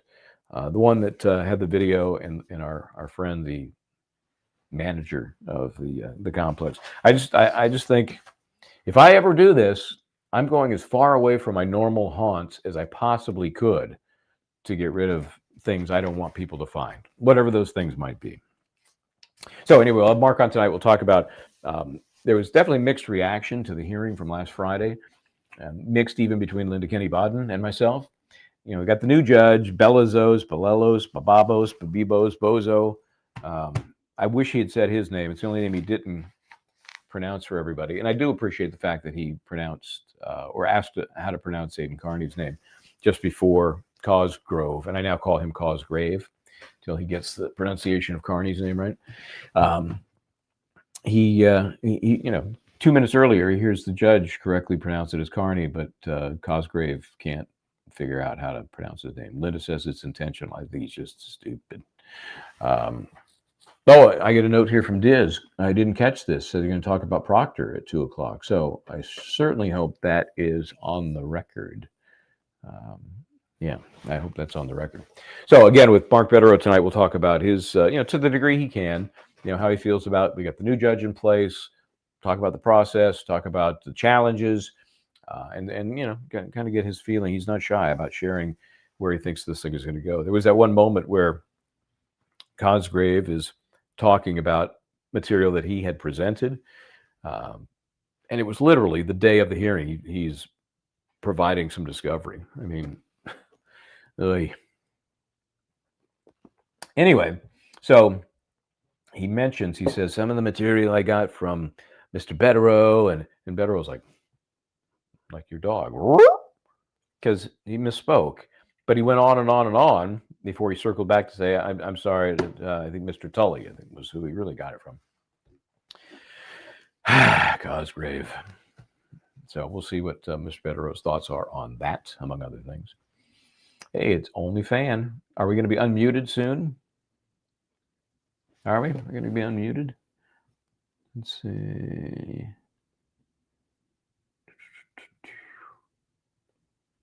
I'm looking at some of your comments while we're watching the fan. So,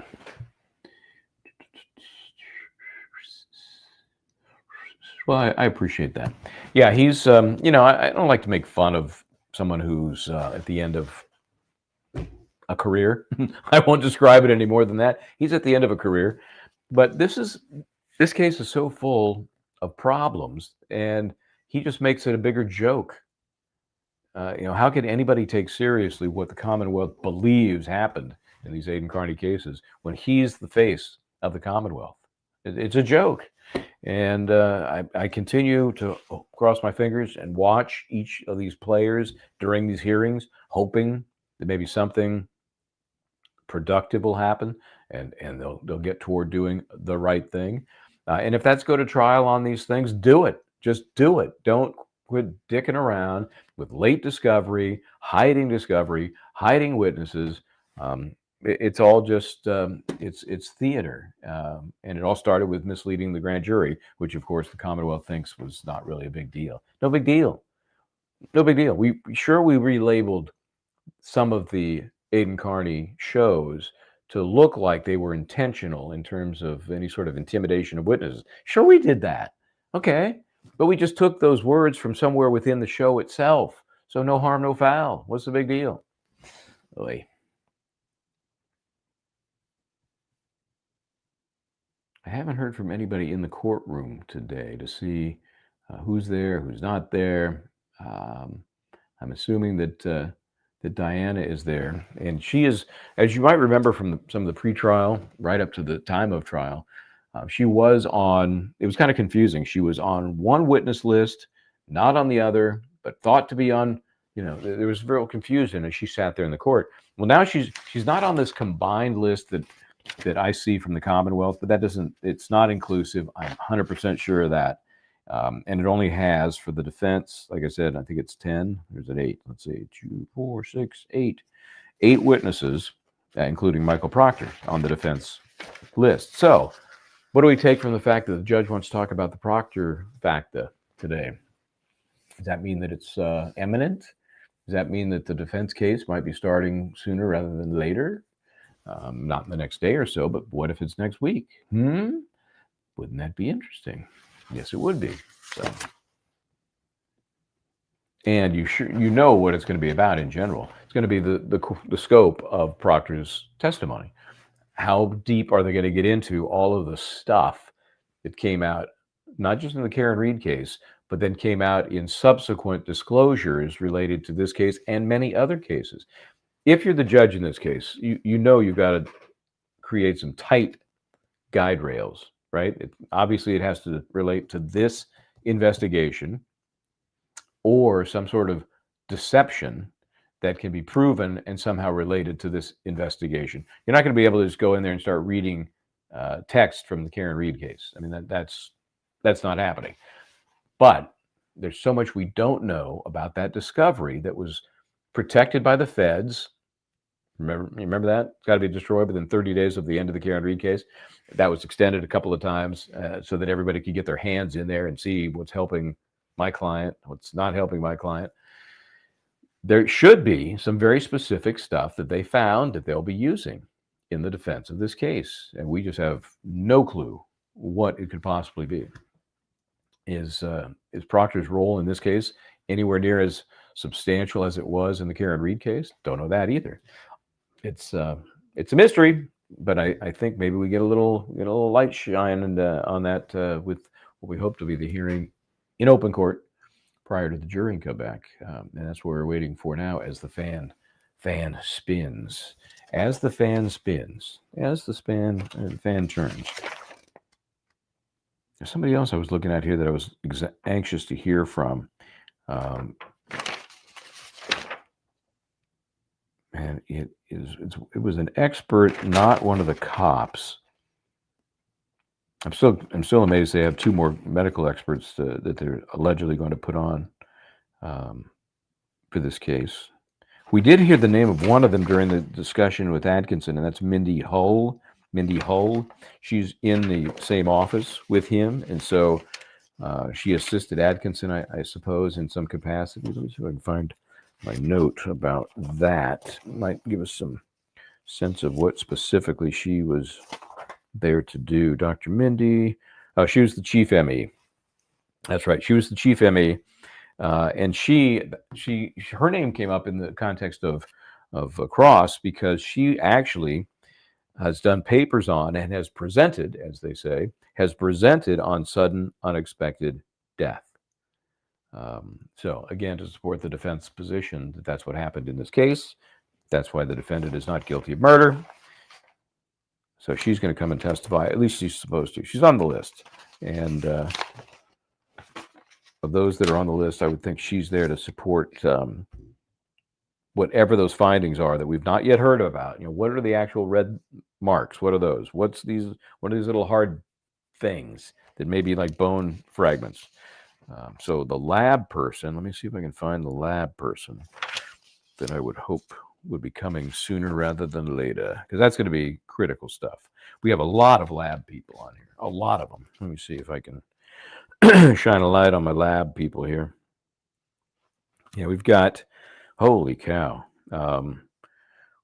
2, 4, 6, 8, 10, 12, 14, 16, 18. There are a lot of them.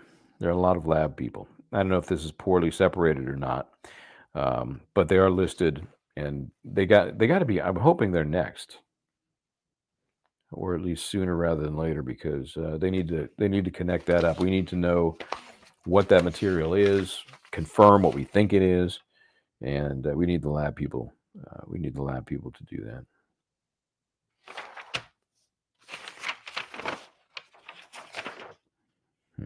Okay, let's see. So I was trying to figure out, based partly on this witness list, when to go up there.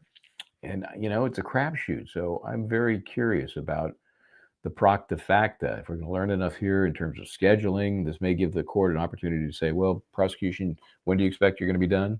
And defense, who are your early witnesses? Are they lined up? That's what I need before I shift my world around so I can go up there for a couple of days. Okay, I'm guessing the next thing we're going to see is the shackled one coming in the door. You see that guy? He's just off camera now. But I've talked about him. There he is, right there. That's Chief Rose that we just saw half his face. A super nice guy. He was very glad that last time I was up last week that I finally had my credential, because he was always asking, are you getting that done? Have they worked with you? And I would tell him honestly, no, they won't do anything. They're ignoring. Then there was a change of command at the credentials office, and bing, magically, we got the credential. So, uh-oh. Why would we be tilting up at this point when the only one we're expecting in, other than the public, would be the defendant? Very curious.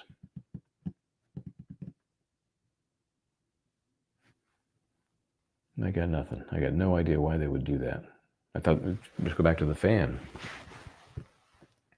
How's the, in your experience, because I've been listening a little and watching a little, how's the camera guy doing with exhibits and things? Better? Have there been fewer exhibits to worry about? And then, of course, something triggered, something happened, and they lost juice on only that item at some point. It's weird.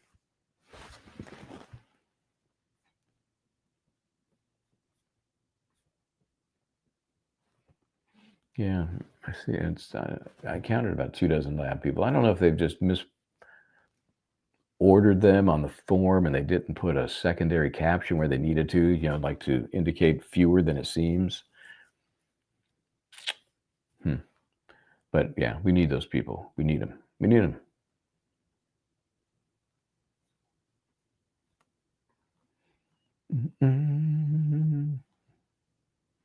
Yeah, I'm working on it. My best guess is now either Wednesday, Thursday, or Thursday, Friday. It's going to depend a little bit on where we get by end of day tomorrow, but I'm hoping to learn more by end of day today, so I can start planning and pushing the stuff I need to do over here, getting it done, or pushing it over here to do it when I get back, so I can clear that chunk of time. Because it's kind of, I mean, there's really not much I can do when I'm up there in terms of my normal workload. It's pretty much got to be shoved aside. So I can do it. I'm very lucky at this point. I'm not a slave, to use a bad term, to the courthouse these days. I'm past that. That's usually the third quarter, and we're into the holidays now, so that stuff's done. I won't have another court appearance probably until January, maybe early February. That's the only problem. You can do legal work. I'm feeling fanish. I'm feeling fan. Dramamine, please. Okay. Well, Brian snuck in under the. Wonder why they did that. And maybe actively didn't show him. I find that odd.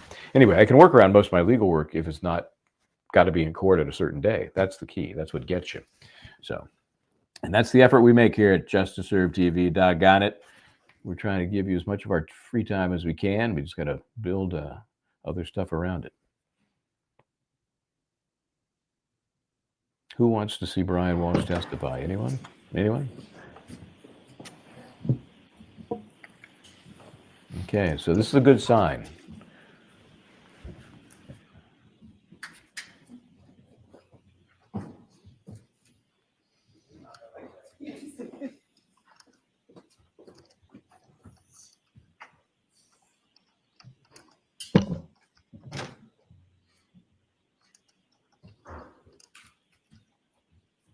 Court is back in session. You may be seated. The Commonwealth may call its next witness. Thank you, Your Honor. The Commonwealth would call Gregory Deneen. What? Well, that was disappointing. No offense, Gregory. Witness Gregory. Okay. So do you solemnly swear or affirm the testimony you'll give in the cause now and hearing will be the truth, the whole truth, and nothing but the truth, so help you God? Okay. I'll be watching you. I'll be watching. Thank you. And you may proceed. Thank you, Your Honor. Sir, could you please state your name and spell your last name for the record? Gregory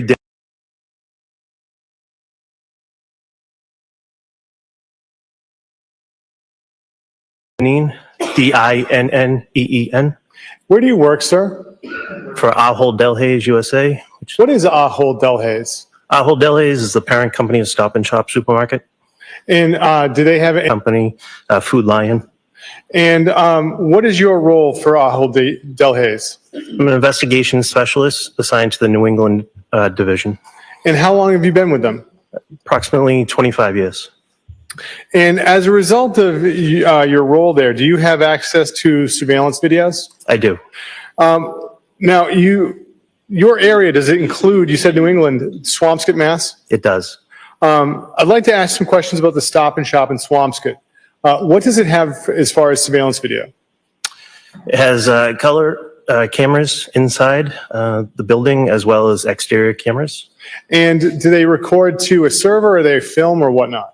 They record to DVR units within the store. And do you have access to those? I do. Does anyone else get access to the recordings? There are other individuals that have access there within the asset protection department. Okay.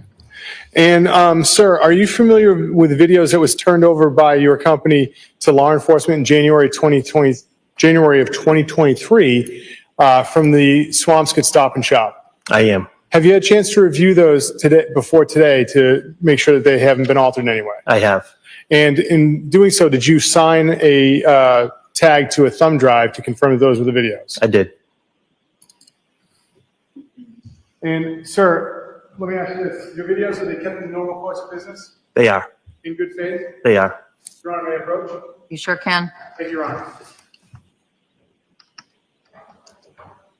Sir, do you recognize the initials on the tag on that drive? I do. They're mine. And on the front of it, is it for Stop and Shop Swampscott? It is. Is this the drive with the videos that you reviewed before coming in here today? Yes, it is.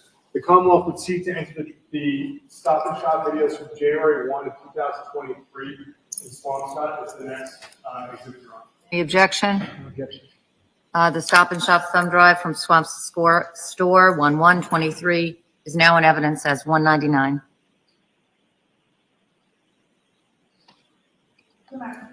Thank you. Your Honor, with the court's permission, can the Commonwealth publish these videos? You may. Thank you, Your Honor. Ms. Gilman, can we have the first video? I believe it's exterior. And if you could pause. Mr. Dineen, what are we looking at here? This is the interior entrance vestibule of Stop and Shop in Swampscott. And at the top, where there's a date and time, is the date and time on the Stop and Shop videos accurate? They are accurate. And in the bottom, there is prod entry and SS0015-01. What is that, sir? So prod entry is referring to the side of the building. The front, there's two entrances to Stop and Shop. This is referring to the produce entry. And SS0015 is the location number. So Stop and Shop Store 15 is Swampscott, Massachusetts. And the 01 is Unit 1. There are multiple DVR units in this location. Ms. Gilman, if you could press play.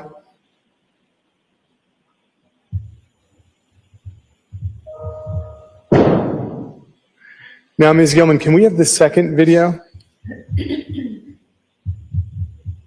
And Mr. Dineen, where are we looking at right now in the video? Sure. This is the front of the store looking at self-scan register number 13.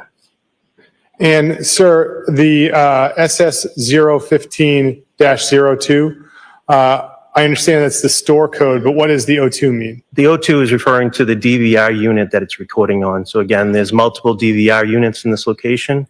The first one that we saw of the entryway was on 01. This one's on 02. Thank you. Ms. Gilman, if you could press play.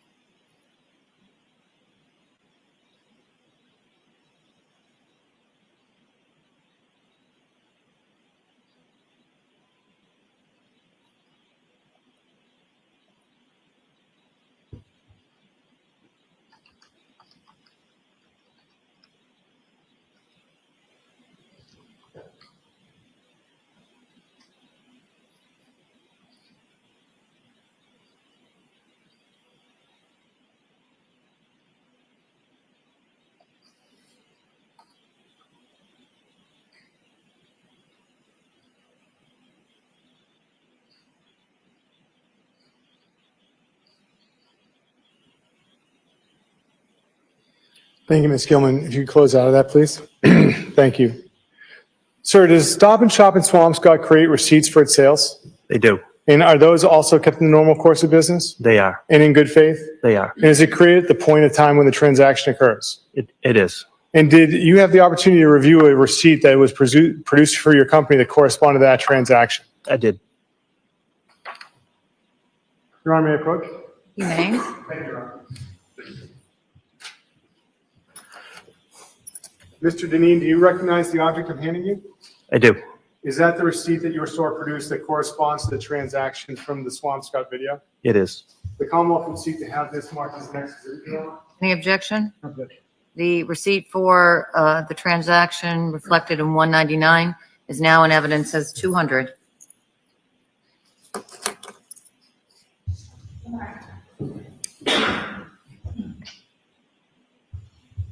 Your Honor, with the court's permission, may I publish the receipt? You may. Thank you, Your Honor. Ms. Gilman?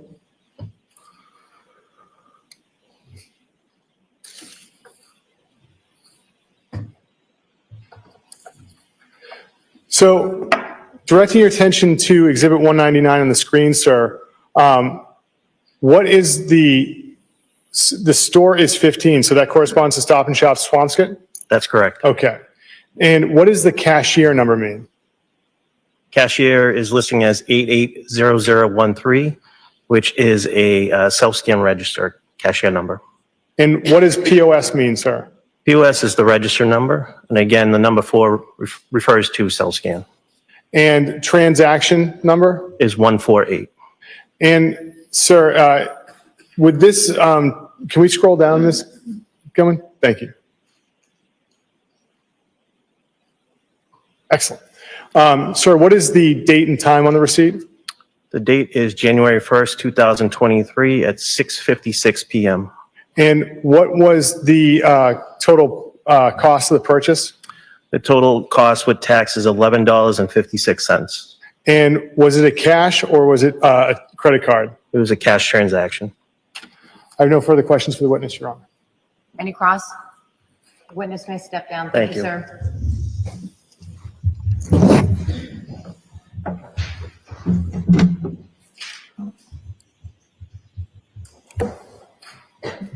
The Commonwealth may call its next witness.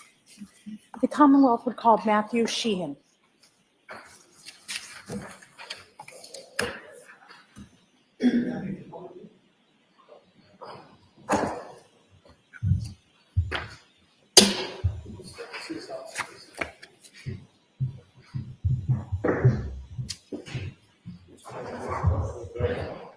Do you solemnly swear or affirm the testimony you'll give in the cause now and hearing will be the truth, the whole truth, and nothing but the truth, so help you God? Yes. Thank you, sir. You can be seated. Just watch stuff. A little bit more.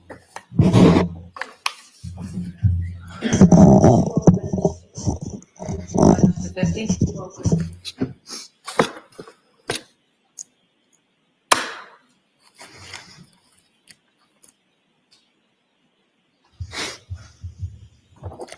Right, so is it correct that the parties have pre-agreed to those exhibits? All right, so there's a group of exhibits that are going to come in, jurors, through this witness. The court reporter tells me those are 201 to 250 as they come in and that they've been agreed to by both parties. As they come in, ADA, as you'll identify them for the record. Absolutely. Thank you very much. All right, you may proceed. Thank you, Your Honor. Trying not to drop them all. Good afternoon. Good afternoon. Could you please state your name for the record and spell your last name? Matthew Sheehan, Sheehan. And where do you work, sir? At the Massachusetts State Police Crime Lab. And what is your role there? I am a forensic scientist 3 in the crime scene response and criminalistics units. And how long have you been with the crime lab? Just over 12 years. And where did you go to school, sir? The University of New Haven. And what degree do you have? I have a Bachelor's of Science degree in forensic science with a concentration in chemistry. And can you detail your history at the Massachusetts State Police Crime Lab? I was originally hired in September of 2013 as a forensic scientist 1, which is mainly a training position. The following year in 2014, I was promoted to an FS2, which is a full-time case working analyst. For a period of about 6 months in the year of 2022, I was acting crime scene supervisor. And following that, I was promoted to criminalistic supervisor in November of 2024. And what's the difference between a criminalist and a crime scene, the criminalistics unit and the crime scene response unit? The crime scene response unit is any work that is done outside of a lab at a particular crime scene, while a criminalist in the criminalistics unit will examine everything inside of a lab in a controlled setting. And you are familiar with competency testing and proficiency testing, correct? Yes, And have you taken both of those types of tests? I have. And have you passed those tests? Yes. And have you ever testified before giving your opinion concerning evidence collection and forensic analysis of evidence? Yes, I have. Approximately how many times? 50 to 60 times. Where did you respond on January 8th of 2023 at approximately 8:52 a.m.? It was around 8:45 a.m. 8:45 a.m. It was 516 Chief Justice Cushing Highway in Cohasset. And how many floors are in that home? There's 3 floors, 2 livable, an attic, as well as a basement. And what was your role at that home? Now, I was assigned to the crime scene response unit, so I was dedicated to looking for and testing for biological material. So let's talk about that. What is biological material? What kinds of things are you looking for? In this particular case, I was looking for blood. Are you looking for anything else, any other kinds of material while you're at that home? It could be physical evidence as well as various types of trace materials if needed. What is trace material? Trace materials, it can be considered paint, glass, hairs, and fibers. So where did you begin your work that day? I began work in the kitchen area on the first floor. And just generally, how do you determine what you're looking for? I will speak with the detectives on scene to get a general guideline of what type of investigation this is. Following that, I will make a general test plan for the scene that I am at before testing. So what were your observations of the kitchen area? It was clean overall. When looking through the kitchen, we did find a couple bottles of hydrogen peroxide as well as a knife in a kitchen cabinet above the refrigerator. Okay. At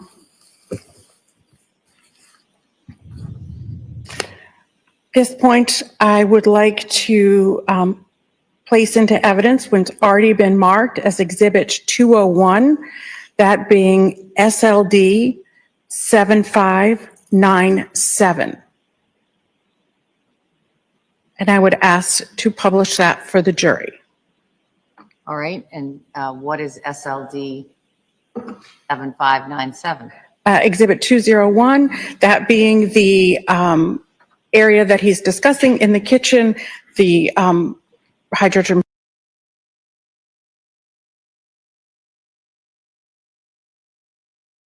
peroxide. Just a photo of that? Yes. All right. Is this that area that you're talking about? Yes, it is. And I'd next ask you also described a knife, correct? Yes. I'd next ask to show Exhibit 202, that being SLD 7606, being a knife, Your Honor, previously marked as Exhibit 202, and to publish that for the jury. You may.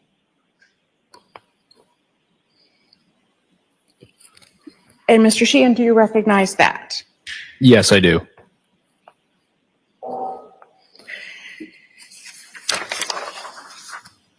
And then more specifically, I'd like to show you what's been marked as Exhibit 203, SLD 7610, which is more specifically a knife.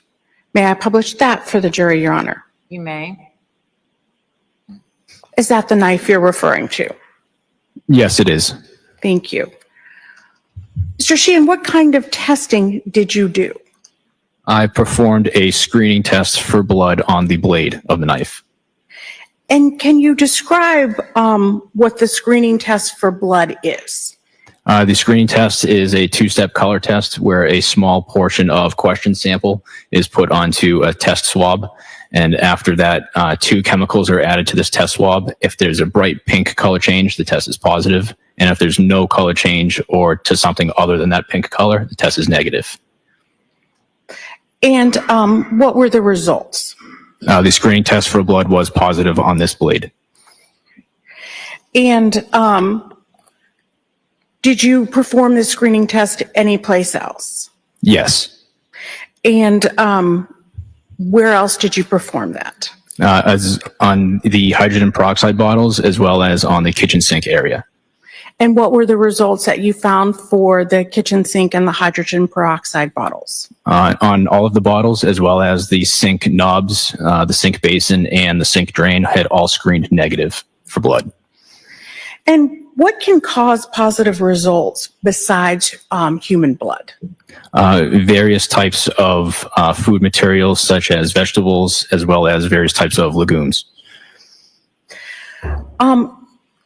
Did you test any other areas in the kitchen? No, Did you test inside of the dishwasher? I did not. Why did you not test inside the dishwasher? The nature of a dishwasher is to sanitize anything that is inside with extreme temperature, chemicals, and water. I felt that it wasn't necessary to test on the inside due to those conditions. Besides the areas that you've already discussed, what other areas did you test on the ground floor of 516 Chief Justice Cushing Highway? There was also a half bathroom that I examined. And what did you examine in the half bathroom? There was a washing machine and a dryer, as well as a sink. Okay. And what were your results? Screening test for blood was negative on the interior of the dryer and washing machine, as well as on the sink knobs, the sink basin, and drain. And did you test anything else on that floor? No. And then where did you go? To the second floor bathrooms. Okay. And did you also go into the bathroom, to the basement area? I did. Okay. And did you do testing in the basement area? Yes, I did. Okay. So I want to move to the basement for a moment. I'd like to show what's been previously marked as Exhibit 34. May I publish that to the jury? You may. Thank you. Can you tell me what this is? This is the door in the kitchen leading down to the basement. And then I'd like to show what's been previously marked as Exhibit 35. May I publish that to the jury? You may. Thank you. And what is this? This is the stairwell leading to the basement. May I publish Exhibit 36, please? Yes. And can you tell me what this is? So if you were standing at the bottom of the stairs looking back up towards the kitchen, this area would be to the left. And may I publish Exhibit 37, please? Yes. And what is this area? The same if you were to stand at the bottom of the stairs looking towards the kitchen, this area is to the right. I'd next like to show what's now being marked as Exhibit 204, Exhibit 7, SLD 7476, which is a blank area in the basement. May I publish that, Your Honor? You may. Can you please tell me about this area? This area was in the back right corner of the basement. If you were to, again, stand at the bottom of the stairs. In this area, there were several stains that I observed for testing. And do you recognize those white marks on the floor? Yes, I do. And why do you recognize those? That is small pieces of scale tape that I had put down next to the stains that I wanted to test. And did you label those? Yes, I did. Ms. Gilman, can I ask that you focus in on those, please?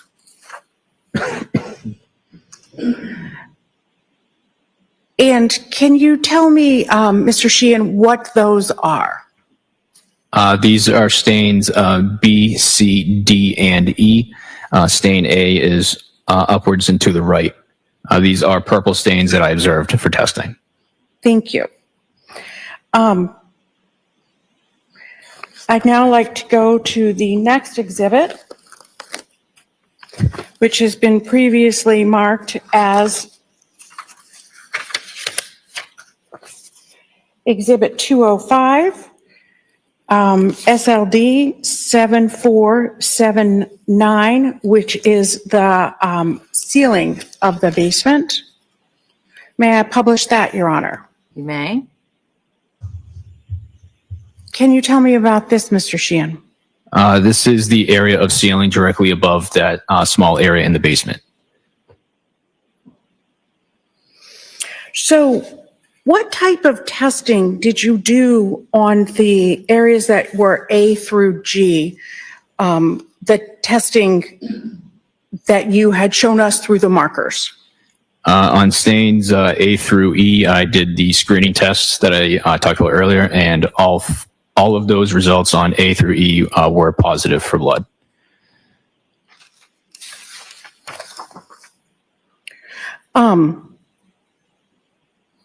And that was the same kind of screening test that you described previously to us? Yes.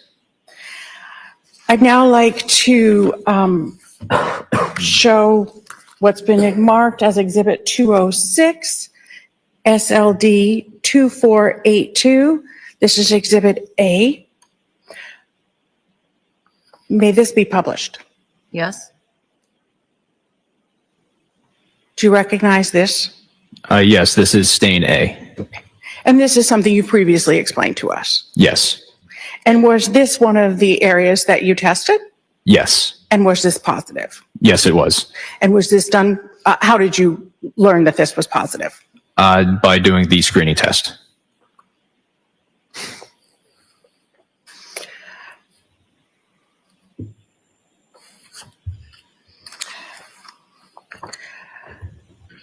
I'd next like to go to Exhibit 207, that being 7487, this being closer up of the purple stains. I'd ask that this be published. You may. Thank you. Do you recognize this, Mr. Sheehan? Yes, I do. And if I could ask you to zoom in, Ms. Gilman. And can you tell me what you see in B? Stain B is the purple staining that I observed for testing. Thank you. Could you go to C, Ms. Gilman? And can you tell me what you see there?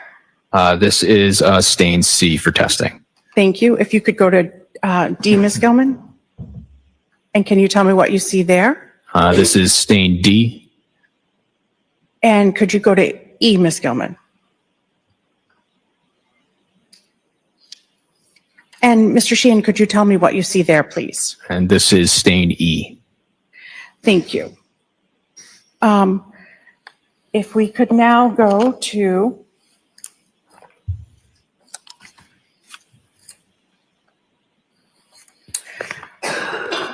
what's been marked as Exhibit 208, 7536.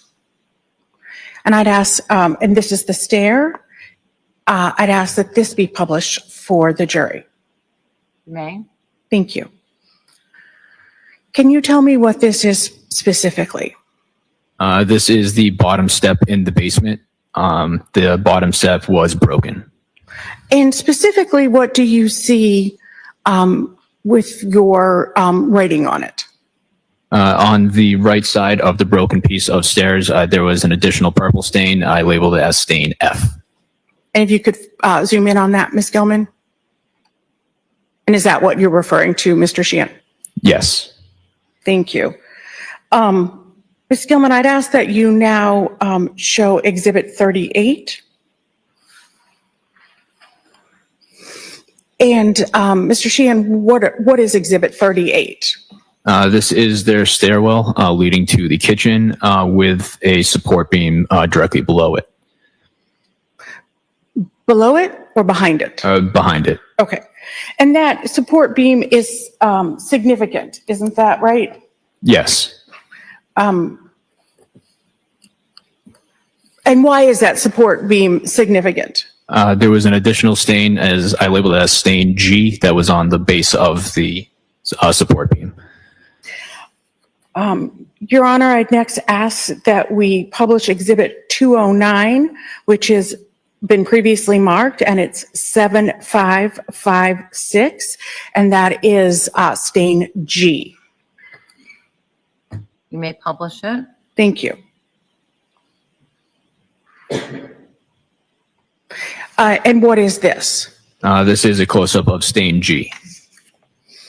And so I want to be clear.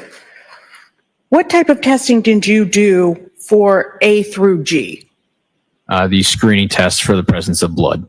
And what results did you get in A through G? In A through G, all stains had screened positive for blood. And how did you identify those stains? Visually. And when you say visually, what color were they? All of these stains were purple in color. And why were they purple? The crime scene services section during the scene exam was using a chemical called LCV, and this chemical leaves behind a purple residue and is known to turn potential blood stains to the color of purple. And when had crime scene services used that chemical? Earlier in the day during the scene exam. Was that before you began to go into the basement and do your testing? It was at the same time. Okay. So were you there when that was happening? Yes. And why is LCV used? The crime scene services section uses it for their scene examinations. And how does LCV impact your testing? At the scene, LCV does not have an impact. However, in the lab, it is known to hinder the confirmatory test for blood. What does that mean? The confirmatory test is done as a second test on stains in areas that had screened positive for blood. As a result, we can confirm the presence of blood, and this LCV chemical is known to, even on positive samples, give a negative result. So how do you compensate for that in the lab? In the lab, even if a stain has tested negative for blood, a sample would still be prepared for DNA testing. So what do you do with a stain once it has screened positive for blood? The stain itself would be transferred onto a set of swabs for collection and transported to the lab for analysis. And how is that done? What is a swab? The swabs are very similar to almost like a Q-tip on a wooden stick, and each sample is packaged in its own manila envelope and then stored in its own container. So leaving, do you need a second? You okay? Yep. Leaving the basement, can you please describe the second floor of the home? In the second floor, I examined the two bathrooms, which included a master bathroom from one side of the house and a secondary bathroom to the left. Okay. And what areas did you test on the second floor? Both of the sinks as well as the showers. There was also a pair of black and blue cleaning squeegees. Okay. So did you test the drains and the basins? Yes, I did. Okay. And how did you do that testing? The screening test was also the same one that I have been using throughout the day. And what were your results? All of these areas had screened negative for blood. And what time do you think you left the house at 516 Chief Justice Cushing Highway in Cohasset? Approximately 4:45 in the afternoon. And were you done with all of your testing? I was not. So what happened to the house? At the end of the day, the decision was made to secure the house, and we would return the next day to continue our exams. And did you return to 516 Chief Justice Cushing Highway? Yes. And when was that? The following day on January 9th. And where did you start on January 9th of 2023? On the second floor in the front left bedroom. Okay. And what observations did you make to the front left bedroom? The bedroom itself was clean overall, aside from a pile of clothing on the floor. I had also noted an area of, it seems like a white residue, and in an area that the varnish on the floor appeared to have been removed. At the time, I would like to show what's been previously marked as Exhibit 210, which is 7765, that bedroom that Mr. Sheehan just described, and publish it for the jury. You may. Thank you. Mr. Sheehan, can you describe what you were talking about with the white residue and the varnish, please? On the area on the floor directly above the MSP placard number 10 and to the bottom right of the pile of clothing is the white residue on the floor. Is the white residue that you're discussing? Yes. Okay. And what is the other area that you were discussing? It was that same area, the white residue, and that same area appeared the varnish on the floor looked like it had been removed. And how was the varnish flooring for the rest of the room? It still had a glossy, shiny coat to it. Were there any other varnish issues? Not that I recall. And did you do any testing in this room? I did. And where did you do testing? Testing was on 2 additional red-brown stains that I had observed on one of the window curtains, as well as on the purple stain noted with MSP placard number 8. And what kind of testing did you do? The screening test for blood.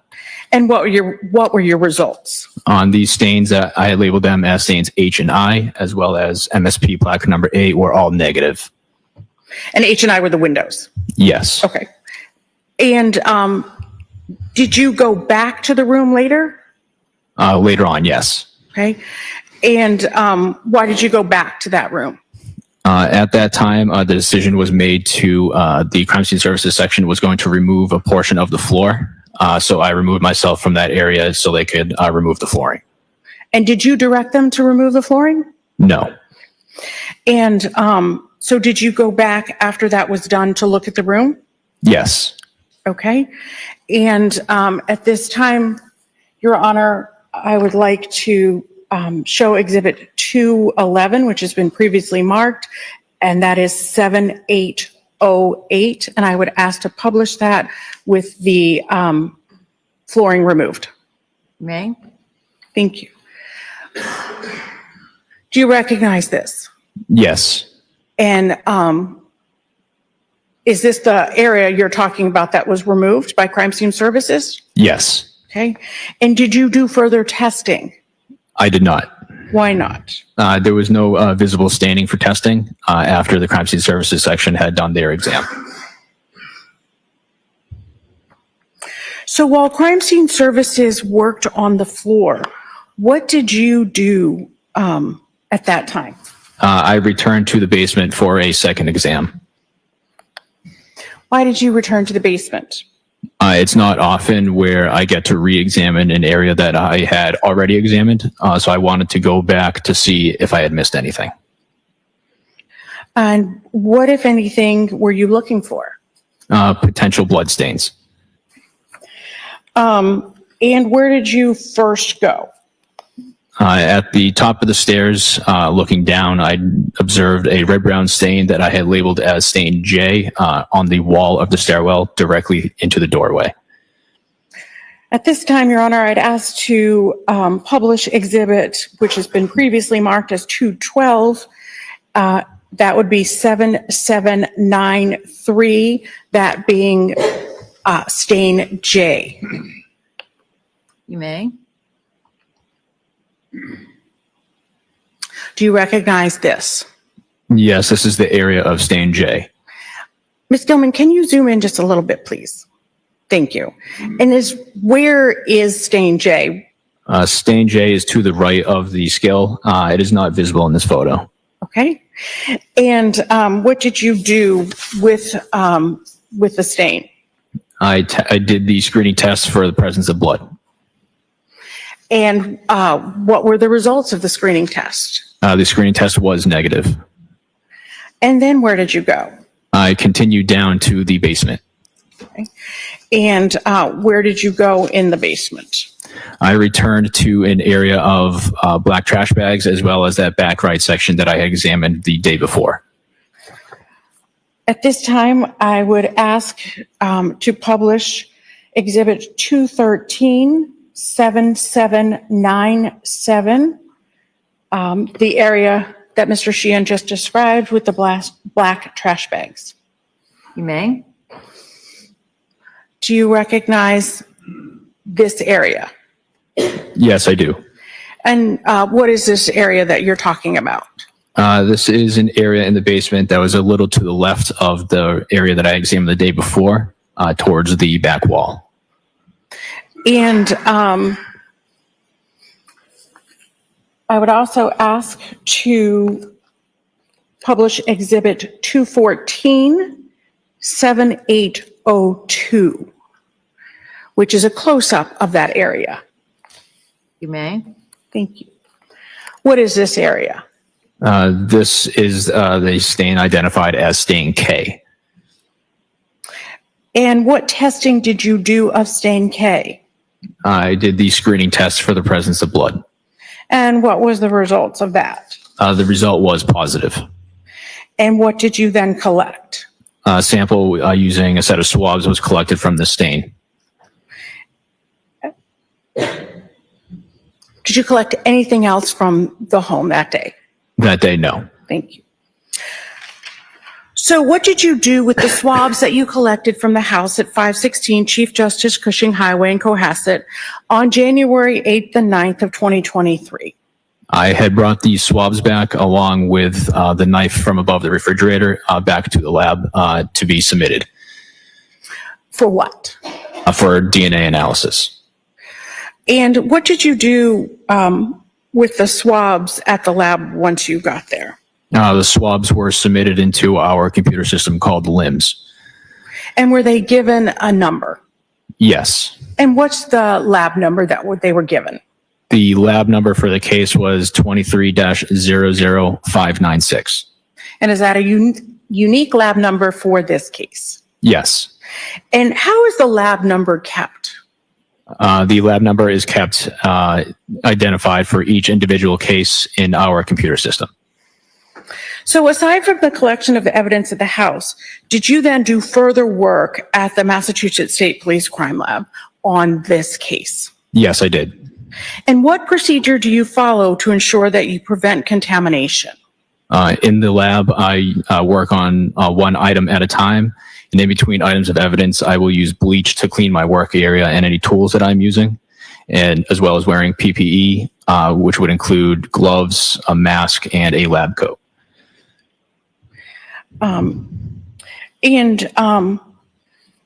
How do you keep your actual station clean, and what do you use on your actual station? Bleach. And why do you use bleach? Bleach is known to destroy DNA. Do you use any kind of paper on your station? We use a large piece of paper, which we call butcher paper. Did you do lab work on the items you brought back from 516 Chief Justice Cushing Highway alone, or did you do lab work on other items as well? Other items as well. So what was the first item that you examined in this case? Item number 1-1. And what was item -1-1? This was a set of swabs from red brown stain A in the basement. And what testing was done? I did a confirmatory test to confirm the presence of blood. And how does that confirmatory test work? This is the test itself is very similar to a pregnancy test, where a small amount of sample is put into a test solution, and then that test solution is put onto a test card. After a period of 10 minutes, if there's one line, the test is negative. If there's 2 lines, the test is positive. And what was the result? Confirming the presence of blood was negative. So what was done with this item?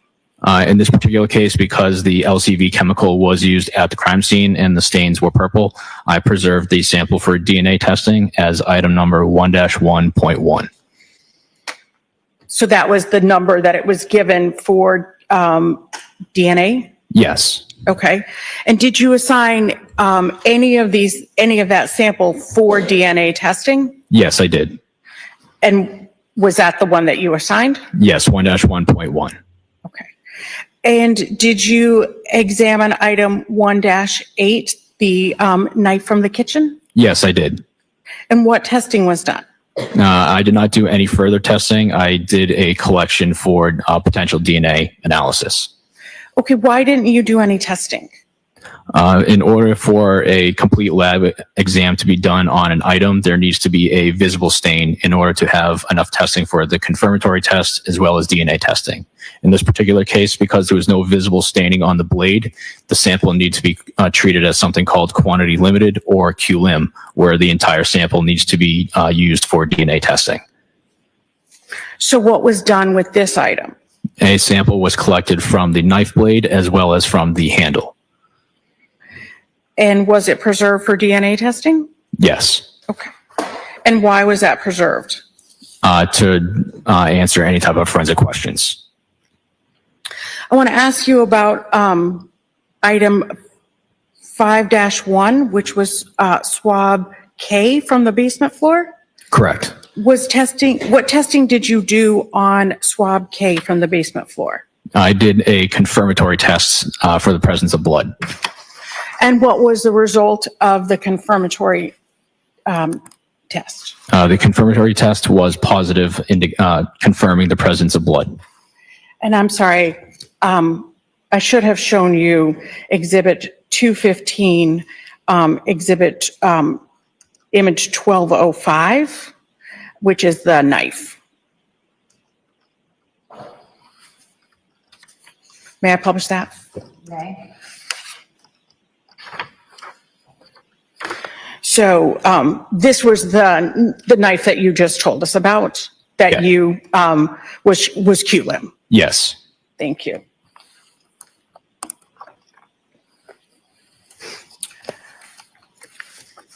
And now I'd ask to show Exhibit 216, Image 1066, which is the swab K.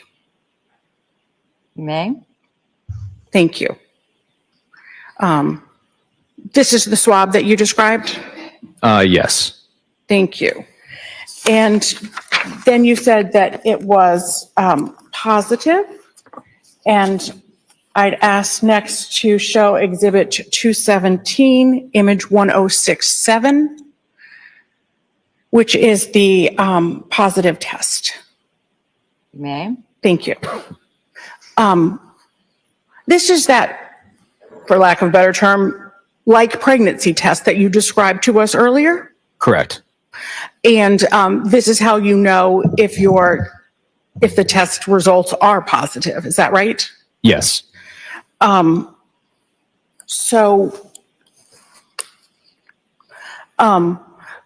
you're saying that this is indicating positive for human blood, why are you saying that it's indicating positive for human blood? The test itself, while it does confirm the presence of blood, there are other types of animal blood that will give a positive result, which include ferret blood as well as various types of primates.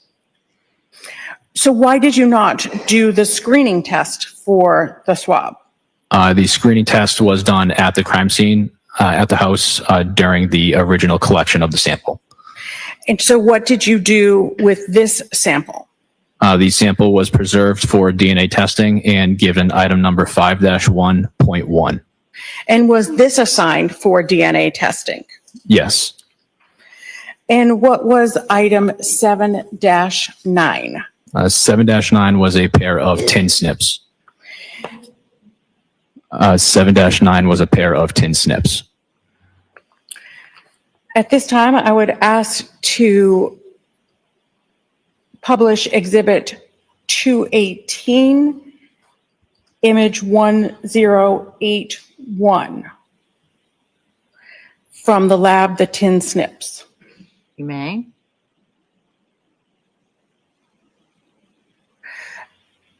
And Mr. Sheehan, you recognize these photos, correct? Yes. And why do you recognize these photos? These are the photos that I took in the lab of the items. They have the case number, my initials, the item number, and the date I worked on them. And what testing did you do? There was no visible staining on the blades, so I did the screening tests for blood, and the on the blades was positive. And why didn't you do the confirmatory testing? There were no visible stains to do further testing. So it's the same reason that you gave us before? Yes, as a QLIM sample. Thank you. And you said that this was positive for blood? The blades had screened positive. And what was done with this item? A sample was preserved from the blades as well as from the handle. And what was 7-10? 7-10 was a hacksaw. I would ask to publish Exhibit 219, image 1085. That's the image of the hacksaw? I'm sorry, yes, Your Honor, it's the image of the hacksaw. You may publish it. And what test did you do on the hacksaw? There were 3 areas that identified for potential testing on seemed like a tannish brown debris. The first one was on area A, which is on the blade at the end, on the opposite side from the handle. Area B was on the frame next to the handle, and area C was on the blade where it attaches to the frame adjacent to the handle. And what testing for all of those areas? I did the screening test for the presence of blood, followed by the confirmatory test for blood. And what were the results on those 3 areas? On all 3 areas, A, B, and C, the tests were positive, confirming the presence of blood. What did you then do? Samples were preserved from each individual area, A, B, and C, as well as from the handle. What numbers were the samples given? The sample that I had assigned for DNA testing was from stain C, which was 7-10.3.1, as well as a sample from the handle, which was 7-10.4.1. I'd next like to talk about 7-11, the hammer. I'd like to show you Exhibit 2020 and publish it, that being image 1092. That being the hammer. You may show that. Mr. Sheehan, what test did you do on the hammer? I did the screening test for blood on the hammerhead and face area. What were the results? Screening test for blood was positive on the hammer face. And what did you do? Samples were preserved from the hammer face as well as from the handle. And why did you only do the screening test here? There was no visible staining on the hammerhead. So am I correct in assuming that when you only do the screening test and not the confirmatory test, it is always going to be for that same reason? Yes. Meaning I don't need to keep asking you the same question? Correct. 7-13, the blades and frame from the hatchet, that being Exhibit 221, image 1099. Could we please publish that for the jury, Your Honor? Okay. What observations did you make of this hatchet? There was no visible staining. However, on the hatchet head, I did note some sort of greasy and oil-like substance. Why is that significant to you? In my experience, whenever a cutting instrument is used on an individual, it can leave behind this greasy and oily substance, which is indicative of fatty tissues. Overall. What testing did you do? I did the screening test for the presence of blood on the hatchet head. What were the results? Now, the screening test was positive. And then what did you do? Sample was preserved from the hatchet head as well as from the handle. The hatchet head was given sample number 7-13.1, and from the handle was 7-13.2.1. And were any of these assigned for DNA testing? Yes. Both of those? Yes.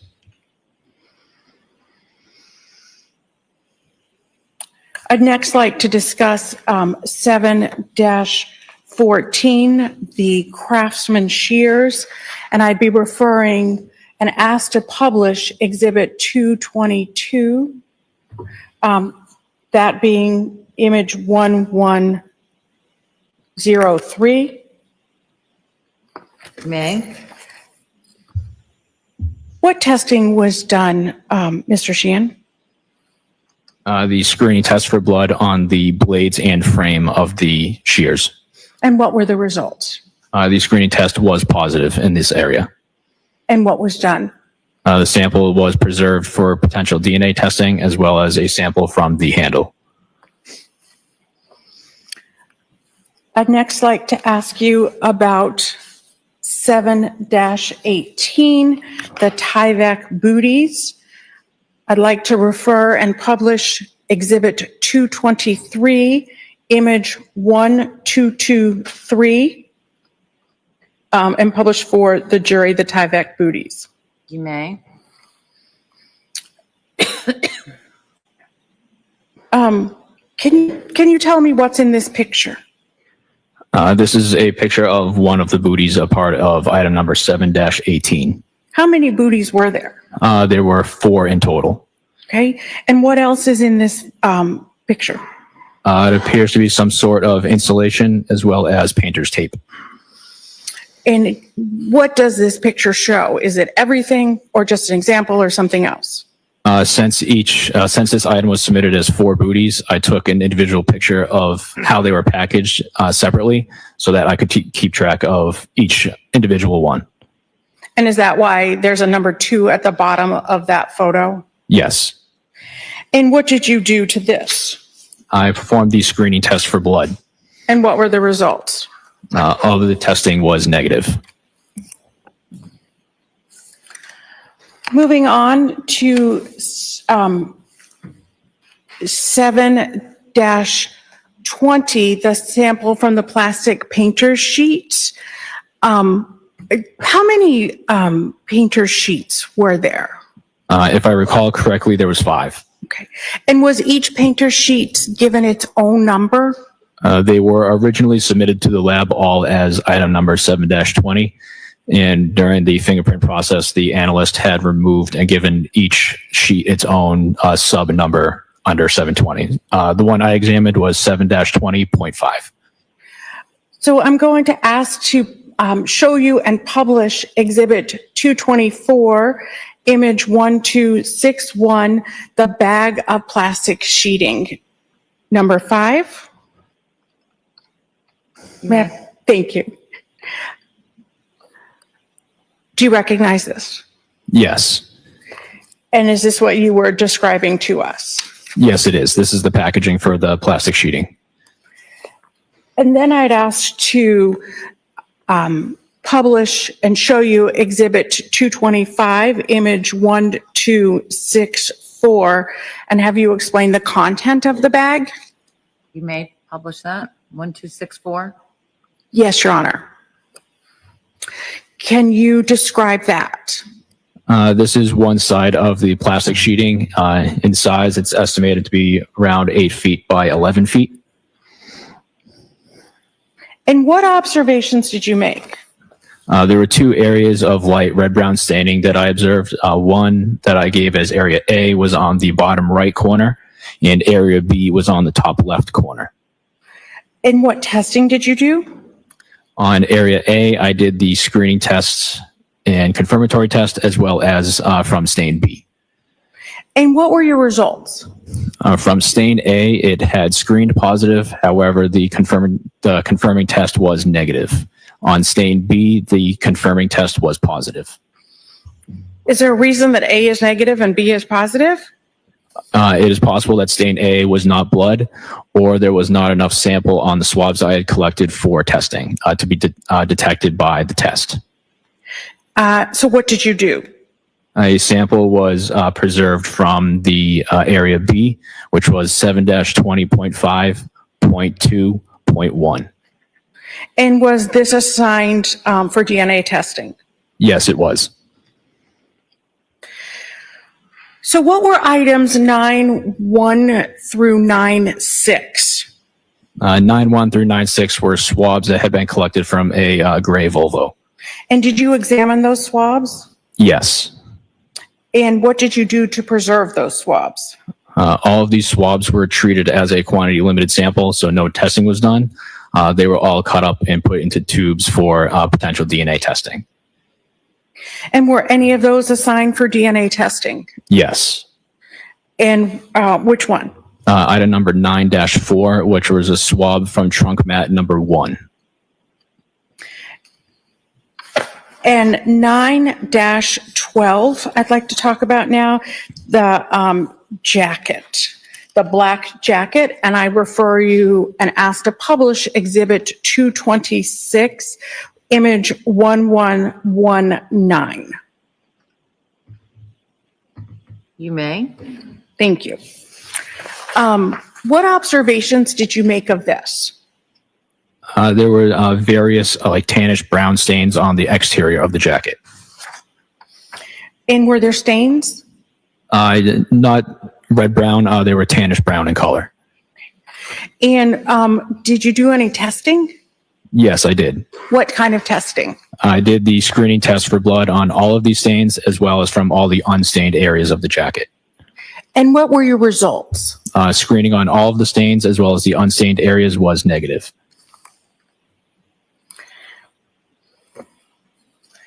I'd now like to move on to item 9-20, the tape with gauze and red-brown stain.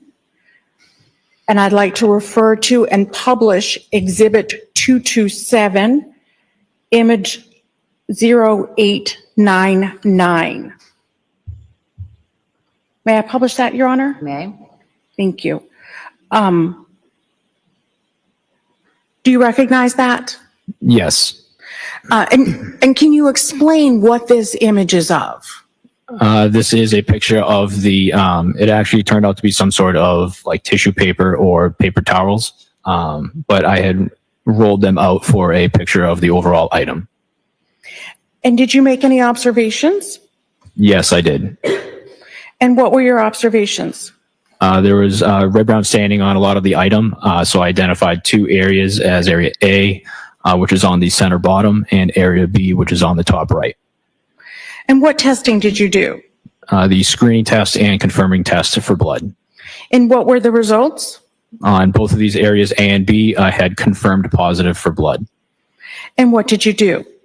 Samples were preserved from both A and B. Sample A was given item number 9-20.1. And was that assigned for DNA testing? Yes. I want to move on to 9-22, the white towel, and refer to Exhibit 228, image 1128, and ask you to identify that and ask to publish that to the jury. You may. What observations did you make of this towel? I noted the red-brown stains on the majority of the towel. And what testing did you do on this towel? identified one of the areas of red brown staining in the center of the towel for testing. And what kind of testing did you do? The screening and confirming test for blood. And what were your results? This area A in the center had confirmed positive for blood. And then what did you do? A sample was preserved from this area A and given item number 9-22.1.1. And was that assigned for DNA testing? Yes. Moving on to 9-23, I'd like to ask you about and also ask to publish Exhibit 229, Image 1132. May I do that, Your Honor? Yes, and what's it an image of? It's an image of the towel, the next towel number 2. Towel number 2. You may publish it. Thank you. Could you tell me about this towel, what your observations are? I noted the large area of red brown staining in the center and identified it as red brown stain A. And what testing did you do? The screening and confirming test for blood. And what were the results? The sample A had confirmed positive for blood. And what then did you do after sample A confirmed positive for blood? Sample was preserved for potential DNA testing.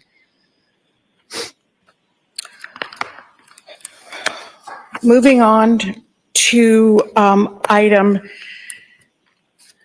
9-27, the gray slippers. I would ask at this time to publish Exhibit 230, Image 8398. 8398. Yes, Your Honor. And is that the light gray polka dot slippers or the dark gray slippers? The dark gray slippers. Okay. Dark gray slippers may be published. What observations did you make? I noted red-brown stains on both sets of slippers, as well as identifying one as stain A, which was on the top of the left slipper, and stain B, which was on the bottom of the left slipper. I'd also ask to show Exhibit 231, Image 8399. It's also the same dark gray slippers, just the back of the dark gray slippers. You may. Mr. Sheen, can you tell me about this photograph? This is the bottom of, or the soles of the dark gray slippers. So what testing did you do? The areas A and B, A being on the top of the left slipper and area B on the bottom of the left slipper. I did the screening test and confirming test for blood. And what were your results? And both of these areas had confirmed positive for blood. And then what did you do? A sample was collected from both of these areas, as well as from the unstained areas on the interior of the slippers. If we could go back to the previous Exhibit 230, please. Can you explain where you're talking about the unstained interior? On the light blue section, I tried to do a collection from the areas that were not stained. Meaning not red-brown? Correct. And why did you take a sample from the interior unstained area? This is to collect any potential amount of skin cells in this area to help identify a person who may have been wearing the slippers. And where exactly are you trying to swab at that point? In this case, for the slippers, it would be anywhere it would be high contact with the feet. So all the light blue areas on the sole, as well as underneath where the toes would be. And why were you trying to avoid the red-brown stains? To at least limit any type of cross-contamination between the stains and for skin cell collection. So did you give numbers to any of the areas that you collected? Yes. And what numbers did you give? From the interior unstained areas was given item number 9-27.2.1, and from stain A was 9-27.3.1. And Were those two that you just described, those two numbers that you gave us, were those assigned for further DNA testing? Yes.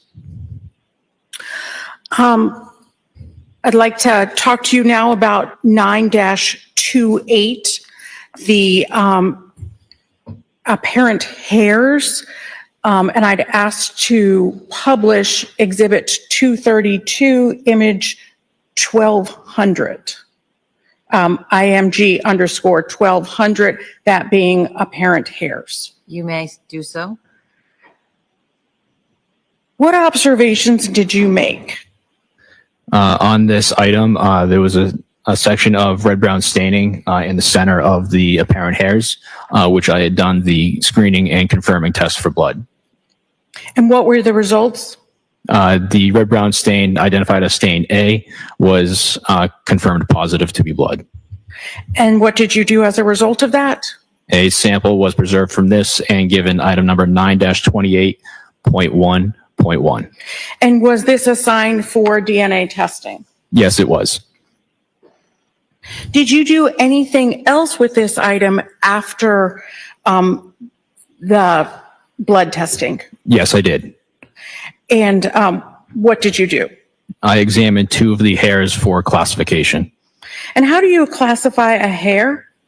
The structure of a hair is very similar to the structure of a number 2 pencil, where the eraser is the root, the outer yellow portion is the cuticle, the wooden portion is the cortex, with the inner graphite section being the medulla. All 4 of these areas under a microscope demonstrate various types of characteristics, and it's these characteristics that are used to classify a hair as a human or animal. And where do you make those observations? In the lab using a microscope. And were you able to classify the hairs here? Yes, I classified 2 of them. And how did you classify them? Again, I pulled randomly 2 of them out of the clump of apparent hairs and to examine in the lab. And did you classify them as human or animal?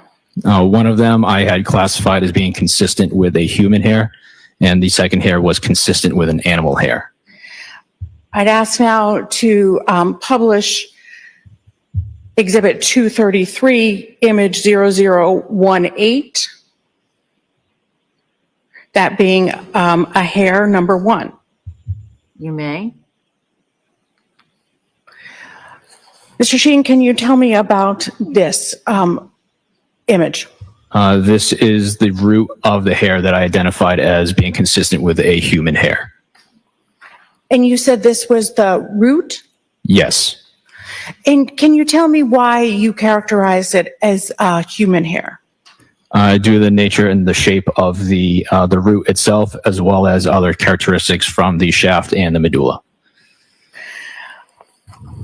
I'd ask to publish the next exhibit, 234, image 0022, that being hair number 2. You may. Mr. Sheehan, what is this hair? This is the root area of the second hair that I identified as being consistent with an animal hair. And can you explain why you believe this was, you were able to characterize this as an animal hair? Along with the shape of the root and the characteristics of the scales and the medulla on this item, identified as being consistent with an animal hair.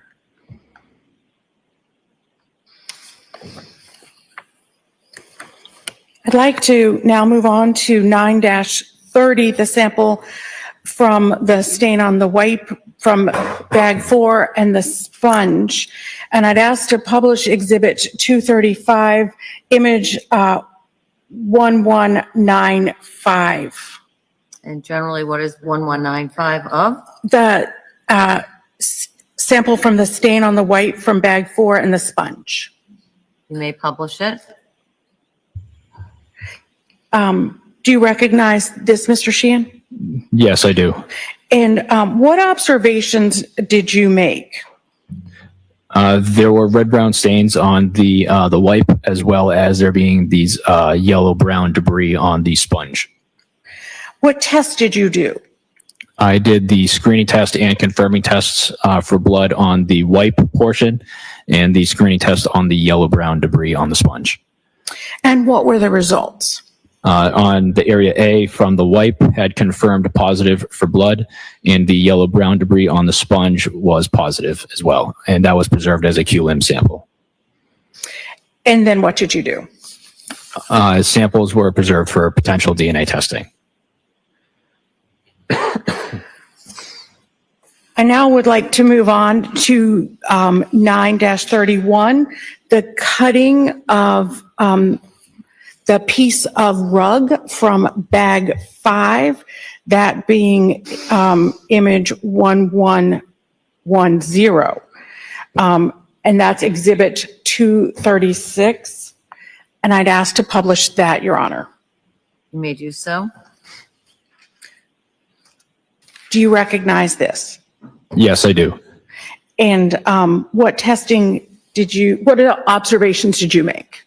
This is the underside of the piece of carpet that had red-brown stains on it. And what testing did you do? I did the screening test and confirming test for blood. And what were the results? The stained area had confirmed positive for blood. And as a result, what did you do? A sample was preserved from this item as item number 9-31.1. And was this assigned for DNA testing? Yes.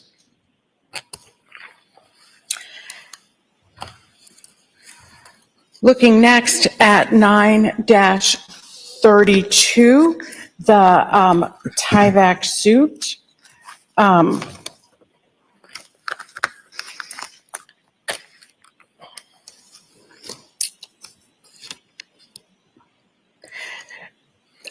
I'd ask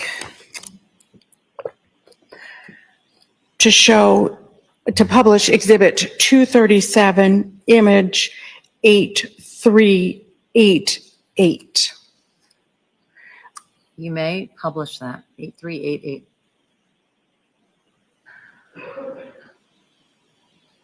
Mr. Sheehan, what observations did you make of the Tyvek suit? There were several areas of red-brown staining, both on the exterior and the interior. I'd also like to publish exhibit 238, image 8390, which is another angle, another side of the Tyvek suit. You may. Do you recognize this, Mr. Sheehan? Yes, I do. And can you tell us what you see here? There was 2 areas of red-brown staining on the leg portions. And I'd also like to show exhibit 239, image 8391, another image of the Tyvek suit. You may. And can you tell us what you see here? This is the exterior front of the Tyvek suit. And finally, exhibit 240, image 8392, a bag of the Tyvek suit. You may.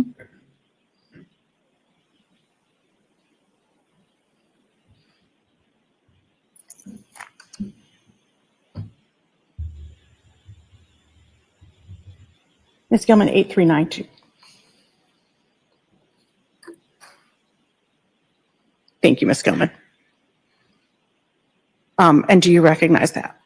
Yes, this is the tag on the Tyvek suit. Thank you. So what observations, you told me about your observations, I apologize. What tests did you do? I identified 4 areas of red-brown stains for further testing, A through D. A and B were on the exterior front pant legs. Area C was on the back right ankle, and area D was on the interior right sleeve. And so what testing did you do? The screening test and confirming test for blood. And what were your results? On all 4 areas, A through D had confirmed positive for blood.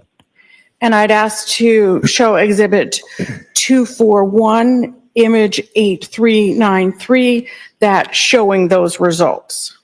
You may show the results. As a result, what did you do? Samples were preserved from each one of these areas, as well as from the interior sleeve cuffs of the Tyvek suit. And why did you take a sample from the interior sleeve cuff? This is very similar to the reason why collecting from the unstained areas of the slippers. This is an area of high contact with the skin, so this was done for the collection of skin cells to identify a person who may have been wearing it. And were any of these assigned for DNA testing? Yes. And can you tell me which ones were assigned for DNA testing? Samples number 9-32.1.1 was the sample from the interior sleeve cuffs. 9-32.2.1 was the sample from stain A, and 9-32.5.1 was the sample from stain D on the interior sleeve. Moving on to 16 -1, the rug. I'd ask to show you Exhibit 242, image 1143, and publish that to the jury. You may publish that image to the jury. What observations did you make of this rug? I noted an area of red-brown staining on the left portion of this piece of carpet. And what testing did you do? The screening test and confirming test. And what were the results? The stain area A had confirmed positive for blood. What did you do? A sample was collected for potential DNA testing. Moving on to 16.2, I'd ask to publish Exhibit 243, image 1148, different 16.2, that being a sample from portion of rug 2. All right, you can publish that, 1148. What did you note on this? What observations did you make? There were several areas that identified for testing stains A through F. And what testing did you do? The screening tests and confirming tests. And what were your results? On stains B through F, the screening test was negative, and on stain A, it had confirmed positive for blood. I'd like to talk about 16-3, a sample, that being rug number 3. I'd like to show you and publish to the jury Exhibit 244, image 1153. You may do so. What observations do you make, Mr. Sheehan? I observed a large amount of red-brown stains. On the left portion of the carpet is where I identified as stain A. And what testing did you do? The screening and confirming test for blood. And what were your results? The area of stain A had confirmed positive for blood. And as a result, what did you do? A sample was collected for potential DNA analysis. Moving to 16-4, a sample of rug number 4. I'd ask to publish to Exhibit 245, image 1158. You may publish 1158. Thank you. What observations did you make, Mr. Sheehan? There was an area of red-brown staining on the bottom of this piece that identified for testing as stain A. So your testing, you did do testing? Yes. Okay. And what were the results of your testing? On this area, stain A had confirmed positive for blood. And did you preserve it for DNA? Yes. Moving to 16-5, rug number 5. I'd ask to publish Exhibit 246, image 1163, Your Honor. You may do so. Thank you. Mr. Sheehan, what observations did you make? There was an area of red-brown staining on the left portion of the carpet. And what testing did you do? I did the screening and confirming test for blood. And what were the results? This stained area A had confirmed positive for blood. And as a result of that, what did you do? A sample was preserved for potential DNA testing. Moving to 16-6, rug number 6. I'd ask at this time to publish Exhibit 247, image 1176 from rug number 6. You may publish that image, 1176. Thank you. What observations did you make? I noted the red-brown stains on the bottom left corner of this piece of carpet. And what testing did you do? The screening and confirming test. What were the results of your testing? This area had confirmed positive for blood. And what did you do? I preserved a sample from this area for potential DNA testing. Moving on to 16-7, rug number 7. I'd ask to publish Exhibit 248, image 1180. You may publish image 1180, rug 7. And Your Honor, in that same vein, from rug number 7, the other side is 1181, Exhibit 249, if I could also use that one as well. You may. The reverse side is in evidence now, 249, 1181. Starting with this image, can you please tell me what you see? I noted an area of red-brown stains as stain A on the bottom left corner, as well as an area of stain B that is in the center of the white powdery residue that you see. And if we could just look at the back as well. What observations did you make here? On the top left corner is the backside of that stained area A, and in the center with the white powdery residue, with the opposite side was stain B. And what testing did you do? On both stains A and B, I did the screening and confirming test for blood. And what were the results of your testing? Both stains A and B confirmed positive for blood. And were numbers assigned to these samples? Yes. And what were those? For stain B, which I had sent to DNA for testing, was 16-7.2.1. I should have said, as a result of their being positive, did you take a sample to send to DNA? Yes. Okay. And so what were those numbers? For the area from stain B was 16-7.2.1.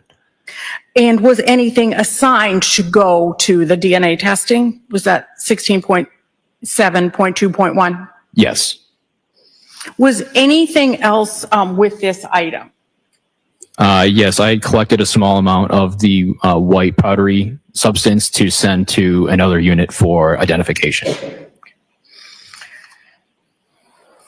Looking at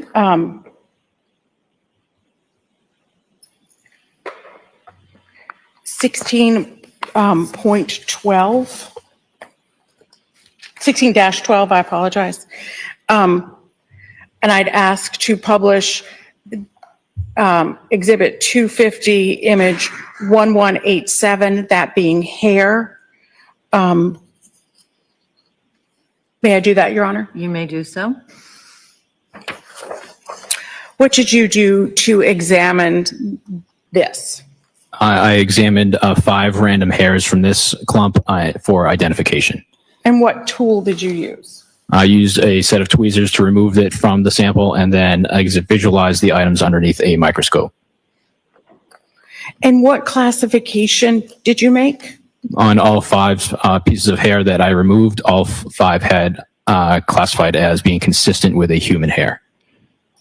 And you used the same technique that you described to us earlier? Yes. So after you finished with the testing for blood and looking at the hairs, what did you do next? I would write my report for all my findings, as well as assign DNA items for analysis. And what is the next round of testing at your laboratory? The next section for DNA samples would be the DNA unit. And what does go on for testing? Any samples that are assigned by the criminalist working on the case. And how is the determination made as to which items to send for DNA testing? When the criminalist is examining the case, they try to select the samples that have the most amount of forensic relevance and answer as many forensic questions as possible. And are there limits as to the number of items that can be sent forward for DNA testing? Yes. Why is that? It would, for every single case, there are tons of samples that are collected for DNA. It would create a huge backlog in the lab system, which is why we try to select the most forensically relevant samples to answer as many questions as possible on the first round of testing. So were items in this case sent for DNA testing? Yes. And so you've identified those items as we went along. You gave the number and you said which items you sent along for DNA testing. Is that right? Yes. In addition to those items, was there one other item that was also sent for DNA testing? Yes. And do you know what that was? This was item number 16-13, which was an unknown tissue. And was all of the DNA testing done in one round?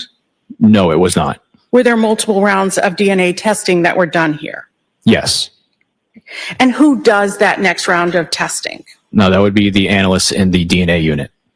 And where do the original physical items get stored after you finish your work on them, Mr. Sheehan? The original physical items are returned to the investigating agencies, while all of the DNA samples are preserved in our long-term storage area. If I might just have one moment. Certainly.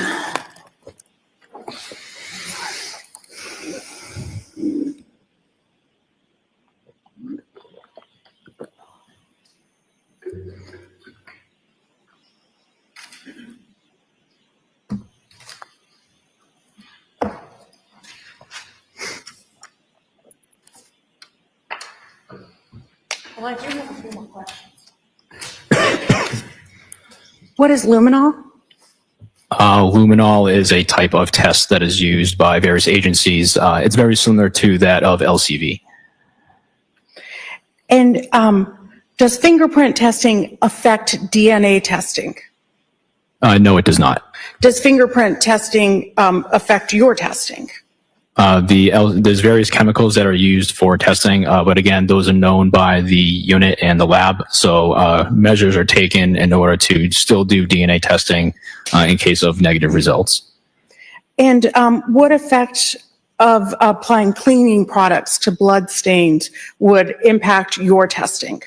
If the concentration of bleach or cleaning agent was high enough and was used on a sample long enough, it could degrade and destroy any type of DNA that would be on a sample or area.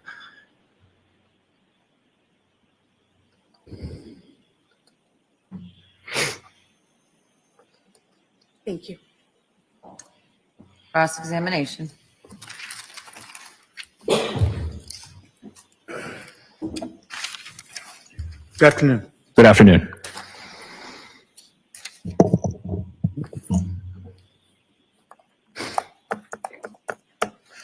So you appear at the home on January 8th, correct? Yes. And that was the first time you went there? Correct. And before you got there were other people from the Mass State Police. They'd already been there.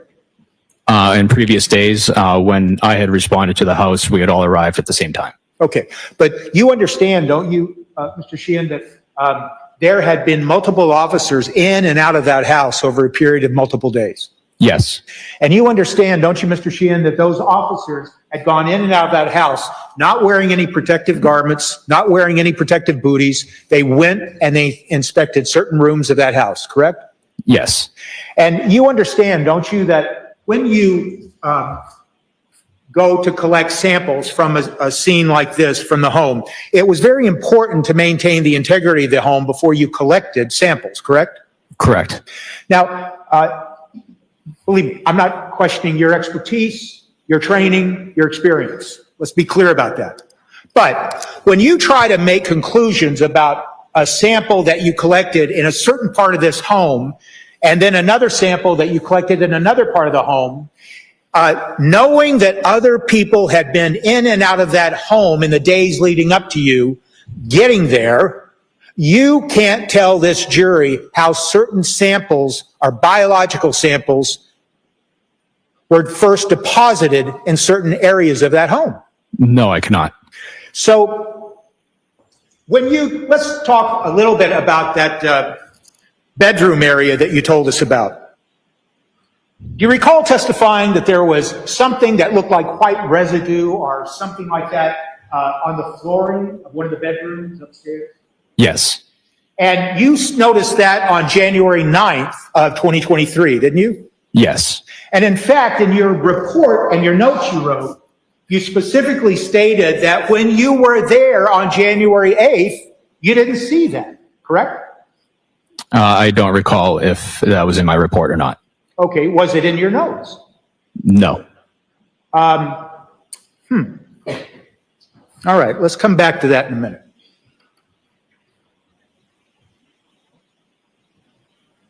On January 8th, were you up in that bedroom where that area was? Now you told us about the white residue? No. So you understand, though, that other Mass State Police have been up in that room? Yes. And you understand that when you went up on the 9th, that's when you first saw what you have described to this jury, correct? Yes. Now, as a result of the observations that you made in that room, it's our understanding then that you caused, well, that's not entirely accurate, but in any event, there was flooring dug up in or around that area that you saw the white residue, correct? Correct. And that area covered that area that looks like from the exhibits, that area that was between the clothing, the pile of clothing, and placard tin, correct? Yes. And then I keep saying that. Did you ask that the flooring be removed? No. Okay, someone else did that. Correct. But then after that flooring was removed, you went up and examined that area where the flooring had been. Correct. Now, there is a reason, isn't there, why someone decided to remove that flooring?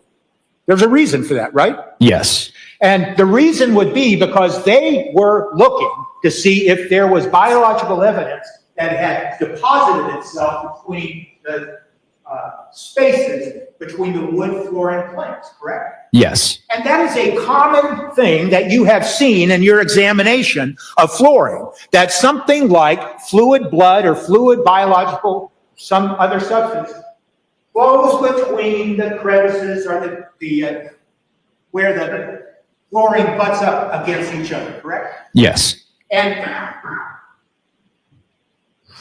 when the flooring is then pulled up, now what you're looking for is to see if any of the biological fluid had deposited itself not only in the joints between the flooring planks, but then back on the subfloor where the flooring planks lay, correct? Yes. And after a thorough examination, after all of those flooring planks were dug up on that floor, you didn't find any evidence whatsoever of any biological substance that tested positive for blood.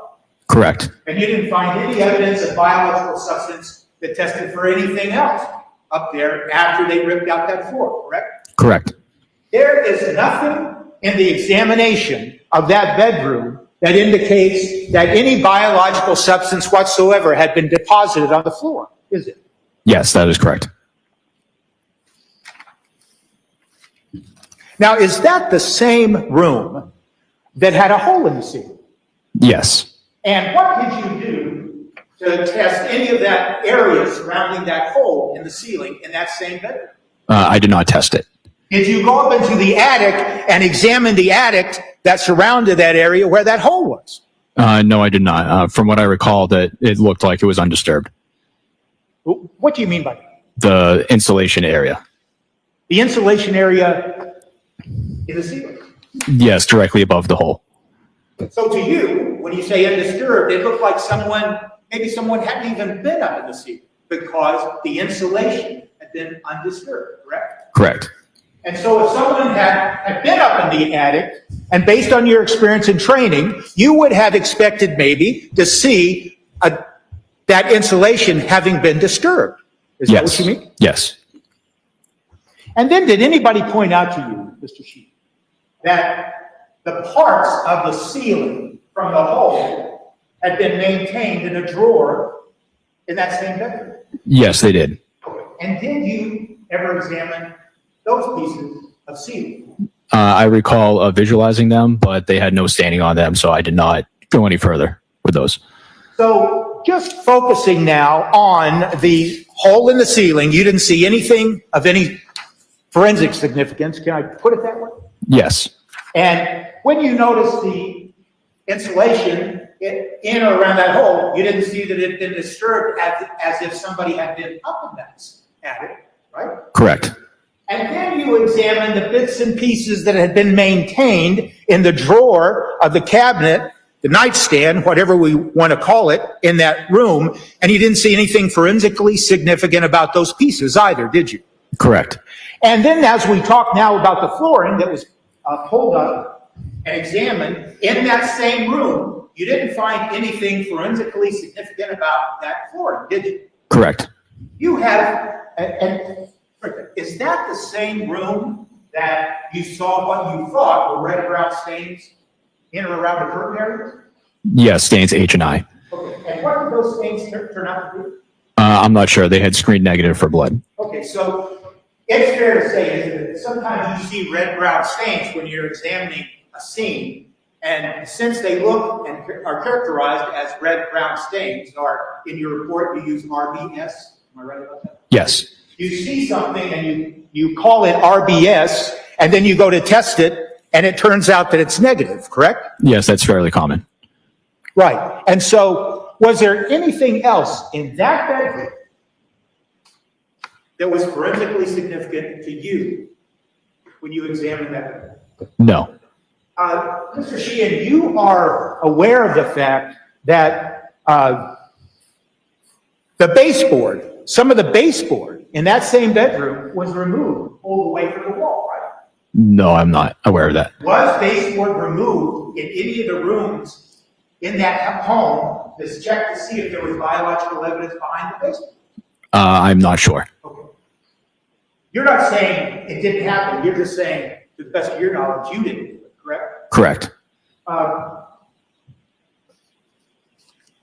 So as you sit here today in front of these jurors, it's fair to say that forensic, there is nothing in that bedroom that indicates that anything forensic was found in that bedroom, correct? Correct. And you have no idea when you talk about that white residue on the floor that you saw on January 9th, you have no idea what caused it, correct? Don't. And you don't know if that was caused by, let me back up a little bit. Did you describe that on direct examination as if the varnish on the floor had been removed? Yes, that's what it appeared to be. And when you did you use the word removed? Yes. But it's true, isn't it, that you could characterize the absence of the sheen of the varnish, that it could have just been the result of wear and tear, correct? Yes. And in a bedroom like that, where you have a lot of people coming in and out, and it's in the open area of the room, that could just be a result of wear and tear from kids playing, adults walking back and forth over periods of time, correct? Yes.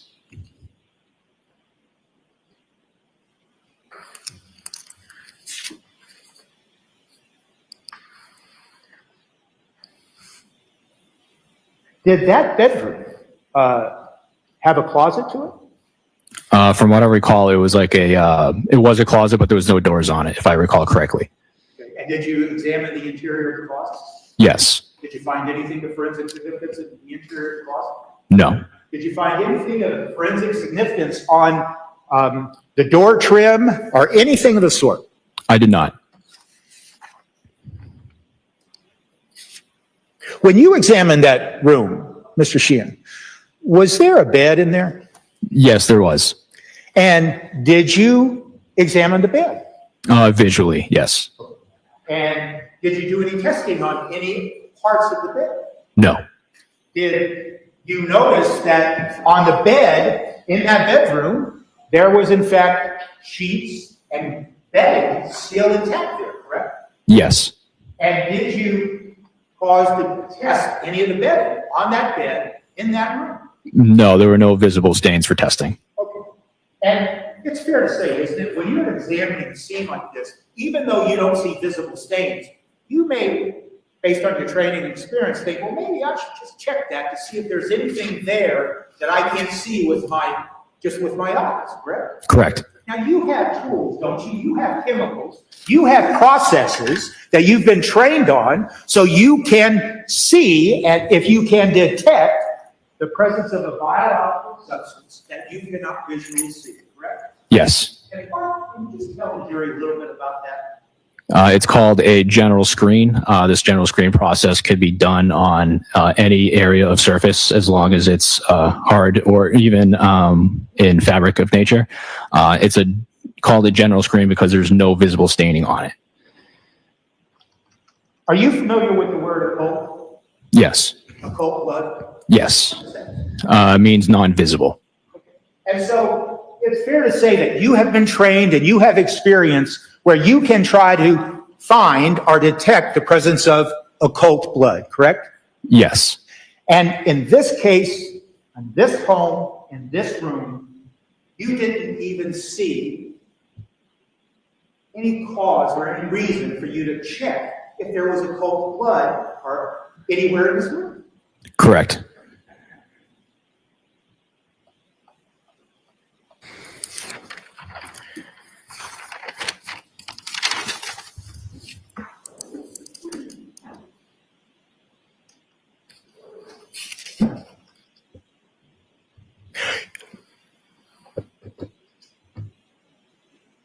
Now, I want to talk to you a little bit about some other rooms in this house on the second floor. Did you examine other rooms in this house that were up on the second floor?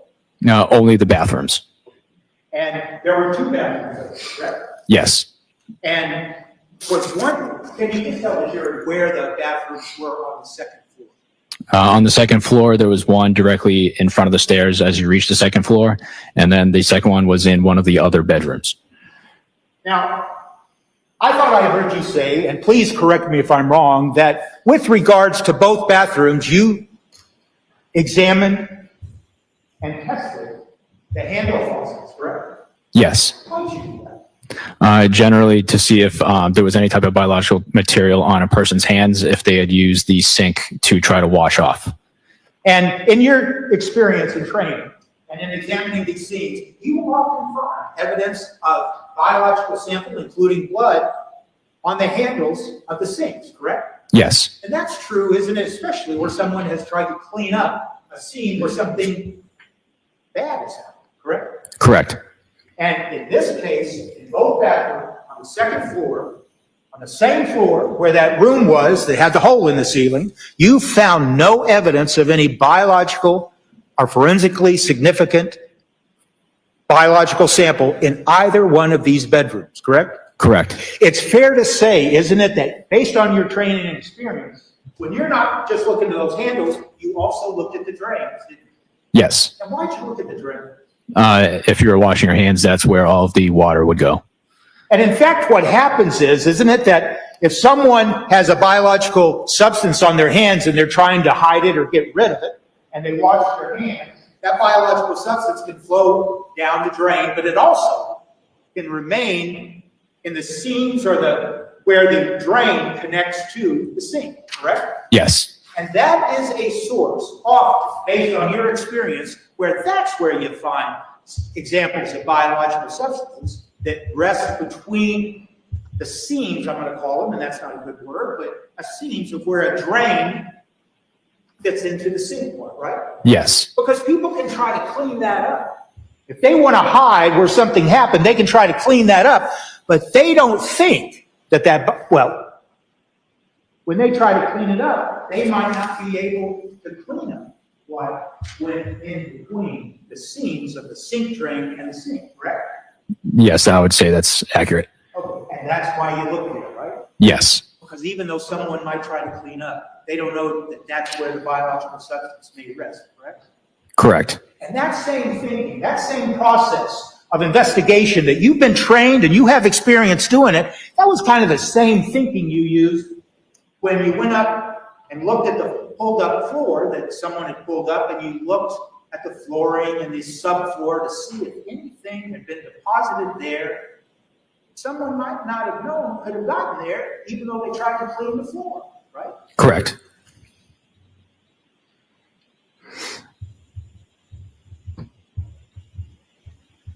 And when we talk about the drains and the faucets of those bathrooms upstairs, are you including the drains and the faucets that would be associated with a shower or bathtub that was in those bathrooms? Yes.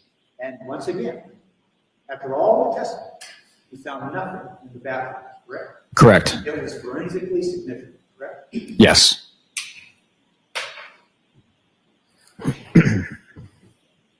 So now I want to ask you, as you move down from the second floor of this home, and you move down the stairway, was there in fact a main stairway that came down from that second area you just told these jurors about? Yes. And did you examine the stairway that led down? Yes. If you know, Mr. Sheen, were the stairs that traveled from the second floor down to the first floor, were they wood or covered with carpet or anything of the sort? If I recall correctly, they were hardwood. Okay. And you examined those stairs to see if there was any evidence of blood? Yes, visually. And you saw nothing? Correct. And you saw nothing on the walls that bordered those stairs? Correct. And you saw nothing on the railings that would border the stairs, correct? Correct. So now we've moved from the second floor, the bedroom with the hole in the ceiling, to two bathrooms upstairs, all the way down the stairs, and if we think about that now, so far you haven't found anything whatsoever forensically in that home for those areas. Correct.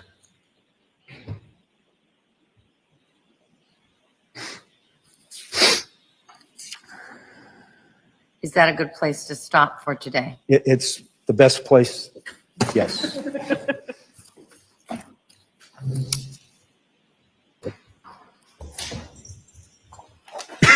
So jurors, I'll send you on your way for the night.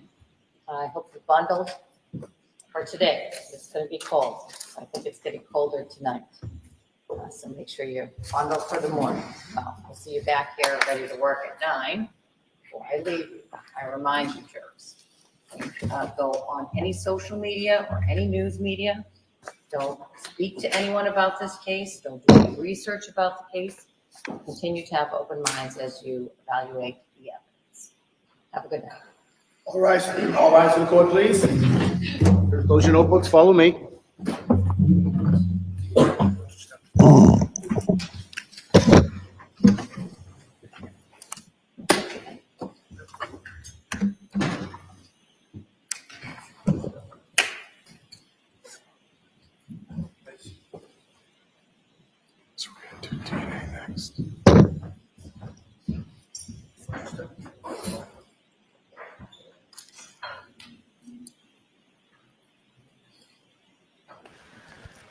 I'm going to have to listen back to that.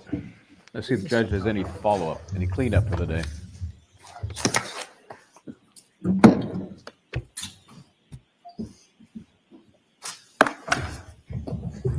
I'll see you at the side of the bench.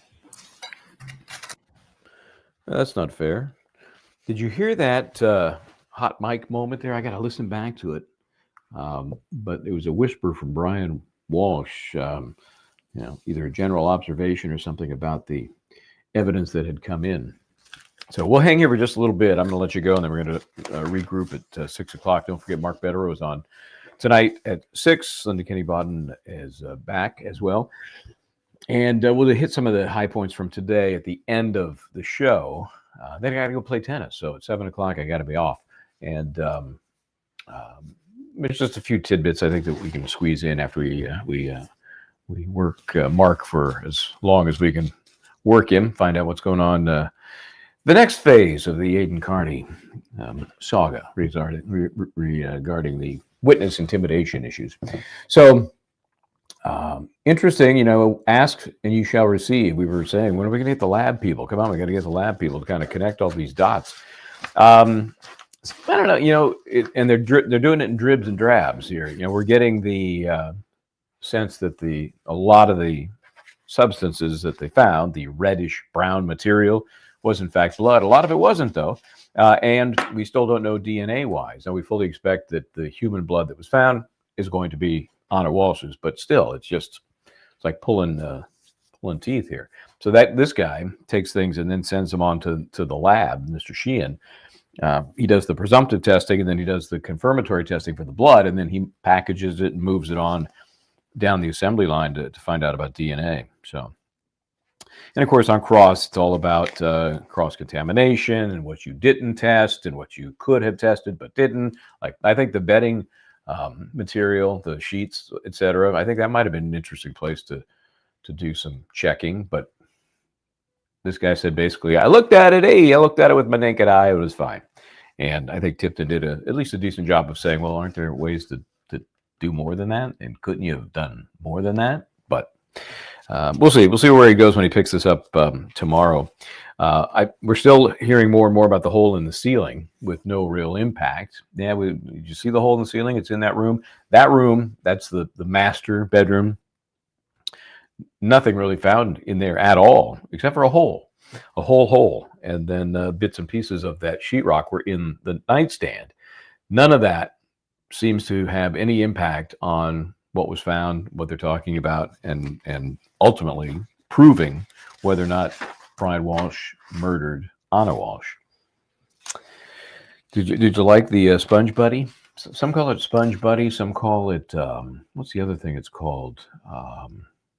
Some other cutesy name. Somebody developed a version of that. I'm not sure this is the exact one. This might be a knockoff, because the Scrub Buddy, I think that's the other one, that it sold on Shark Tank. The guys went crazy trying to buy this. It's because it's such a simple idea, cheap to make, easy.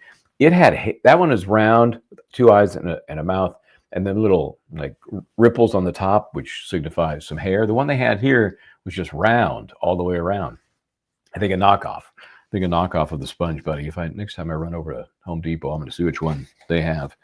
But it puts a kind of a macabre glint of happiness in a very nasty situation. He's using a Sponge Buddy, Scrub Buddy to clean up the operation. And that one was one of the things that had blood found on it. So, yeah, anybody else, before I get a chance to re-rack it and listen, anybody hear what he said? It was a loud enough whisper that I heard words, but couldn't really put it together. So I'm definitely going to do that. Yeah, I think it might be Donnie, not Wahlberg. It might be the Temu Scrub Daddy.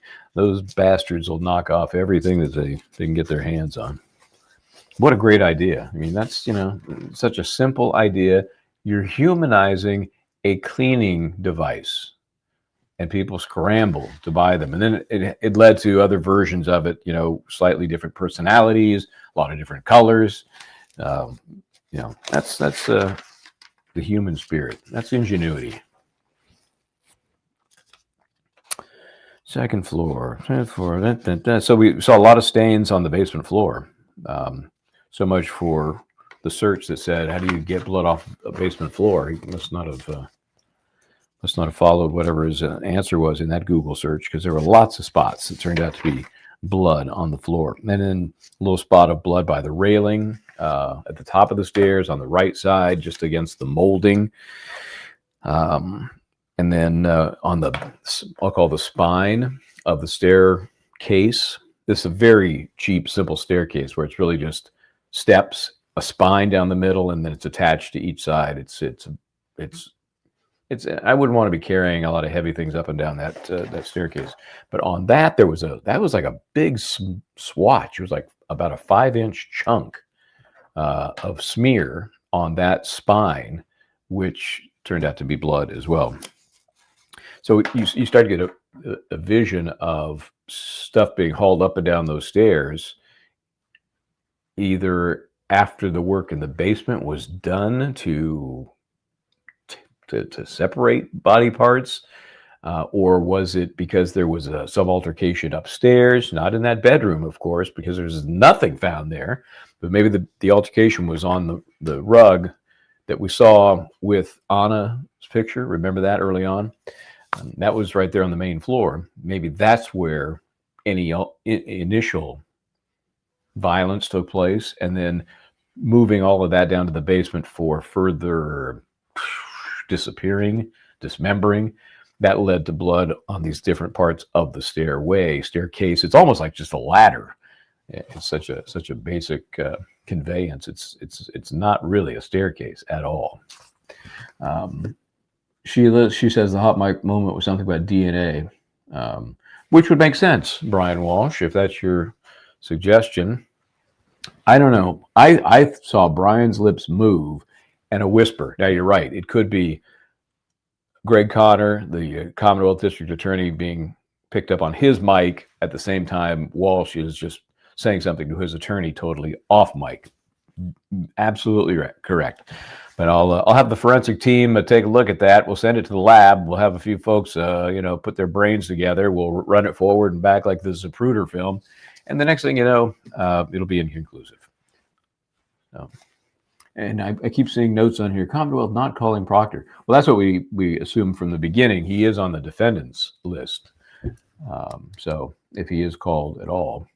But again, if what we heard was correct, that they were going to have some sort of confab with the court, and maybe that's what's happening now, unfortunately, we're not getting to hear it if it's about Proctor or other witnesses. Buchanan will be a prosecution witness. Proctor will not. And it makes perfect sense. Proctor doesn't work for the Commonwealth anymore, and since he was drummed out of the service, why would they bring him in if they can avoid him? As I said from the very beginning, and people started to say, no, I think Proctor's coming on. Well, yeah, but not to support the Commonwealth's case. Of course not. Why would you open yourself up to that? Yeah, the basement seemed to be the hotbed of most of the findings. And there were plenty. I mean, that rug, yeah, I should say the basement in terms of structure, but that rug in terms of items, man, that's brutal. I wish they would have reassembled it. You know, we see, I think there were 6 pieces, and I understand for transport purposes, maybe they had to cut it up. I would rather see it in one piece so we can see how that stain, is it just one giant stain in the middle? Is it, I don't know. I think it would be more helpful to see the whole rug and then see where those different pieces of the staining actually come together. But we'll see. I don't know if they ever did that or not. They did it with the tarp, but I don't know if they ever did it with the rug. You're just left with these bits and pieces.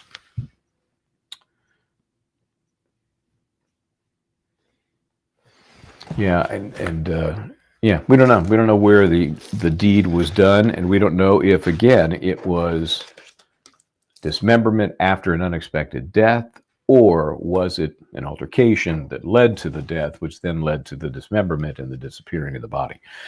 Don't know.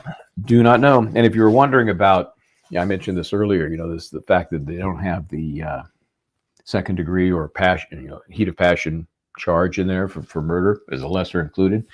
The basic difference is you either get out of jail someday, out of prison, or you don't. That would be the difference between the first degree or malice murder and second degree. Second degree, you might do 15 to 25, but you do have the chance to get out on parole. That's the win if you get a second degree conviction. So we still don't know if that's going to be in play or not. So, okay, guys, hurry up, wrap it up here, because I want to wrap it up before I come back to do this again.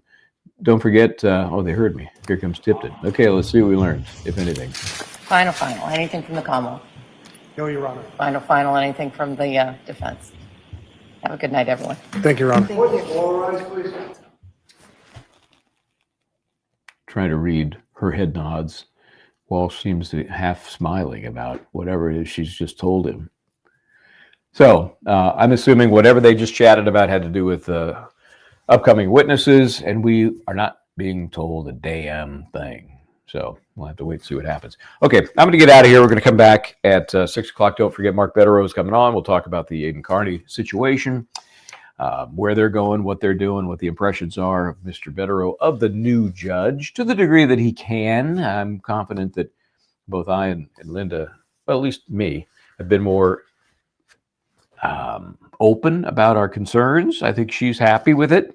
I don't agree, but we'll see how it plays out. And of course, Mark Betterow is ground zero for what is happening in that case. All right, then. Okay, bye-bye, Mr. Walsh. Have a great evening, sir. Anything else? Make sure I got everything covered here. Yes. Okay, so yeah, there's Mark's link. So portal on over there. We'll see you in a little less than 2 hours, and we'll get into a couple of different things. We'll pick up some of the Walsh, but really I think we're going to talk a lot about the Aiden Carney case tonight. So join us if you can. Appreciate it. A lot too much headroom there. Thanks for joining. See you next time. I'm Michel Bryant. This is Justice Served TV. Please try to do the right thing.